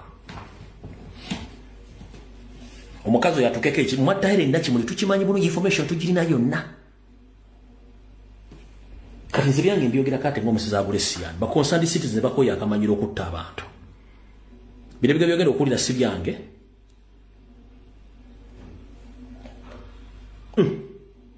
Kakati ticho olaba nkubyeeko mu kyalo eyo nga bwe mbadde nkugambye nti mama wa Kasolo yali abeera Kyasimbi kati bwe njogeddeko n'abantu bange eyo mu kyalo jjukira nze kati navaayo sikyabeerayo onjogeddeko n'abantu bange eyo mu kyalo ne baŋŋamba nti Kasolo mama we yamuddusaayo Kyasimbi yamudusaayo lwaki kubanga oluvannyuma lw'okutta omuvubuka kaayawula gwe nkugambyeko omuvubuka oyo yali awagira Mpalanyi ebiseera ebyo mwaka akalulu oba kali ka 2021 yali awagira Mpalanyi oba yali Mpalanyi waliwo yaliko naye nga sibwa NRM kati ng'oyo muvubuka gwawagira nnyo ng'era ne bwakwata akazindaalo avumirira nnyo Kasolo nga tamwagala kati Kasolo ndowooza n'awulira akasajja ku mutwe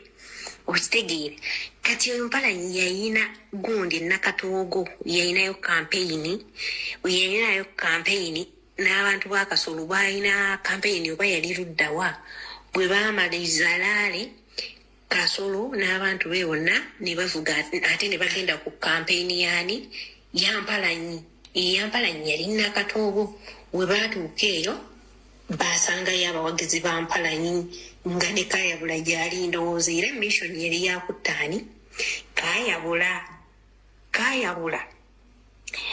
olwatuuka eyo ne basaawo akajagalalo nga obamanyi bo bakozi ba ffujjo ne basaawo akajagalalo andi bakuba tiyaggaasi kati mu tiyaggaasi oyo omungi buli omu ng'ali mu kwesiimuula buli omu badduse babunye emiwabo kumbe tageti yali ani ya Kaayabula tiyaggaasi yalinga agenda okugwererera ati nga kaayabula agudde wali. Jjukira mu tiya gaasi omwo baakubiramu amasasi era gaavuga. Tiya gaasi olwo waabanga aggwaggwawo nga kaayabula agudde wali nga bamukubye amasasi mu bwongo. Ng'obwongo buli mu kuyiika nga n'enkoko ziri mu mubojja ng'afiiriddewo mbulaga nga bamukubye essasi mu mutwe ng'enkoko ziri mu bojjogola. Naye ng'era bwe baamaliriza ekyo ne batambula ne bagenda. Naye nga mwaka kalulu Kasolo yatta abaana n'abatamanyikibwa. Abaana abamu bakyalina mu makomera. Kugamba nze sikyasimanyi nakumanyi naye baŋŋambye wenkubye mu kyalo baŋŋambye maama we yamuggyayo ekyasimbi kuba abantu baali beegugunga nga baagala kwokya maama we baagala omwokyera mu nnyumba. Kati n'amuggyayo mbu yamuzimbira eno ekyotera bayitawo kaabaseke. Ndowooza amukuume bulungi era kyemmanyi yamusaako n'abasirikale awo abakuuma maama we eri yamuggyayo kuba abantu baayagala omwokyera mu nju oluvannyuma lw'okutta oyo muvubuka. Era kati baŋŋambye maama we abeera wano ekyotera ng'ovudde awo ku lw'ebbeetereemu waabeera. Waliwo akatundu bakayita kaabaseke we yamuzimbira ennyumba. So kati byebyo tikya. Naye ng'oyo omusajja mutemu nze ne bwagala nti ayagala kutta kengisaha seewuunya kuba azengatta abaana bangi. Azengatta abaana bangi. Gwe just not teacher. Ne bw'oba oyagala information endala nze ate kati engeri gye mbadde nga ndudde obeera ewaka njagezaako kukola ki okulaba nga nfuna information endala. Naye kati bw'omwogedde kaate nenzijukira oyo musajja mutemu, oyo musajja Kasolo mutemu. Bwe kiba si kyekyo naffe tujja kwekolamu omulimu, tujja mulumba kubanga ekitakulekera naawe tokirekera. Ennyanja ekutoomera tebajja kututanga nga tusirise busirisi tiicha tukooye naffe tukoowa naffe tuli bantu. Okitegeera tuli bantu. Bw'omulaba nga yeewoomereza awo nga yeefuula ng'atalina buzibu naye mutemu kati we yayagala kutaaho namugga. Okitegeera bo ensoba baagala gibeeramu nabaani banaye abo abasajja babi. Abo abasajja babi. Kasolo oyo we yamala okutta kaayabula n'ayagala ddeyo akwane mukazi we. Akwane mugako. Owulidde emize gy'abana abantu nabagambye tekusaloga mulengejja ku nsonga za Honorable Mwanga Kivumbi. Nabagambye ntya kati wulira akatambi kana ak'okubiri ojja kakasa basajja ne nkoze research n'okunoonyeza siwali bandaga kitaawe wa Haruna Kasolo taliiwo. Tewali records tezindaga kitaawe wa Haruna Kasolo teziriiwo. Wabula zindaga bwengoberedde nnyo Trace alimu Olutanzania. Avamu Trace zindaga nti alimu Olutanzania. Nenja kigusa abalina information mujja tuwesinga nennoonyereza kitaawe from day one wakyambuzi family background eva mu kitaawe sirina wenjirabirako naye talina wabira ku njagala voice note y'okubiri eno olukakase effujjo ly'abaana abasajja n'obujoozi. Wuya voice note y'okubiri. Kasolo oyo we yamala okutta kaayabula n'ayagala ddeyo akwane mukazi we akwane muka kaayabula kuba oyo omuwala baamuleka muto baawe yamuleka muwala muto oba n'amulekera abaana babaali basatu n'amuleka. Kasolo n'ayagala okuddayo okwana mukaani muka kaayabula ndowooza era yali ayagala mutta mbu ng'amwekwanisa. Okitegeera omukazi n'agaana kaayagala oba mwesembeza agaane kwogera bingi nga bw'obamanyi enkola yaabwe ey'akabano. Okitegeera naye baŋŋambye maama we yamuggyayo yamuddusaayo eri ekyasimbi naye ekyataata we sikiwulirangako oba alina taata we simuwulirangako nga bamwogera nako. Nze nkuze mpulira maama we yekayeka maama wa Kasolo gwe nkuze mpulira ettika. Ate era ne babaganda be sibamanyi mpozi ate mmanyi mukazi we omukulu naye abeera awo ekaabaseke ng'owakava awo ku stage Bethlehem amakage we gali agamukyala wo mukulu we gali awo kyekyo nno ebyo teacher ekirala ngenda kuddamu kati nkole survey ndoza muwulidde kati mukulu Haruna Kasolo ngenda kupatana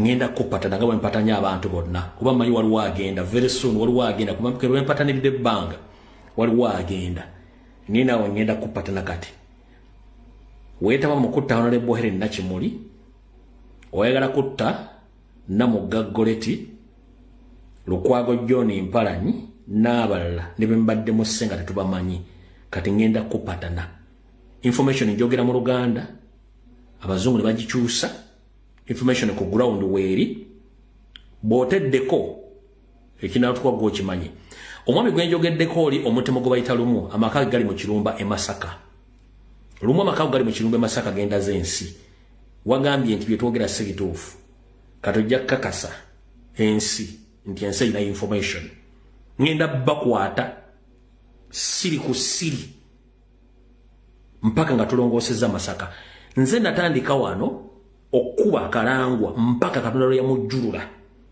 natandika kalangwa de wanu mpaka Katonda ya mujjulula nze kasitandika ku muntu bwenti ngendo kujja kengalo goma nyajo osira katika solonjera nkupatane mpaka kuwulira bubi kuba buli gwe mpata tamaliriza bulungi nnyo waliwo sunu gwe mugenda mulira nga kigozi very soon mugenda mulira mupatanidde ebbanga nga mu exposing nze natandika kalwangwa from day one yamaliriza Allah amujjudde mu nzijula embi Kibule namutandikako ddanga abantu bamanyi Kibule yanti mutabani wa Museveni yamaliriza abana bagudde mu swimming pool nga bafudde naddukako n'agendako ne mu America naye ne mulumbayo ne mukubirayo naddukayo yakomawo Uganda nane ali mu kutta abaana b'abaana kati mwali kati Kasolo nkupatanye mission z'okutta abantu zinokendeera waliwo agenda nete munkubira masimu z'omuli mu bangu maze waliwo agenda very soon mujja mutegera waliwo agenda gumuli mu bangu maze so kati mukulumu ow'Ekirumba Masaka amakago ngalaza abantu anti mu WhatsApp group wagenti yo propaganda nenga ate ne motoka wagiguze abantu b'Ekirumba emotoka giyaguzize milioni 20 ze bamuwaddeko okutta Honorable Goleti Namugga kati Honorable Goleti Namugga wona woli amwanyinaze muna Uganda munange muna nkyuka tambula bulungi koza kamanyi gakoza n'owebwa weberemu ekikulungi ensi etegedde baani abalibaga okwagala okutta bateesa ddi batuula wa na buli kimu kati njagala bakola ensi bakutte bajja kakasa zino video nzikola mu Luganda ne bazikyusa mu Luzungu na artificial intelligence gyeri ekyusa information ne recordiza mu gyeri already embi abantu bemawogola akabinja kemawogola ne Masaka nekyatuka buli kimu information bagirina kati mukole ensobi mujja kiwulira kati awo tuvuddewo era information bimaze Goleti Namugga mukama akingirize n'abantu abalala kati tugenze ku nsonga endala mukowe eri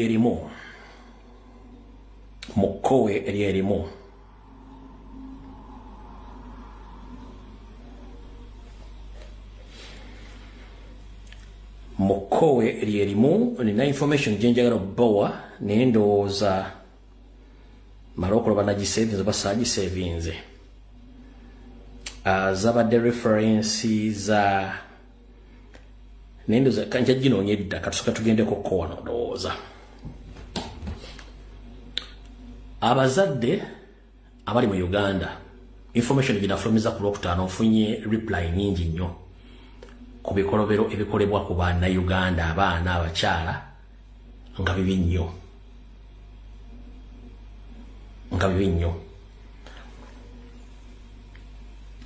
naye buli muntu yebereremu kati waliwo ekiri abaana Uganda abaana abawala n'abaana abalenzi kyekiruwa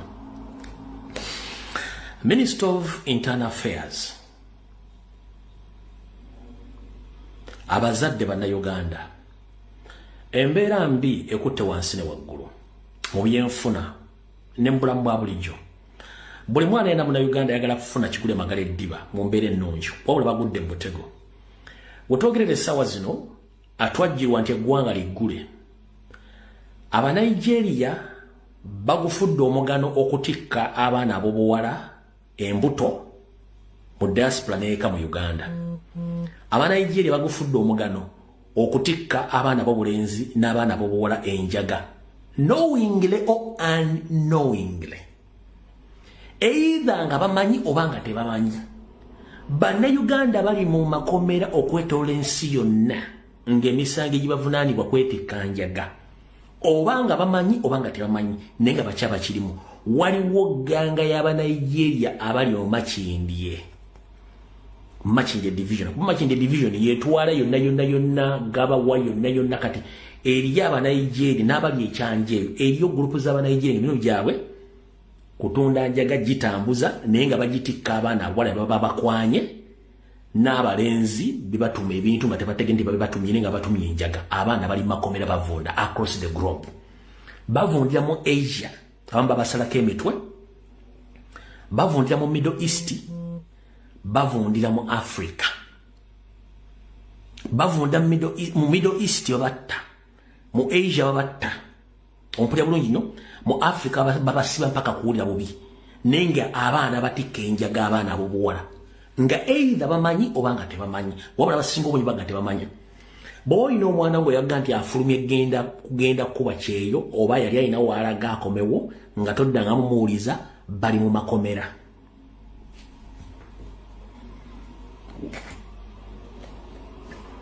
wulira bulungi nnyo ono omukubbo ng'akutegeeza nze sselu yange Yusufu Kayuwa gemanya gange Angalia mu kibuga Mukono Uganda ndi mukomera wano mu nsi ya Mauritius maze emyaka 4 mu prison wano siriwo nonzekka era nze omu ku basembyeyo okukwatibwa wano naye nga tuli Bannayuganda 13 abakyala 8 n'abaana 2 abato n'abasajja 3 ffenna tuvunaanibwa omusango gumu gwa njaga mu Uganda waliwo Abanigeria abafumbekedde mu bitundu Buziga Kabalagala Kansanga omulimu tebalina mulala omulimu gwabwe kubuzaabuza naddala abaana abawala babasooka bateeka mu bintu bya laavu kakana babatikka enjaga mu bulimba obw'ekitalo abalaba balimba golodi abalaba balimba ebintu ebyenjawulo nze baŋŋamba batunda golodi era ne bampa emigugu gw'engatto naye nga mu ngatto ezo mulimu PM erimu enjaga era nvunaanibwa musango gwa njaga so ensonga yange eruwa labula abantu baffe tuyambe olabule ku bantu baffe balekerawo okukolagana n'Abanigeria bizinesi ez'enjawulo mu Uganda abantu bafiira mu makomera muganda wange omwana ayitibwa Sebufuddeyo bamusiba emyaka 19 yakamalawo n'emyaka 8 kugambye nti waliwo omukyalo omu ayitibwa Katalino yakamalawo n'emyaka 8 naye tannaba na kufuna sentensi magi obulamu bwaffe busiraana famire zaffe ziggwawo tuli mu kkomera gavumenti yaffe etuyamba atilisiti tufune transfer tudde mu makomera g'ewaffe atilisiti abaana baffe batulabeko naye embeera sinyangu muganda naye azannyo sebuba owulidde kaodiyo kange mukatuuse ku bekikwatako nayogerako n'omubaka Betty Namboozi era n'atwala ensonga zaffe mu Parliament naye ennaku zino simanyi nakoma okwogera naye nga ŋŋamba nti bamuyise mu Foreign Affairs okuva kooti yaddamu mukyala wange ne bamukubira essimu takwata simanyi oba bamugamba ki simanyi saagala kuwaayiriza. Good morning my brother. Eggulo waliwo ekintu kye neerabidde okugamba. Waliwo omuwala wano bamuyita Sharoni Onia Muna Uganda. Mwana nzalwa y'ekitigumu. Omwana oyo bwe nali mpulira story wano bwe yava ewaabwe ekitigumu ng'amaliza senior 6 ng'aze okunoonyanoonya ku mirimu yafuna boyfriend awo mu Kampala nga mu Nigeria oyo baali mukwano mungi n'amusaba nti agala funa national ID agala funa biwandiiko bya Uganda. Omwana ono n'akozesa famire ye okusobola okuyamba omuvubuka oyo okufuna national ID okufuna passport. Omuvubuka oyo yalina ne bannembo babiri baganda be nabo ne bafuna passport ne national ID mu famire eyo omuwala nga bakozesa famire eyo omuwala. Baali bapangisa ennyumba nga nnene nnyawo mu Kampala Ibuzigaawo. Oluvannyuma ne bamutikka enjagala ajja wano. Omuwala ali wano myaka 5 talina nakyawuliza kuba Nigeria. So kyengezaako okulaga ki Abanigeria bakozesa nnyo abaana abawala Bannayuganda okufuna ebiwandiiko oluvannyuma ne babatikka enjaga ne babasuula ne babavaako. So embeera eno yeeyo si nnyangu muganda wange naye nkusaba otuyambeko ku nsonga eyo. So, my fellow Ugandans, most especially our sisters, whenever you are, please listen to me very carefully. We have a name to protect. Let us not be fooled by the foreigners to tarnish our names, and to tarnish our passport. There are so many Ugandans who are rotting different prisons across the world. They were fooled by those boys from Nigeria. And they end up being in prison. But knowingly or unknowingly, they have been forged to transport cocaine in different countries, whereby most of them have been arrested. Some of them have been killed, others are still in jail. But that is a tendency which is taking place in Uganda. But the Ministry of Internal Affairs, please, stop giving out non-citizens our national identifications and passports. Stop issuing out our national identifications and passports to non-Ugandans. I myself have tried all ways to get my passport, but I was blacklisted by Museveni's government because I'm criticizing it. Or I come out to talk about the crimes against humanity which Museveni's government or regime commits against the will of Ugandans. That's why I was blocked from accessing any kind of official document from Uganda. So as we speak, the Nigerians, the Eritreans, the Ethiopians, the Congolese, South Sudan, they are holding our national passports, national IDs, but I was blocked. But in the process of issuing those passports, those foreigners, they misuse our passports on international level. Some are drug traffickers, some are dealing in money laundering, some are murderers, some are terrorists. You think that is a good image which is smeared on our passports? There are so many foreigners who have committed crimes in different countries holding our passports. That's why now it's very difficult for Uganda to obtain any visa across the globe, because they know that we are criminals, but unfortunately we're not criminals. The mistake you make to give foreigners our passport national identifications. So hope the Ministry of Internal Affairs and Foreign Affairs will have all this information. Many Ugandans are suffering different prisons across the world due to the fact that you allowed Nigerians, Ghanaians, Ethiopians, Eritreans, and others to obtain our passports, our national identifications, via using our sisters and our brothers in Uganda.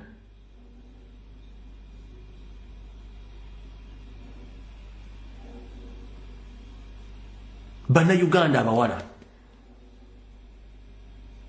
mukendereza ku bwagazi ne feeling muono n'ekifaananyi ky'eggwanga. Muono na pasipoti y'eggwanga.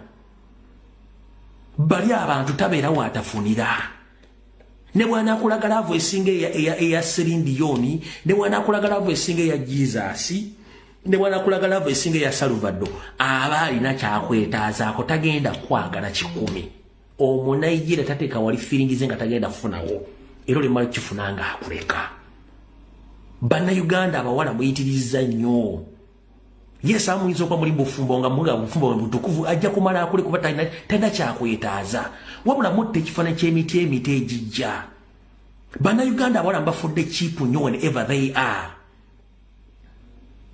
And these gentlemen, they move around the world, they say that Ugandan guys are very cheap. Why? Kubanga babateka mu sudi ne mbakole baagala.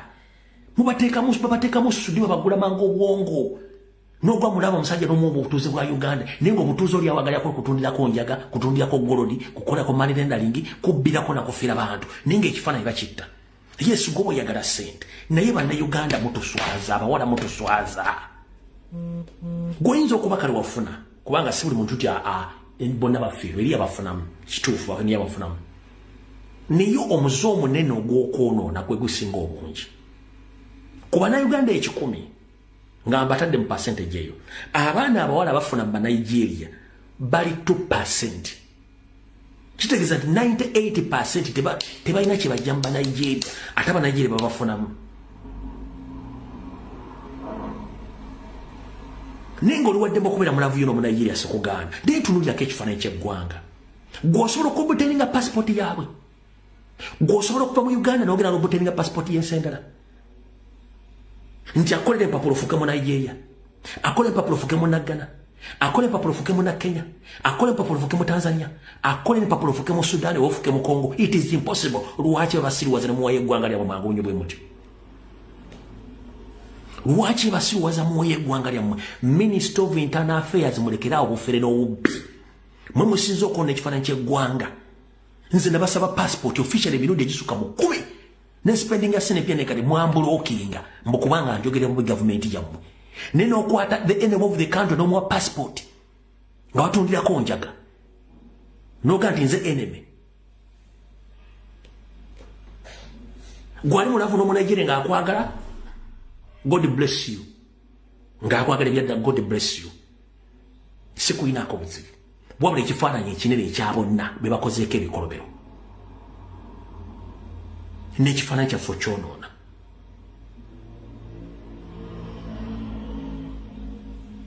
Manyi eriyo bye kigenda okunyiiza. Ne munansonyiwa nze bintu byabwe byogera. Njala soka kubuuza. Bavubuka baneka Abanigeria b'osanze ng'akwanya Omunigeria mwasiza. Eyo choice yo era right yo kuwasa gweyagala n'okufumbira gweyagala. Ninjira kubuuza mu bulamu bwa bulijjo Abannayuganda meka b'osanga wasiza mu Naggana, wasiza mu Nigeria, wasiza mu Tanzania, wasiza mu America. Lwaki? Mutemula lwaki mwabawala Abannayuganda mufumbirwa Abanigeria naye Abannayuganda abalenzi basobola kwesembereza Abanigeria lwaki? Gwogenzeeyo wabula abandi badde bakuwerekera abako bo tebasobola kuwasa wadde okweke okugenda ekusi bamanyi kiki ekituufu ekiriyo. Nze wano wendi ennyumba kakukebere wano wendi kebere complex nga kuliko Omunigeria lwaki linsengukako.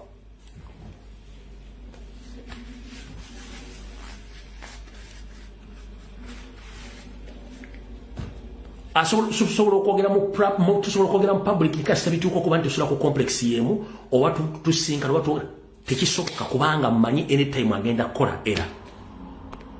Nkiddamu nze ne batuuka ku complex yemu nga kasita nti kuliko musisulako lwaki mmanyi anytime agenda kukola era tegenda kusosola nzirangi kuba ffenna tuli baddugavu era ejja kunkwatiramu.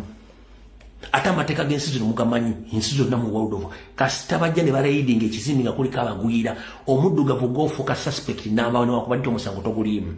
Kati nze neekengera nnyo ebintu byonna ebirimu nti complex eriko Omunigeria eriko omuddugavu I don't akola era mwenne batwalira mu lumu bagenda obasusulamu emyaka giyise ng'oyisa amadinisa oli mu kkomera oli mu kuyiika amadinisa kubanga tomanyi mulimu gwakola tomanyi bali very unpredictable tosobola ba predicting nga kikyasobola n'okolaba nti ali genuine amala n'akola ekikyamu. Kati bannange bagamba abananyiiga munansonyiwa naye nkyogedde ge mazima.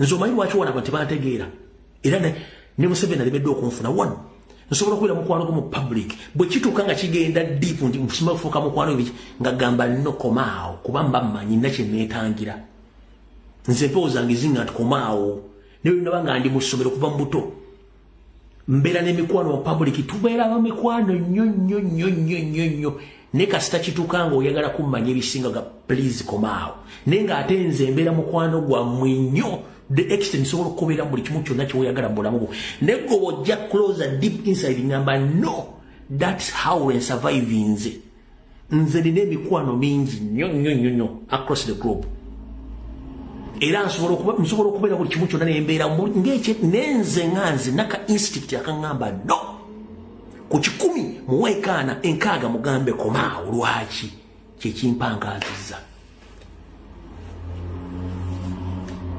naye nze mbeera mukwano gw'omuntu ne mwemaja nga nkola buli kimu ekyetaagisa okukola eri mukwano gwange byebyo mbikola bulungi nnyo naye yo okujja akolenga oba kyekinandikoze 60 njesigaliza nkuwaako 40 kuva mu ssomero bwetu bwenkikola buli mboozi gye nkunyumiza wano nkunyumiza life experience yange waliwo kyetuyitaako obuntu ekikufuula omuntu olina okusigaza ekyama mu bwongo bwo nga kikyo omukazi otakimira omwana takimanyi nga kikyo gyokoma okufuuka nti oli ka bokisi omutemu ajja kujja kweyambise omubbi ajja kujja kweyambise n'omukazi nyina agenda kutwala advantage n'omwana agenda kutwala advantage olina okwesigaliza ekyama kyo kyetuyita self deposit box mwegyemanyi ebeera mu banka self deposit box etandikira mu bwongo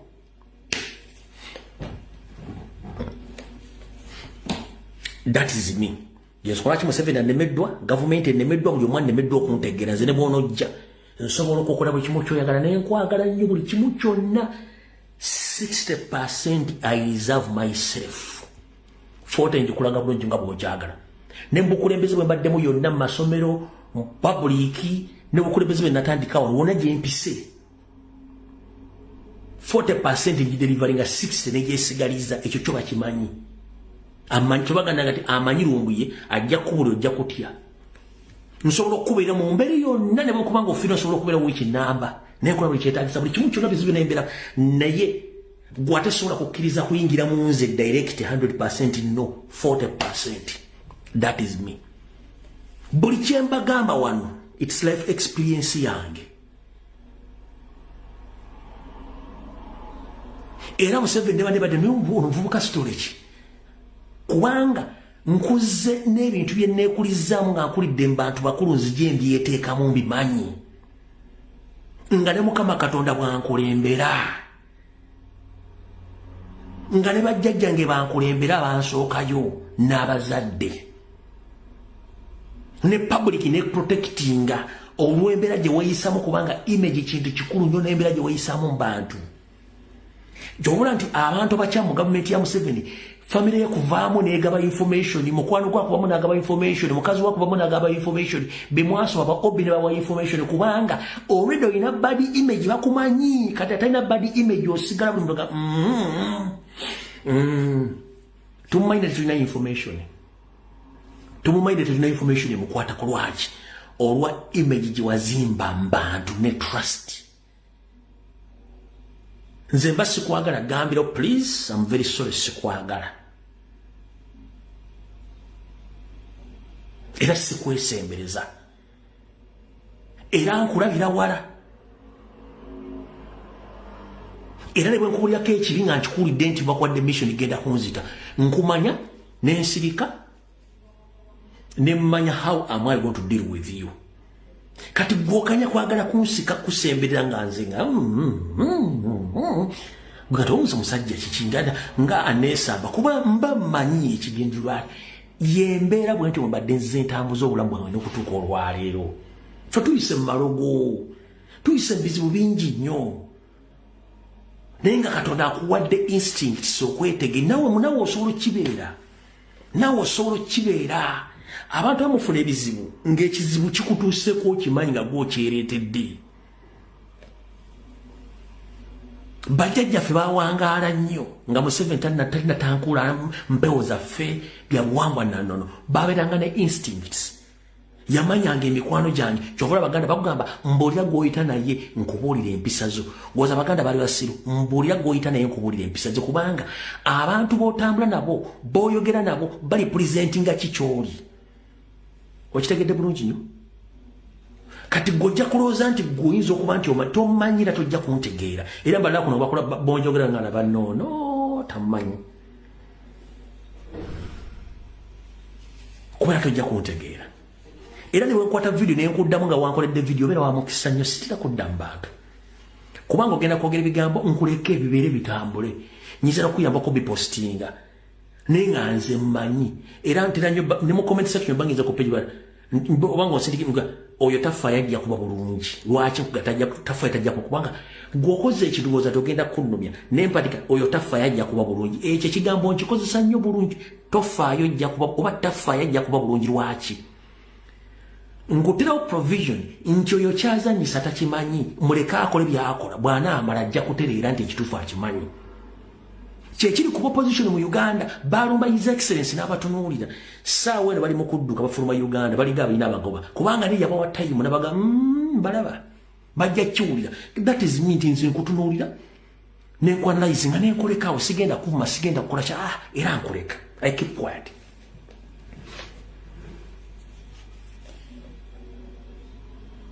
okitegeera so awo n'otuvuddewo abaana bangi bali makomera bavunda bana Uganda okwetola ensi yonna ekizibu ky'abasajja abo abali e Uganda Minister of Internal Affairs nennira mwemba wa national identification ne passport abamu bayinza n'okubanga tebawasiza bannyinaffe wabula kintu kidoogo window 2 omunaje n'agula passport ya Uganda milioni 4 milioni 6 milioni 10 n'abayindi n'abachina bazigula milioni 10 kyokkanza mu nansi ne munyima passport mulijimu ya Museveni sigenda buli muntu yenna ali Minister of Internal Affairs nja kunoonya mpaka lunaakufuna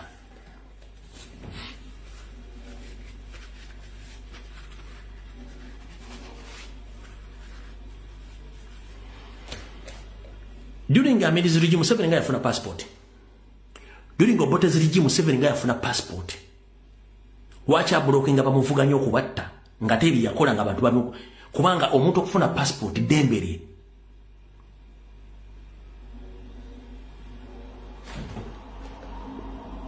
mvu omusajja lwakitazi nja kuba kubanga munkozeke fujjo tosobola kumalako dembere yange lyabi nja kuba kubanga munkozeke business zange mwazita life yange mugisse mwatta omwana wange mwatta kitange mwabafula nasa ku Ntebe Road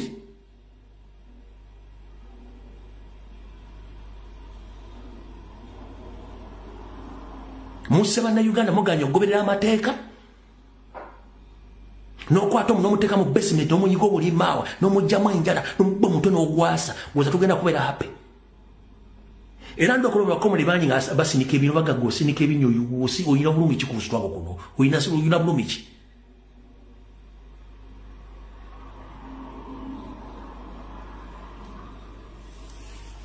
nja effujjo lyemunkolako sisobola kuzikiza ne bwe oyagala otya ate obudde nina bungi nnyo obugenda obbakalakata mwe mwakireeta obudde nina bungi obwobbakalakata mwe mwakireeta mwatwala ssere zange ne musiba bizinensi zange ne munkolako effujjo wano wendi kino ekisirikidde mussa abantu muwamba abantu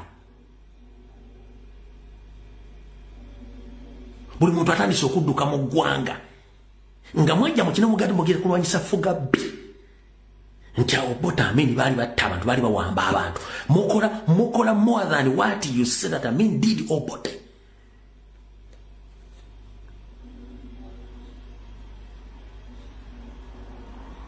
nze tewali kintu kinnumanga mukufuulinga bantu nze osobola okunkola ebintu byonna byoyagala musi the moment you start to fool me mbasagala kulaga kuwadde okuwulizaako nze omuntu akufuulinga munna Uganda omufuula omuntu atategeera n'okwata emundu notta abaganda akakadde kamu n'ekitundu ng'obagamba tugende tuluwane tujjeko Obote Amini abassa abantu ng'okola more than Amini n'Obote sisobola kukkiriziganya naawe abasajja n'abakazi bakwata sente ne bazinvestinga mu Museveni abamaliriza abasenga ne business family azisse business azisse n'abazzukulu bali mu kutaayaaya balinga embaata ente zigendera ku mazzi ag'omwala nze nzire kuyomba njagala oyo n'otunulya ebikenne byavubuka bata bali mu Buganda bali mu Kampala mubeera ku babajje mu mbeera y'okutegeera ensonga ezigenda ku mikku zigenda maaso mu ggwanga buli omu oyagala kufuuka celebrity kubanga olina essimu buli omu oyagala kufuuka munnamawulire babafudde ebyokoola babategera simu celebrities concert ku concert omuntu abategekera concert yaani mbw Abitex who's Abitex mwe temuna nti something is wrong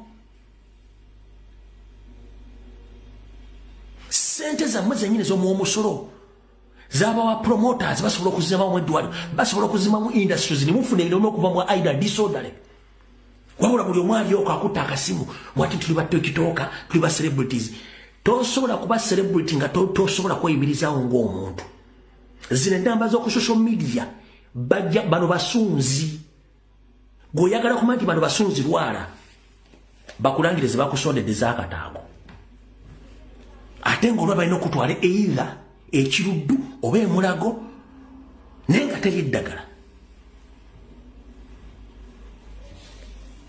ate ne Kenya ejja kubulookinga bannayuganda okugendayo ofuna services Uganda yali esinga education system mu Eastern Central Africa. What went wrong?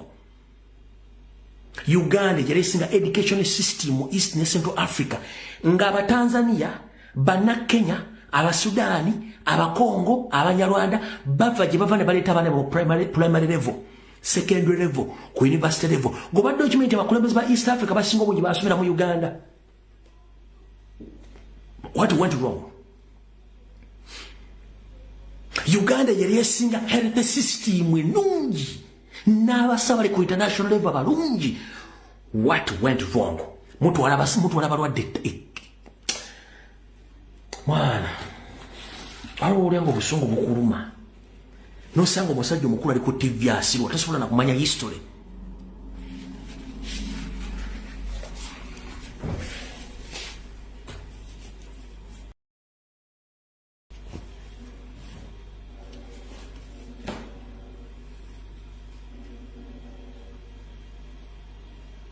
Uganda yali esinga abasomesa abalungi. Uganda yali esinga okulima mu East ne Central Africa nga tusupplying emmere ensi za Eastern. What went wrong?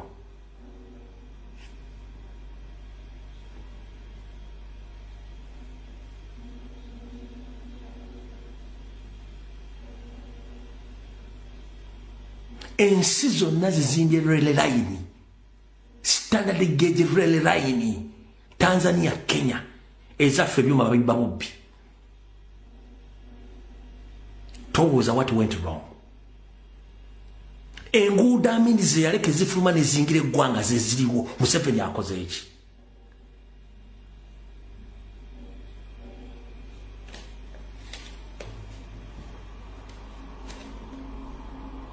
Goyagala kungamba Uganda batekayo eddwaliro oba wing section ejjamu omuntu obusomyo okutokola dundi okola kitu kitula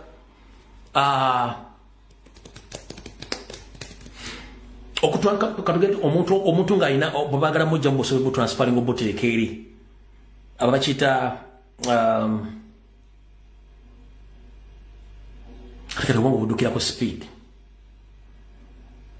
kitwale kyekiri nti okumujjamu obusomyo obuteeka muntu omulala oba omuntu omulongoosa ensigo oba omulongoosa omutima oba omulongoosa ekibumba oba okumujjamu omusaayi okumuteekamu omusaayi omulala bakita bone marrow transplant nti mu Uganda tebisoboka. Kansa ne mu Uganda basobola mujjanjaba.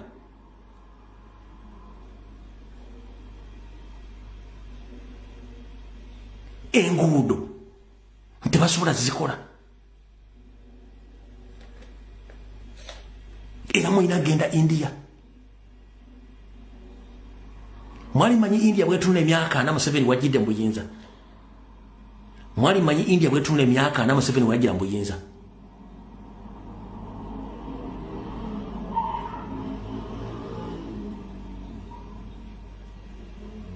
Uganda yali better ngeyagala kwegeza mu India yagala kwegeza mu Nsenene.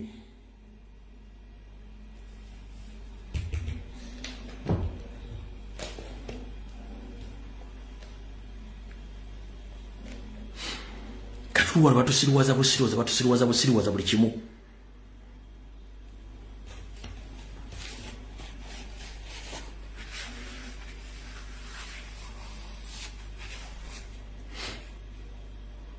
Amasanyalaze getukole waffe ekiyira agagende Kenya bagotera ku bei ya rais ewaffe gali expensive Kenya tegavaako. Amasanyalaze getutunda South Sudan ga rais naye ate Sudan tegavaako. Amasanyalaze getutunda Rwanda ga rais naye Rwanda tegavaako. Getutunda Tanzania ga rais ate Tanzania tegavaako ni gavaako Uganda. Amafuta Tanzania ga rais ewaffe ga bei. Amafuta Tanzania Kenya ga rais ewaffe ga bei. South Sudan ga rais ewaffe ga bei. Congo ga rais ewaffe ga bei. Mwende mutakimanya kati eriyemba Tanzania zitategeera kati kankunyonyola otegeere. Genda mu Kampala wakati mu Kampala Central mu business center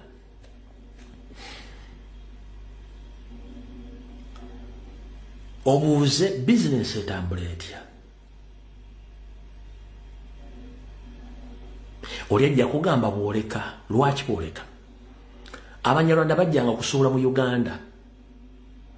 Abanya tebakyasuula Uganda. Abakongo bavanga Kongo nga bajja kusuula mu Kampala tebakyajja kusuula.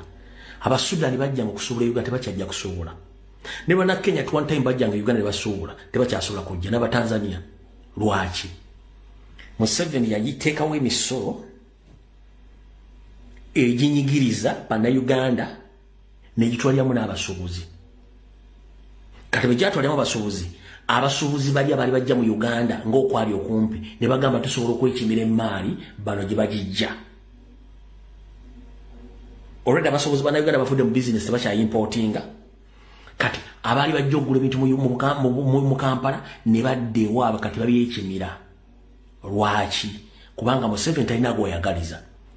Gomanyi nti mu Kampala abakazi n'abasajja yaberanga ne milioni 50 ng'omwaka gugenda okuggwako nga milioni 5 zizadde 10. Kino nkuwadde kibalo kitono mwaka nti omuntu yatandisanga milioni aga nti omwaka genda okuggwako ng'afunye amagoba ga milioni 10 mu milioni 5. Kanoba ne milioni 10 tokyasipu eriyo business ng'oginvestinga milioni 10 mu Kampala awo ng'omwezi okuwa milioni 2 omala kwawiranga embaata ewuta supu ku kyoto. Lwaki? Economic sabotage. Akikola indirect ng'akimanyi. Wawona atakimanyi nti okugibwa kw'amasanyalaze it's an economic sabotage indirectly to affect the income of Ugandans. Nga takimanyi ojja kimunyonyola ng'awoba mutwe. Load shedding in Uganda is part of Museveni's plan of what we call economic sabotage. Because there are so many people using electricity in day-to-day life of running businesses. So if you don't have power or electricity, that means you can't do any economic activity in Uganda. But load shedding is load shedding. Day after day, week after week, because that is Museveni's plan. Mama Museveni tegava kobo vibwega you know. Ekintu kiplanning bulungi nnyo.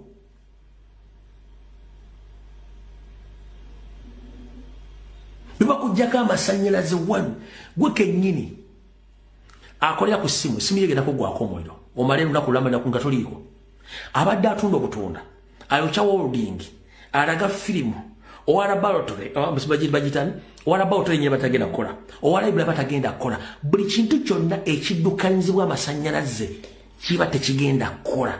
Gomanyi okumala 3 days mu society nga temuli masanyalaze nga mulina ogakozesa. Omanyi kitegeeza okumala wiki mu kitundu nga temulina masanyalaze. Abakuba emmwanyi, abakuba kasooli, abatunda buli kitegeeza economic activities zonna zifudde. Teri agenda kwetonda kuba gavuddeko no kuba it's their plan. Era kiri ku programu nga bonogera mu restaurant n'osaba mmere baga nti kati watugenda kuba nakawa leero. Nakawa bajja ku bbiri. Banzero gazzako mu dakiika so ne bagatwala the following day.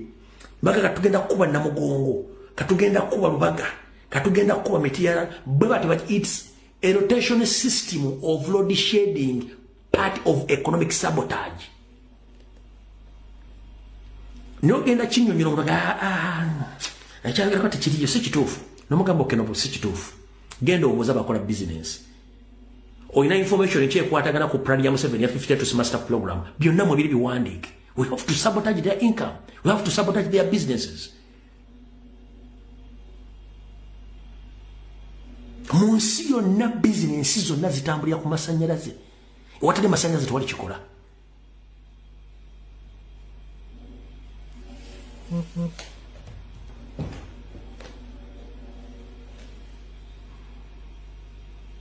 Ni abantu ojjamuga ekigambo nga takirabangako takiwuliranga nako kuliwa bitundu nga kimaze omwezi generator yakuba tebafaayo ekitundu tumala wiki nga generator yakuba tebafaayo.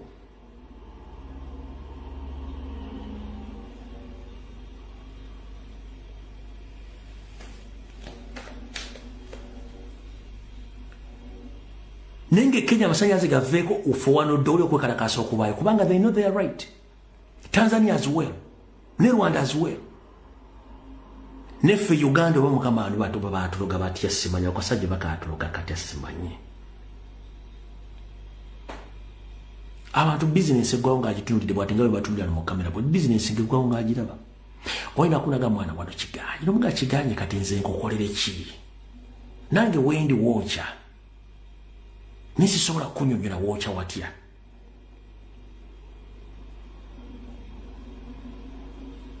Gw'owuliranga Uganda ekwokyezza eganye si ekizibu si kikyo sisitimu yekwokya. Okuva n'olwale buli ali Uganda nga kuyitanga mwana wali kiganye tekiganye mu kubanga oyagala kiganye sisitimu yekuganye yekukuba.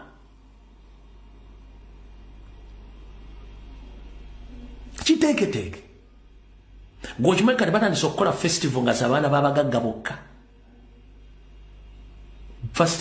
Abali mu gavumenti nga festival oba concert singa zaabwe bokka ba planned kids. Kinoonyereze ko jja kiri ku social media. Batandise kino kyo tabagamba nti mugenda kirabako nti bagenda tandika okukola classes. Waliwo top class, middle class ne bottom class esemba. Bagenda tandika okuorganizinga nga concerts oba functions nga zaaba top class baana ba planned kids bali mu gavumenti nga concert zaabwe nga temuli kafenyere bugalira bisto sola twalayo mwana wo n'amasomero as well na bagenda bateekamu kati grades babaawulemu grade nenga bali ba planned kids sente ze bali zizogwa aliko ground ona asembayo mu category esembayo sente zizo.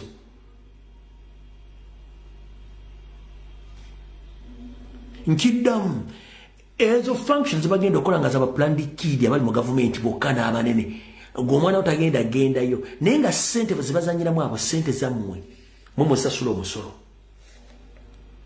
kati gwe bakuteze eno bakutegekedde ekivulu afuta bivulu. Lwaki webaagala bakulaba ng'oli mu kivulu nga obwongo bubeera ku kivulu bukaseera kivulu.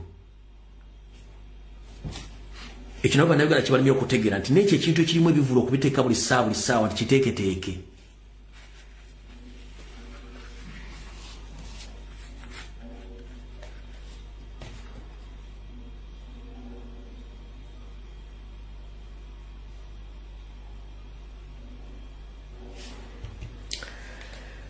Ekikutte obudde bwe kiraabuta mujja kwetereeza.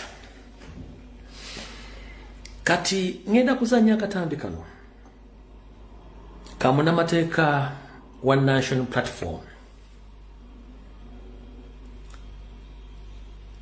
abadde ndoza ezit kakulu abadde ngaatera okuwoleza ba comrade bwe bamuwamba nga bamututte mu zitto kya kyemba bamugamba kati gwe omunyankolo owuliriza otya Omuganda. Ngenda kuzanya kati bwe bala okukazanya njala kubuuza buli indigenansi yenna gy'oli awagira NRM. You think NRM is yours? Olowooza NRM yo gw'oli ekizoosa ofulumya mukka mu yingini ya NRM ey'Abanyarwanda NRM is a Rwandi political party. Mwemba ya makubu yambi kufulumya muka mumotoka mulinga exhaust. That's why bana abantu bababuuza nti gwe Munyankole owagiri o support ogorereza otyo Muganda. It's not all about Muganda. It's all about we the Ugandans. There is a time where Museveni wanted to divide us. But unfortunately, I would like to thank His Excellency Kyagulanyi Ssentamu, who united us since 2019 up to date. We are united as Ugandans. Museveni has tried his level best to divide Ugandans. But unfortunately, the mission is not yet completed and it will not happen.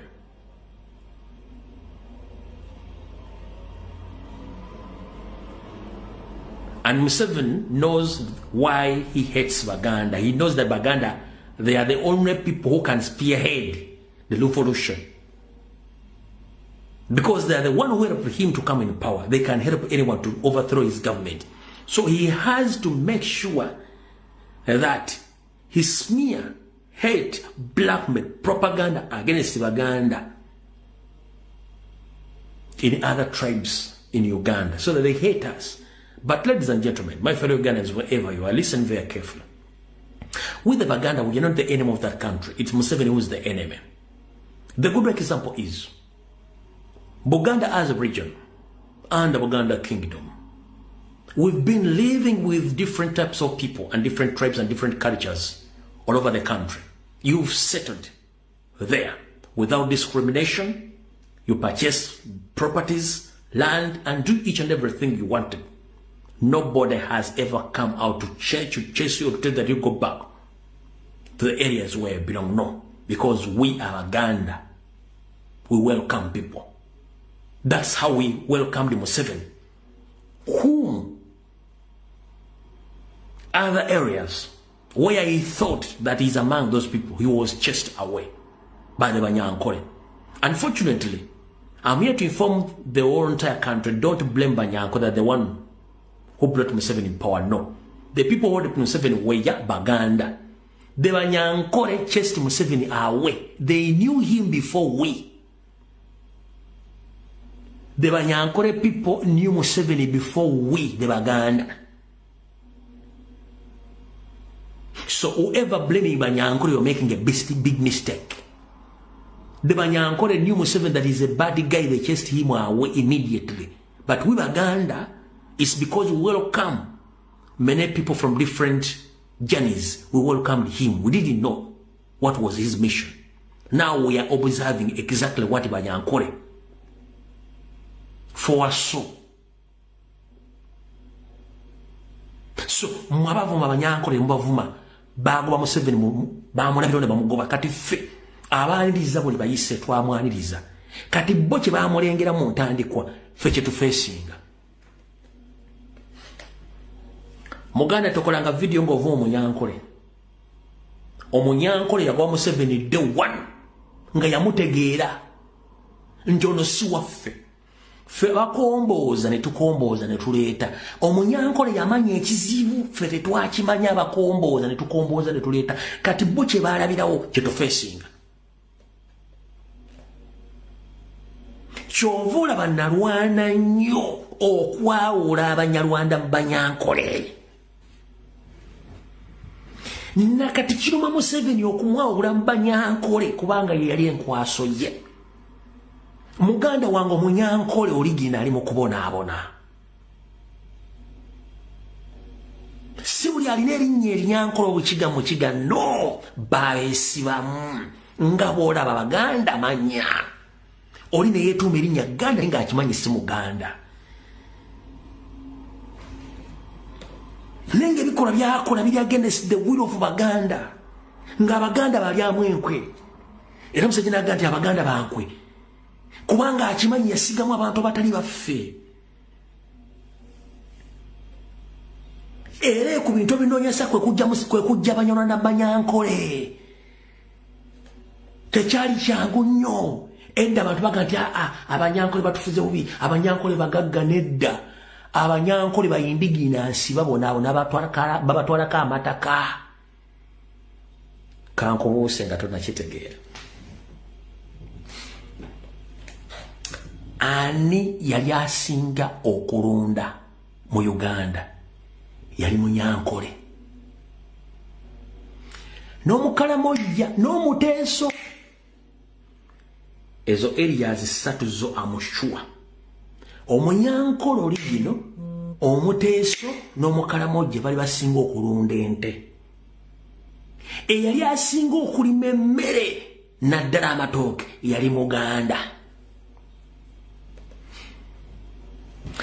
Museveni bwajja natta ettaka ly'Abaganda lyonna ng'ayita Minister of Agriculture n'alitta ne Mwanyi n'azitta. Ne batandika okutta Abanyankole nga bajjako amataka. Ogwo muyita Omunyankole watandika okulima amatooke. Kumbe Munyarwanda.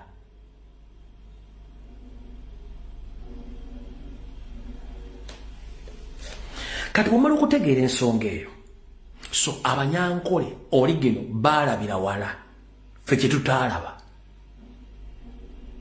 Nga bw'onoga nti omuntu akulagudde ekigenda okujja n'okimanya, Abanyankole beeragula baga kasajja kabi ne bakagoba.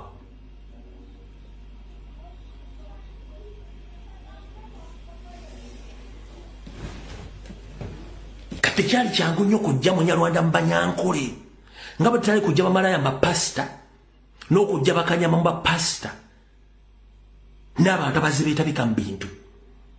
Kati nakino bwe kiri tekyali kyangu muganda wange. Kati Abanyankole oli gino bakitegedde era bakimanyi.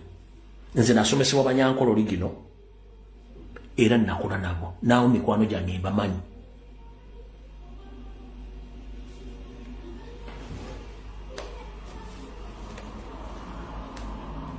Netwavuma ate Abanyankole kati nga bakozesa olulimi lw'Abanyankole okwefuula kye batali, mbu twatera embundu, twafuna esente, twazimba zigorofa, twavuga zimpenkoni, twalinnya ennyonyi, twarwana.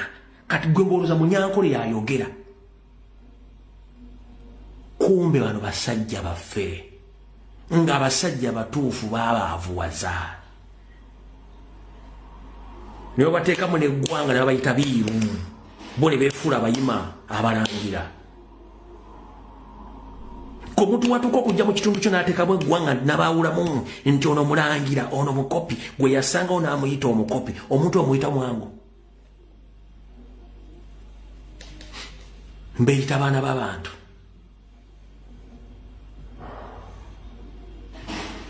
Muganda ngenda gy'oli. Sinze nandibadde omutuufu obagamba ebigambo bino. Baprofesa gye bali abandi bali baga ebigambo bino. Balekicara, bahistoricals, bannamawulire n'abalala. Ne lwaki tebasobola bibagamba? Ekisookera ddala, bw'anaakugamba ekintu nga tokitegeera, ogenda kugamba awo balimba. Naffe ekyaleeri kwe kusoomozebwa ko tusanze abasinga obungi.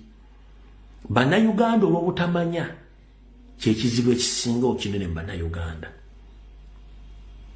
Nti obutamanya Museveni bakumira mu butamanya. Kyawulidde nga takiwuliranga kaloze kya bulimba. Ng'ate Museveni ekyakolera ddala. Kyekizibu kye tufeesinze.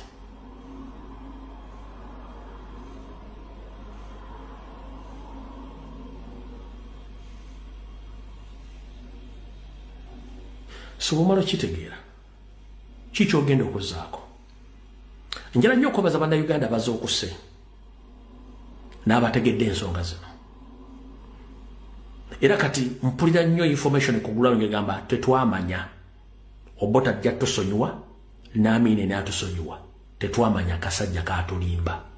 Eyo emboozi etambula ku ground. Ebikolobero byonna ebyakolebwanga mu regimu z'abali abasajja bana basajja babikolanga. Uyo mugumi akubuulidde bintu mugobi twabibagamba dda.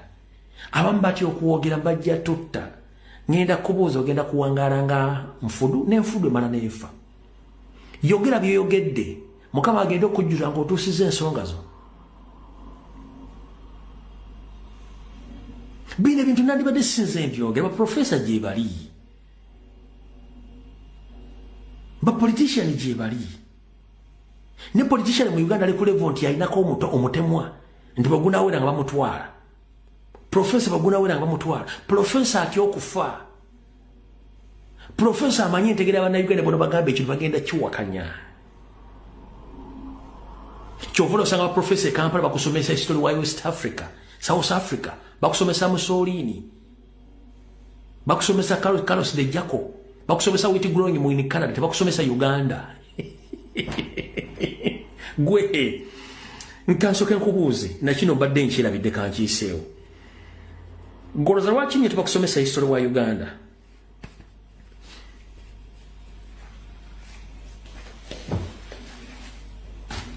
tamala n'okuteeramu lwaki mu silabasi ya Uganda they don't teach about Uganda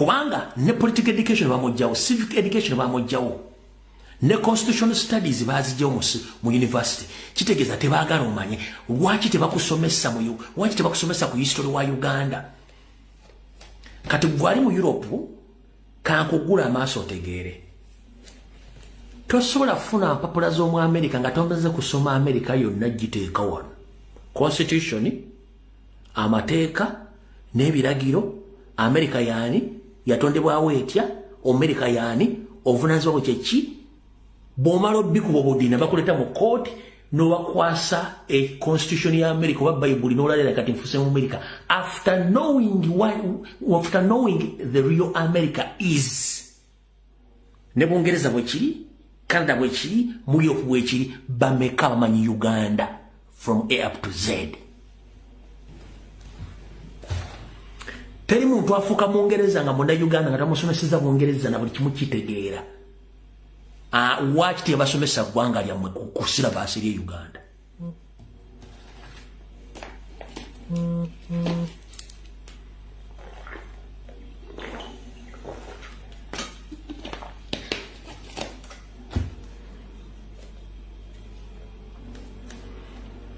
mutandise okubyogera mu comment section waki tebakusomesa eggwanga Uganda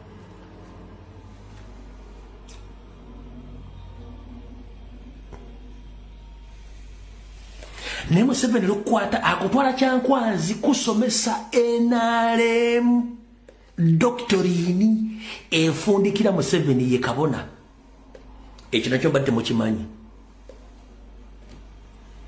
ne bakusomesa Napoleon omufunamu ki ku bulamu bw'oli Napoleon akuyambidde luddawa ne bakusomesa South African history bamaze babeefulidde bagwe mukome we Kampala ofunira mu luddawa bakusomeseza Tennessee Authority wit growing mu Canada abantu ke Canada muri makungano yayo kale mulita kamwagenda ke Canada gwe yasoma wit growing ne Canada ofunira mu luddawa the strongest man in Singapore omufunira mu luddawa nosoma French Revolution ne revolution ya mu Uganda ekuliwe kuteeka kwa de tafari nenga Uganda gye bagikusomesezzaako tewali akusomesa history wa Uganda tebagenda mu kusomesa kuba tebaagala omanye Museveni isula mutandika muwandika ava ku yiye naye wiji Museveni is nothing he's a foreigner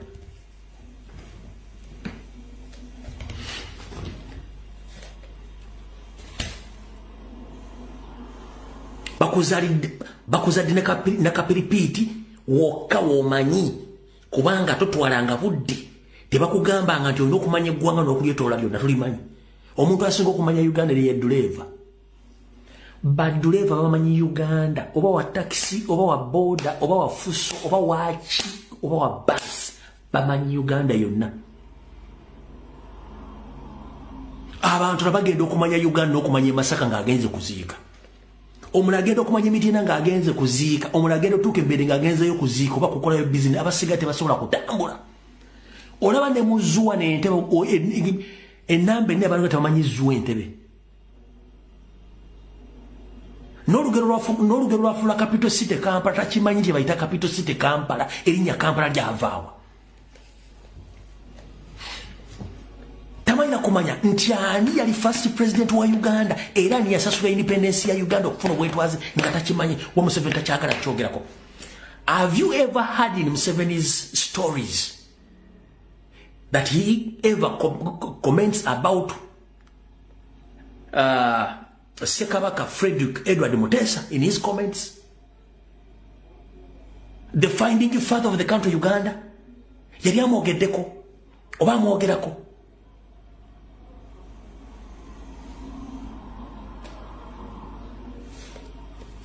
Nosu maji liberi ye Kenya gwe mwina de kaliberi ne akasindikirize ko kozibizibike. Kubanga Museveni tagala kwogera ku kintu kitali kikira kitandikawo.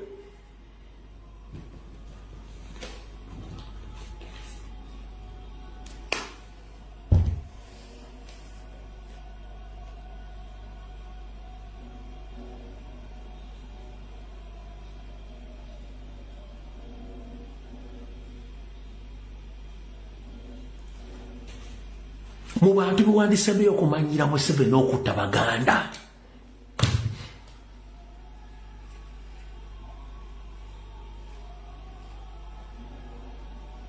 Museveni bantu biwandiseeyo okumanya publicly I'll crush Baganda as we used to do before. The country is called Uganda. The name Uganda came from Buganda. We sacrificed the letter B to unify the country known as Uganda. Nothing can do in Uganda without Baganda. And on the basis, you kidnap, you kill Baganda. The people who brought you in power, are Baganda. The people who taught you about the administration, political, are Baganda. And some individual from the eastern side of the country, because at the time when you came in power, you started to torture the people from north because you knew Tito Okello Ochoa, Idi Amin Dada, and others. They are the one in power. You thought that they were going to that through your government. So you torture, you created the Alice Lakwena, you created the con. And those who were few to set on power, the people from east and in central Uganda, who taught you each and everything, you decide to murder them, to kill them. Wandisembi okumanyira muntu ayitibwa Muganda.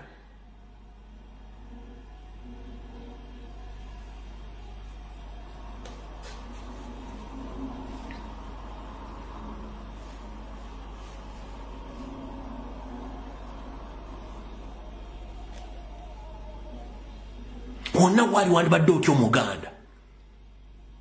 Eri eggwanga Uganda limiddewo ku Muganda. Ne economy ne bukera ku mutima nti Abaganda bavudde mu Uganda bavuddemu. Eri eggwanga tesobola kubeerawo. I bet. Ekyakiwakana kiŋŋambi. Eri eggwanga ne bakera ku mutima nti Abaganda bavudde mu relocating. Eri eggwanga tesobola kubeerawo.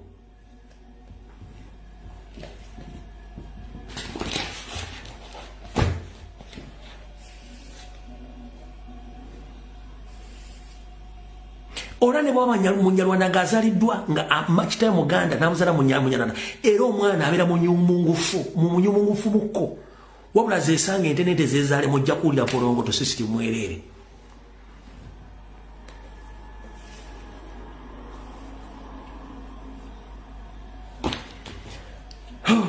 Video ewedde tebadde nnyangu Mukama ansaasidde ngimaliriza. Video zino zinyiiza aba National Advance Movement naye nze kwe kusanyuka kwa kasita munyiiga kuba nange ndi munyiivu gye muli. Mwatta kitange, mwatta omwana wange, mwaggala bizinesi ze ne mubba ssente zange, ne munkolako effujjo wentudde, ne mubulooki ng'ofuna paasipooti, musse bannayuganda ekintu kikwatako munnayuganda ndi mukambwe nnyo, Museveni noonyerezaako. Kubira bambasada abafuze wane babadde mu ttaka basatu babuuze lumbu ye yaani ku munnayuganda ndi mubi nnyo. Nziragenda nga ne poliisi okujoba nayogana nga naye sina visa. Akunjagadde kasembyayo. Bakwatanga bannayuganda ku poliisi nze ne nsituka ekiro nga ntambula genda kujja bannayuganda ku poliisi nenga nga sina visa nga ne passport girese waka. Obana banko mizimu naye nga simanyi. Ngense ne kyali ya mireme nga tebabuuza nnyo bintu bya visa. Kati yenze gwozannyira ku munnayuganda ndi muzibu nnyo. Yensonga lwaki mwono mu ttaka kizibu nnyo okusika Munnayuganda. Why? We value all Ugandans the same. We don't divide them. Oba oli mu Lugwala, oba oli mu Kyapadola, oba oli mu Teeso, oba oli mu Tooro, oba oli mu ki. Kwabakuŋŋaanyanga. ate na making sure nti abantu bonna babera comfortable ngataganda community jensanze mu yabogera Luganda ndo bonna babera comfortable ye system ekyano mu Uganda bafudde tumuze Uganda in my powers komuntu komuzanyira ko mumanyi nze kumuna Uganda ndi mubi nnyo oba overruled why don't care as long as you are Ugandan you holding a Ugandan passport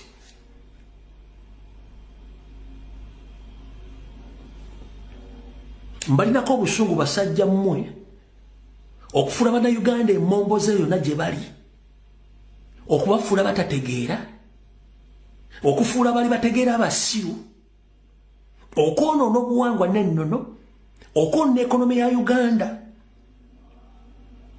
n'okwagala okweddiza eggwanga lyaffe nga mweyambisa ffe mbalinako obusungu basajja mmwe ate mujja kisasulira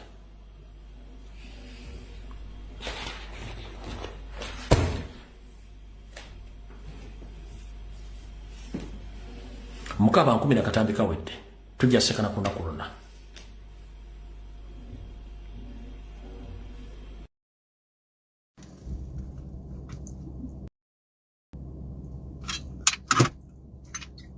Hello.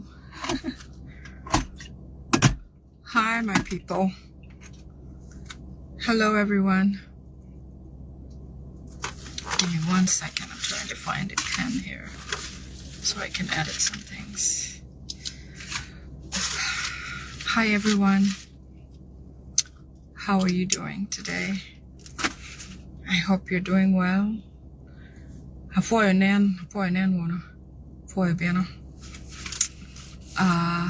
I apologize for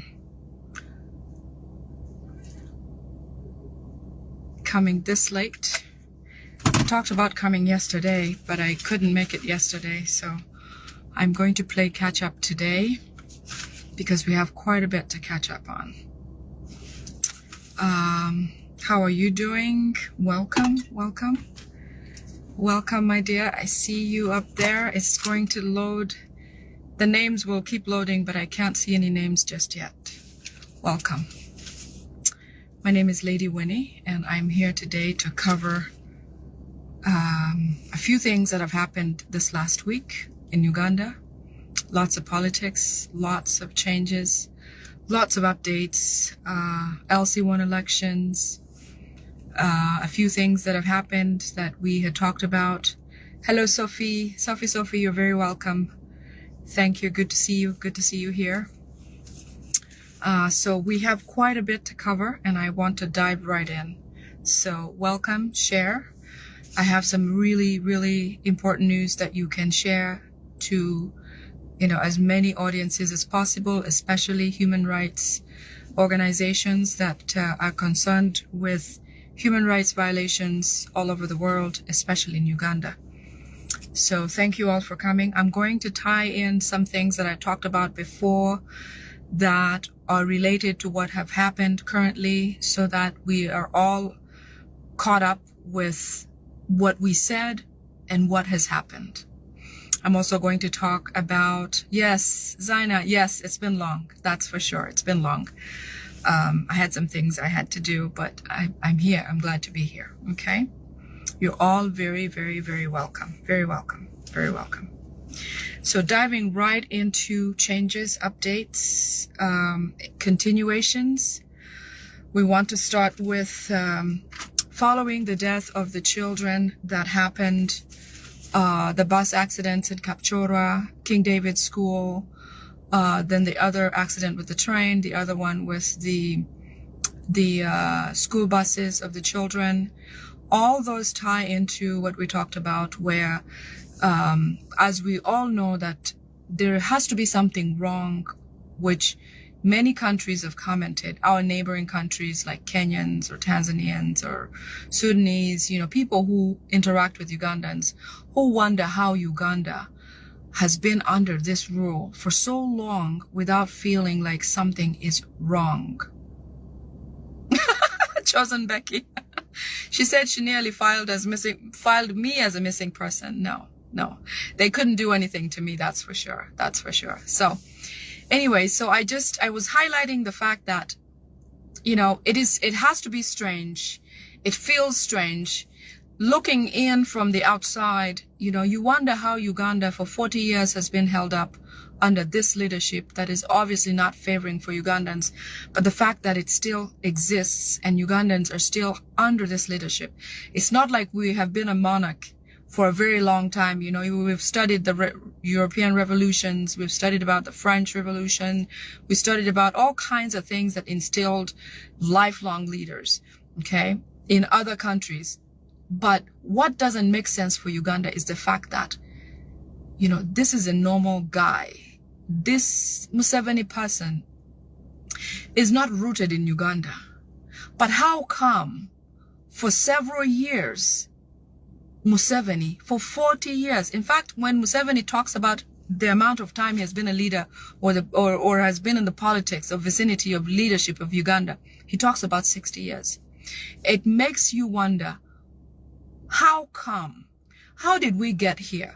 How did we not see or feel like this is wrong? How did we not know to feel or think about change? When you compare the presidents who have led the United States, for example, which I'm familiar with because I live here, several two-term presidents have been president. Even one-term presidents have been presidents for many, you know, many different presidents have led the U.S. during the period where Museveni has been president for so long. So then you wonder, how come for this many years we have not felt different? We have not known, we've not been able to tell that this is wrong. We've not been able to feel like, goodness, let's check ourselves. We've not questioned. When things happen, we just haven't thought, you know, we haven't questioned, we haven't thought twice. We just moved on. We just continued living, okay? This is somebody who's a foreigner, okay? And I'm a foreigner in this country, and this country has been amazing. I am not disrespectfully a foreigner here. I know my boundaries. I know where the rule says you can't go here, you can't. You just can't. You just have to respect that. The reason why we don't hate Kenyans, we don't have issues with Kenyans, Tanzanians, Sudanese, Burundians, Congolese, is because we live in peace with these people. They live in Uganda. We're friendly. We love them. You know, we care for each other. But then we have a problem with this Rwandese group in Uganda, specifically because they have come into a country where people live peacefully, where they welcome them as refugees, and now they want to be the sole leaders of Uganda. You know, from Museveni, after being around power, within power, in power for 60 years, he now wants to bring in his son. It is wrong. And that brings us to a point where, how come this happened for so long and we didn't know how? We didn't know, we didn't feel any different. You know, he came in with a slogan where he said he brought peace and people can now sleep, or people are doing better, or we are fine, or we're happy.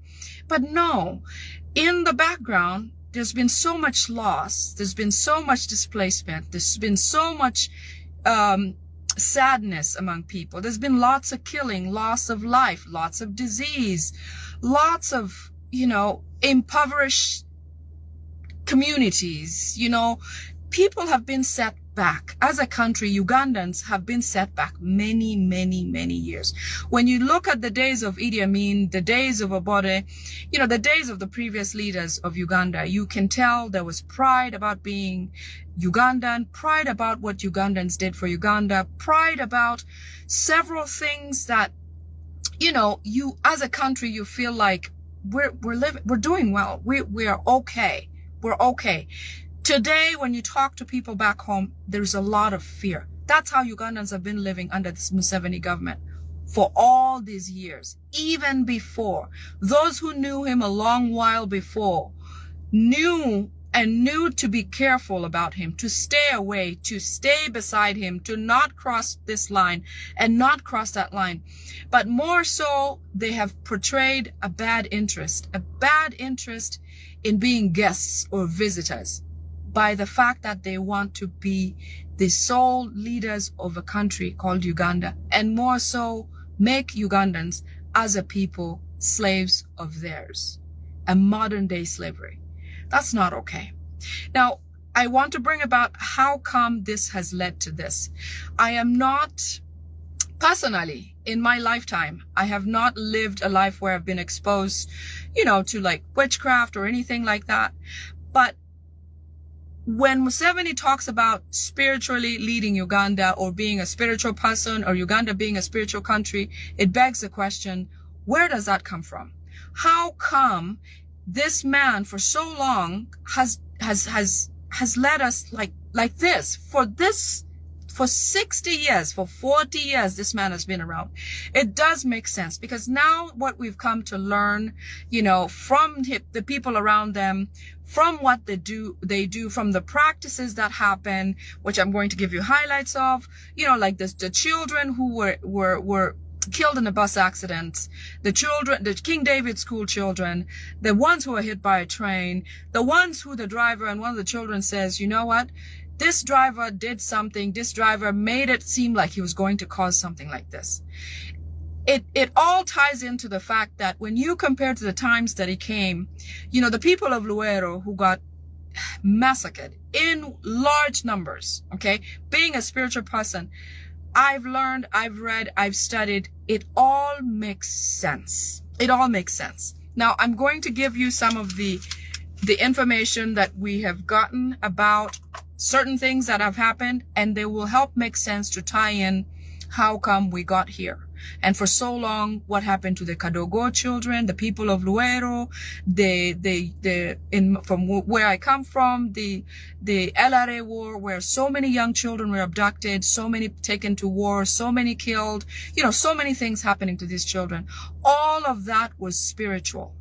All those atrocities that happened were sacrifices for Museveni to try to stay in power, and pass on the baton to his son, Muhoozi, whom I understand has been vehemently rejected by whomever they go to see as a spiritual leader. They've said Muhoozi is not somebody who Ugandans will accept. Therefore, they should pack their bags and leave Uganda. I wish they'd do that peacefully, but knowing that Museveni knows that he has nowhere to lean. He knows that if Muhoozi does not become president, he's not safe anywhere in this world. He knows that his only safe haven is to have Muhoozi be president, so he's protected legally or internationally when the crimes against humanity start to follow him, so that they can come and get him or whatever the case might be. So I'm going to highlight several of those points, plus some of the things that have happened that kind of, mirror the images of the times that Museveni existed as, coming into power or president, to the time that he's no longer, and to this time that, he's trying to instill his son. So all of these are going to tie in, and some of the events that happened recently. So let's start with the children, the site in Mukono, Jinja, where the school bus with the children crashed and several of them died. What we have found is that same night where that happened, Balam, Museveni, Muhoozi, and SFCs obviously took them to that site to go and collect remains of those children so that they can take it to their place to do what they do with it, So they took all of those remains to State House, and Museveni and his family, except Natasha. I understand Natasha refused to join in because she is fed up with her father and family struggling and hanging on to power by force. She has been down. She has told them, when Janet, before she passed, Janet told her, my daughter, I wish your father and their son could just leave this thing alone. We can leave and be free and go and live somewhere else peacefully.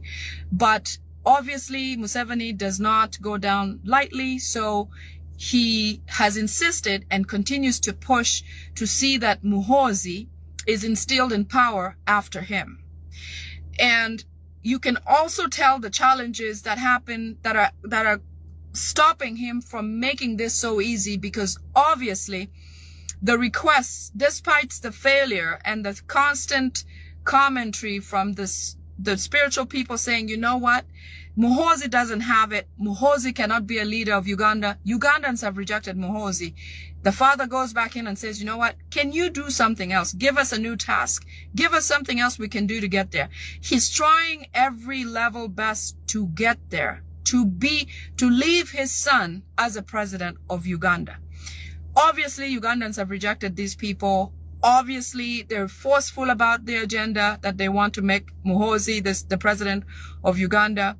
And obviously, the activities that surround things that happen very strangely in Uganda today are purposely intended for spiritual satisfaction to try to instill Muhoozi in that position. So at the accident of the children, which I understand they're requiring about 700 people, 700 candidates of young children, their blood or whatever the case might be, to be taken, to be consumed by those spiritual things, to give Muhoozi power to lead Uganda or to change the hearts of Ugandans to get him where he wants to be. Okay? Very strange. I can't explain this on a normal day. It's not how I live, but I'm bringing you the information as it is, as it does unfold in Uganda and as it happens in State House. You must understand that a lot of people, even the close working people who work closely with these people, are tired of these guys. They want them out. They just don't have a way to do it just yet. But I know Ugandans will conjure whatever they have left in them when it becomes too much, because you can control the physical of a person, but you can't control their spirit. So somehow, somewhere, someday, we will bring it. You know, Ugandans will bring it and get these people out. But in the meantime, we'll all do the best of what we can with what we have. And so here I am, okay? So at the site of the children accident in Mukono, Jinja, they went in the night and took blood remains or whatever remains from the accident, took it back to State House. Whatever the blood was that they got from the incident, from the remains of the accident, they took it and mixed it or did whatever they do with it and bathed in it. Muhoozi and Museveni and the other family members except Natasha, because Natasha has been done and would like to just let this thing go and go someplace else. I talked to you previously about an accident somewhere, an airplane crash somewhere within East Africa. This is all very strange stuff, but I'm going to say it and leave it out there because it comes as it is. And this has to show us how sick these people are and how come this has lasted so long. I want to help us understand why Museveni is still here, 40 plus years, still in the leadership of Uganda. Honestly, it cannot be just nothing else except some other thing that controls or keeps us calm or whatever the case might be. It couldn't just be because Museveni is Museveni. No, that's not it. Things would have changed by now. So to bring you to that, let's keep going. I talked about that airplane thing where one of the newer, the higher risk events that they required is that an airplane crash, they would find a way to get a crash to happen. In that crash, they would do something about it and cause Muhoozi to become loved or liked or make Ugandans more interested in him. That happened, I believe, last week. And when they went back to the spiritual person, the person said, no, it didn't work because we said when that airplane comes out of the sky, everybody was to not exist. Okay? It did not happen that way. That just goes to show you that, whatever they have, whatever powers they think they've got, the power of God has been stronger, has always been. And I know that Uganda is ripe for change and it's time for change. And no matter what they do, they're not going to achieve it. So with that failing, one other crazy thing happened where this incident about cleaning Kampala, it was not something that was planned. It was not, in any case, if cleaning Kampala has to happen or cleaning the city has to happen, KCCA would be in charge of that. Don't you wonder why? If not, the roads authority people would have to be involved. And if not, this requirement to have all cities clean would take time. There'd be a planning phase. There'd be where garbages need to go. You know, if they did sweep and clean up, there'd be where the trash has to go. There would be, you know, different people handed responsibility to perform these activities all over Uganda. Okay. So the reason why this was abrupt is because when they went back to this person or the spiritual people and told them, you know, what next? If the airplane thing didn't work, what else do we do? They said, we need you to go and make, between you and Ugandans, clean up cities, like sweeping, general cleaning. All of a sudden, they said Saturday, on Friday, they said on Saturday, we're cleaning the whole country. That does not make sense. It doesn't happen anywhere in the world that we make a policy or a policy comes to mind today. It's signed into law today and it's acted upon the next day without preparation, without the right authorities, without the right, you know, like usual. KCCA would have had to do that. But instead, the enforcement was through the police and Nabbanja. It's obvious that he would choose somebody like Nabbanja because there's not much respect for, you could throw anything, Museveni could throw anything at Nabbanja and she'll take it and not even question why this is happening or how come it's me doing it. Because they know she's so foolish, she will not realize that there may be concerns about why are you doing this. So the spiritual person told them to go and clean the city of Kampala or cities of the area. In the process of cleaning, there would be, hold on a second, let me give you the right, okay.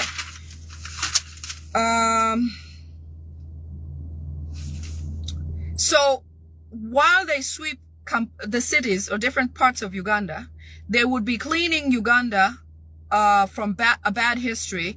They would be sweeping all the pain out of Uganda, all the tears from Uganda, all the anger against them, all national debt that they have, that they owe. They'll be sweeping away Uganda as a country. And I'm going to come back to that because there's a new development about something they're trying to do about Uganda as a country, Uganda, Rwanda, and Sudan combined as a united something of East Africa, which I'm going to get to that later. But the purpose of this sweeping was an order or a request that was made by one of their spiritual people. Again, everything that they've done has been rejected or denied or has been treated as a failure because they are insisting on keeping Muhoozi or getting Muhoozi to remain or to be president of Uganda. And all of their attempts have failed so far. In the process of sweeping that night, and this sounds really crazy, it's almost embarrassing to say, it's hard to speak about these things, I'm telling you, but as I get them, so I should share them because you're going to see them and it will make sense when things like this happen. So you're not going to wonder why there's garbage all over the streets in piles and now they've spread back to where they used to be. Because this was not intended for cleaning Uganda for the sake of Uganda being clean. The spiritual meaning behind cleaning Uganda was for them, for their own success, for Muhoozi's success to get where they want him to be. Despite all manner of rejection that he cannot be a president of Uganda. So I want you to understand how we get there and how we got here, okay? So while that sweeping happened on Saturday daytime, the requirement was that Muhoozi and Museveni go out into Kampala in the streets, dead in the night, Bukunya, without clothes, both of them, and go walk the streets of Kampala. Some traders, if you have any traders, any people who are in trade or business, like selling and stuff in the markets, this and that, you can talk to them because I understand these guys went out at about 3 a.m. Yes, they had to do their ritual at 3 a.m. By 2 a.m., SFCs had already closed the streets of Kampala. Nobody going in and out. And it opened at 10 a.m. In fact, most traders on Sunday morning were very, very sad about missing trade because certain parts of Kampala were closed off without access to traders to go and deliver stuff so that those who come to buy can buy stuff and take away to where they normally do. Business as usual. So it makes you wonder, why were streets swept on Saturday specifically when the idea came on Friday, was not discussed, was not assigned? Why wasn't KCCA involved? Why wasn't the Ministry of Roads Authority, whatever, involved? Why wasn't anybody else involved except Nabanja, the police, SFCs, and a few people who were picked to do the job? How come? It does make sense that also at 10 o'clock in the morning, after the SFCs let go of the lockdown or the street closure, they did let Muhoozi came out and appeared about 10 or 11 o'clock. And his reason for coming was to come and also participate in the sweeping, which was a spiritual thing, not something that benefits hygiene in Kampala or Uganda. Muhoozi comes then, for his part, is to come and complete and perform a little bit of that to make him agreeable, or to present him as the acceptable president or leader of Uganda. In that, and the people who were picked to go and perform the sweeping, spiritually, what happened was they were agreeing with the Muhoozi's whatever that was going on, that they accept Muhoozi, and they are agreeing and sealing this whole idea together. Therefore, they're willing to move forward. Thankfully, it's just a few people that did it. They don't, like I said, many Ugandans have fought wars that they didn't even know what they're going to fight for. Many Ugandans have defended activities that were ushered in by the Musevenis that they didn't understand truly what the meaning of it was. Many people have been sent to missions by Museveni without truly knowing what the hidden agenda was. They went out to perform.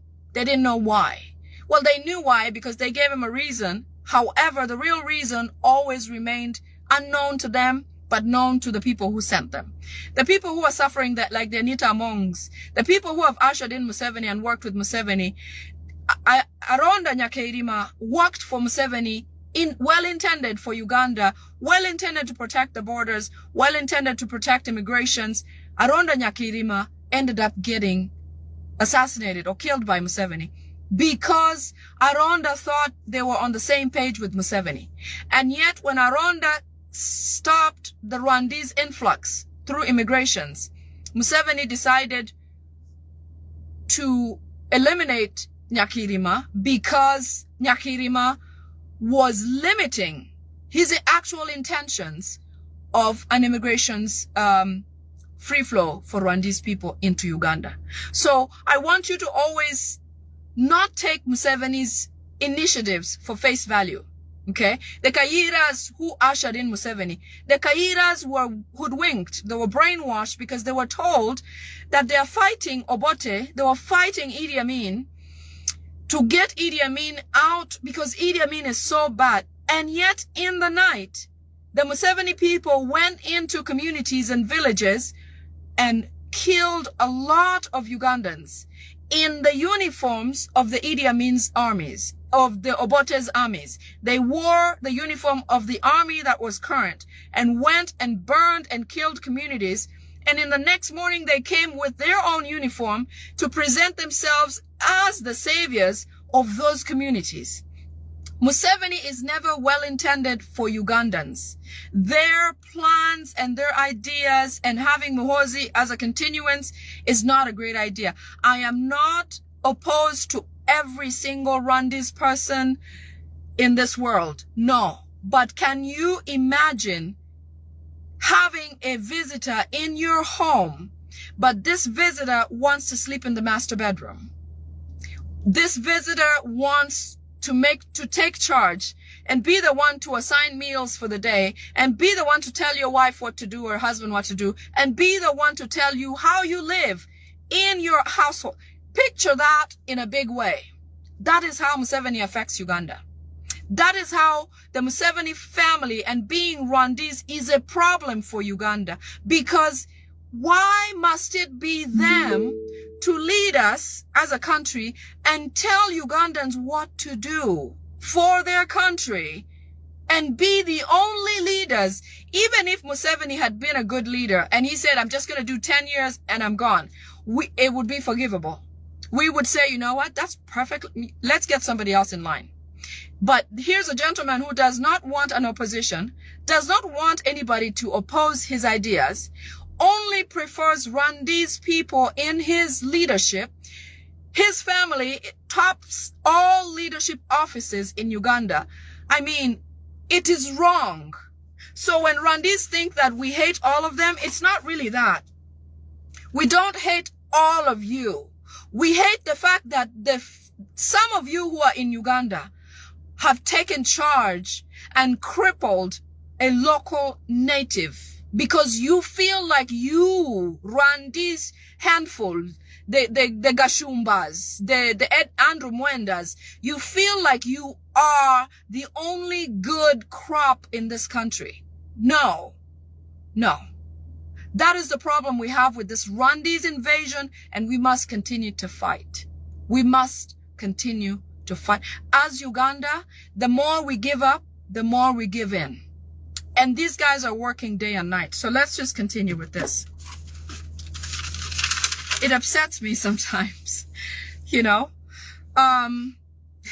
Let's go to Oboth. I understand they've said in their community, as they talk in their meetings, they've said Oboth, apparently this was Muhoozi, Salim Museveni. They were in a meeting where they said Oboth is no longer useful. In fact, they feel like Oboth is too dumb for them to have as a speaker because he doesn't seem vibrant. He doesn't seem like he has the energy that they expected. He's not a Kabanda type. Therefore, they've asked his deputy, Tayebwa. Tayebwa will now take on big cases in parliament. He will be in charge of leading parliament when there are important issues. However, he's going to leave the atrocious topics that end up, you know, these human rights type topics that have to be chaired in parliament. Those will be handled by Oboth because, like I said, Museveni is not there for Ugandans to do better, to be better, to improve their lives, to live better. So Oboth, I can see him following his predecessors by all means. They've said that once Oboth has served a certain time that they're pleased with him, then they'll let him go. Not letting him go does not mean free. Okay. So you know how that ends. Just like Anita Among, just like the formers. Okay. So Tayebwa will now carry on with all important bills in parliament while, you know, chairing parliament on important issues. Oboth will be given the challenging issues like human rights cases so that he's the one on the answering tough questions that will be captured internationally and shared internationally about what his response was as a speaker, so that when indictments come down, they come and clamp him and not Tayebwa, because Tayebwa is their own person. You see? And that's what it has always been. It's about using Ugandans to perform the dirty work so that they're the ones caught in the web, because they don't want these Rwandese people to be the ones who are affected when the law comes down on them. International law, I mean, because Ugandan law is under Museveni's palm like that. It is why policemen who are sent to go and beat people up, they could be Ugandans, because they want them to be on camera. When SFC from Rwanda come and beat people and this and that, obviously they're in masks. But you do remember the gentleman who beat up Kyagulanyi Ssentamu in Gulu when he went to Gulu to be during the campaign times. That person, because we've made him popular, he came up on Facebook, and His Excellency posted and shared about him. That whole group of those Rwandese SFCs who acted in Gulu, and we had them on cameras and videos and photos, have been processed and sent back to Rwanda to hide them from the limelight, because, like I said, they protect their own. Had that been a Ugandan, just about anybody, trust me, they would have offered them for sacrifice to be taken by whichever organization that is there to take people for human rights violations. So that he's in a purple burgundy type t-shirt with sweatpants or something. They were holding sticks. That same group is the one that beat up Kyagulanyi Ssentamu's I think his one of his friends. I forget his name. I know who he is. But you remember he had to be escorted out of Gulu very fast. His life was at threat. But those guys that were tall and from Rwanda holding sticks were prepared to be have been shipped back to Rwanda to be hidden away from the public eye, international prosecution. Anita Among, the case of Anita Among is going to take a new twist. She's still on house arrest. Her people, Imorimori, all the leaders of Teso are coming up and trying to request Museveni to change his mind and not let her go, release her funds, because all her funds are frozen, all bank accounts frozen. Now, Anita Among, I understand one of the bigger issues was that Anita Among was sort of or somehow in touch or had some sort of agreements with Salva Kiir of South Sudan. It is why Anita's assets look bigger than what the losses, let's say the funds that were lost from, or the bribery that she had done that are recorded from the Parliamentary Commission and all of that. That money does not add up. The funds that she was getting or stealing through Chris Obore and all these other people. Oh, Dan Magic, thank you, Zaina. Dan Magic was hurt in Gulu at the time that gentleman from Rwanda and their SFC group were trying to beat up Kyagulanyi Ssentamu. So anyways, Anita Among has ties with Salva Kiir. And that offended Museveni terribly. Besides Anita Among being looking too powerful for Museveni to handle,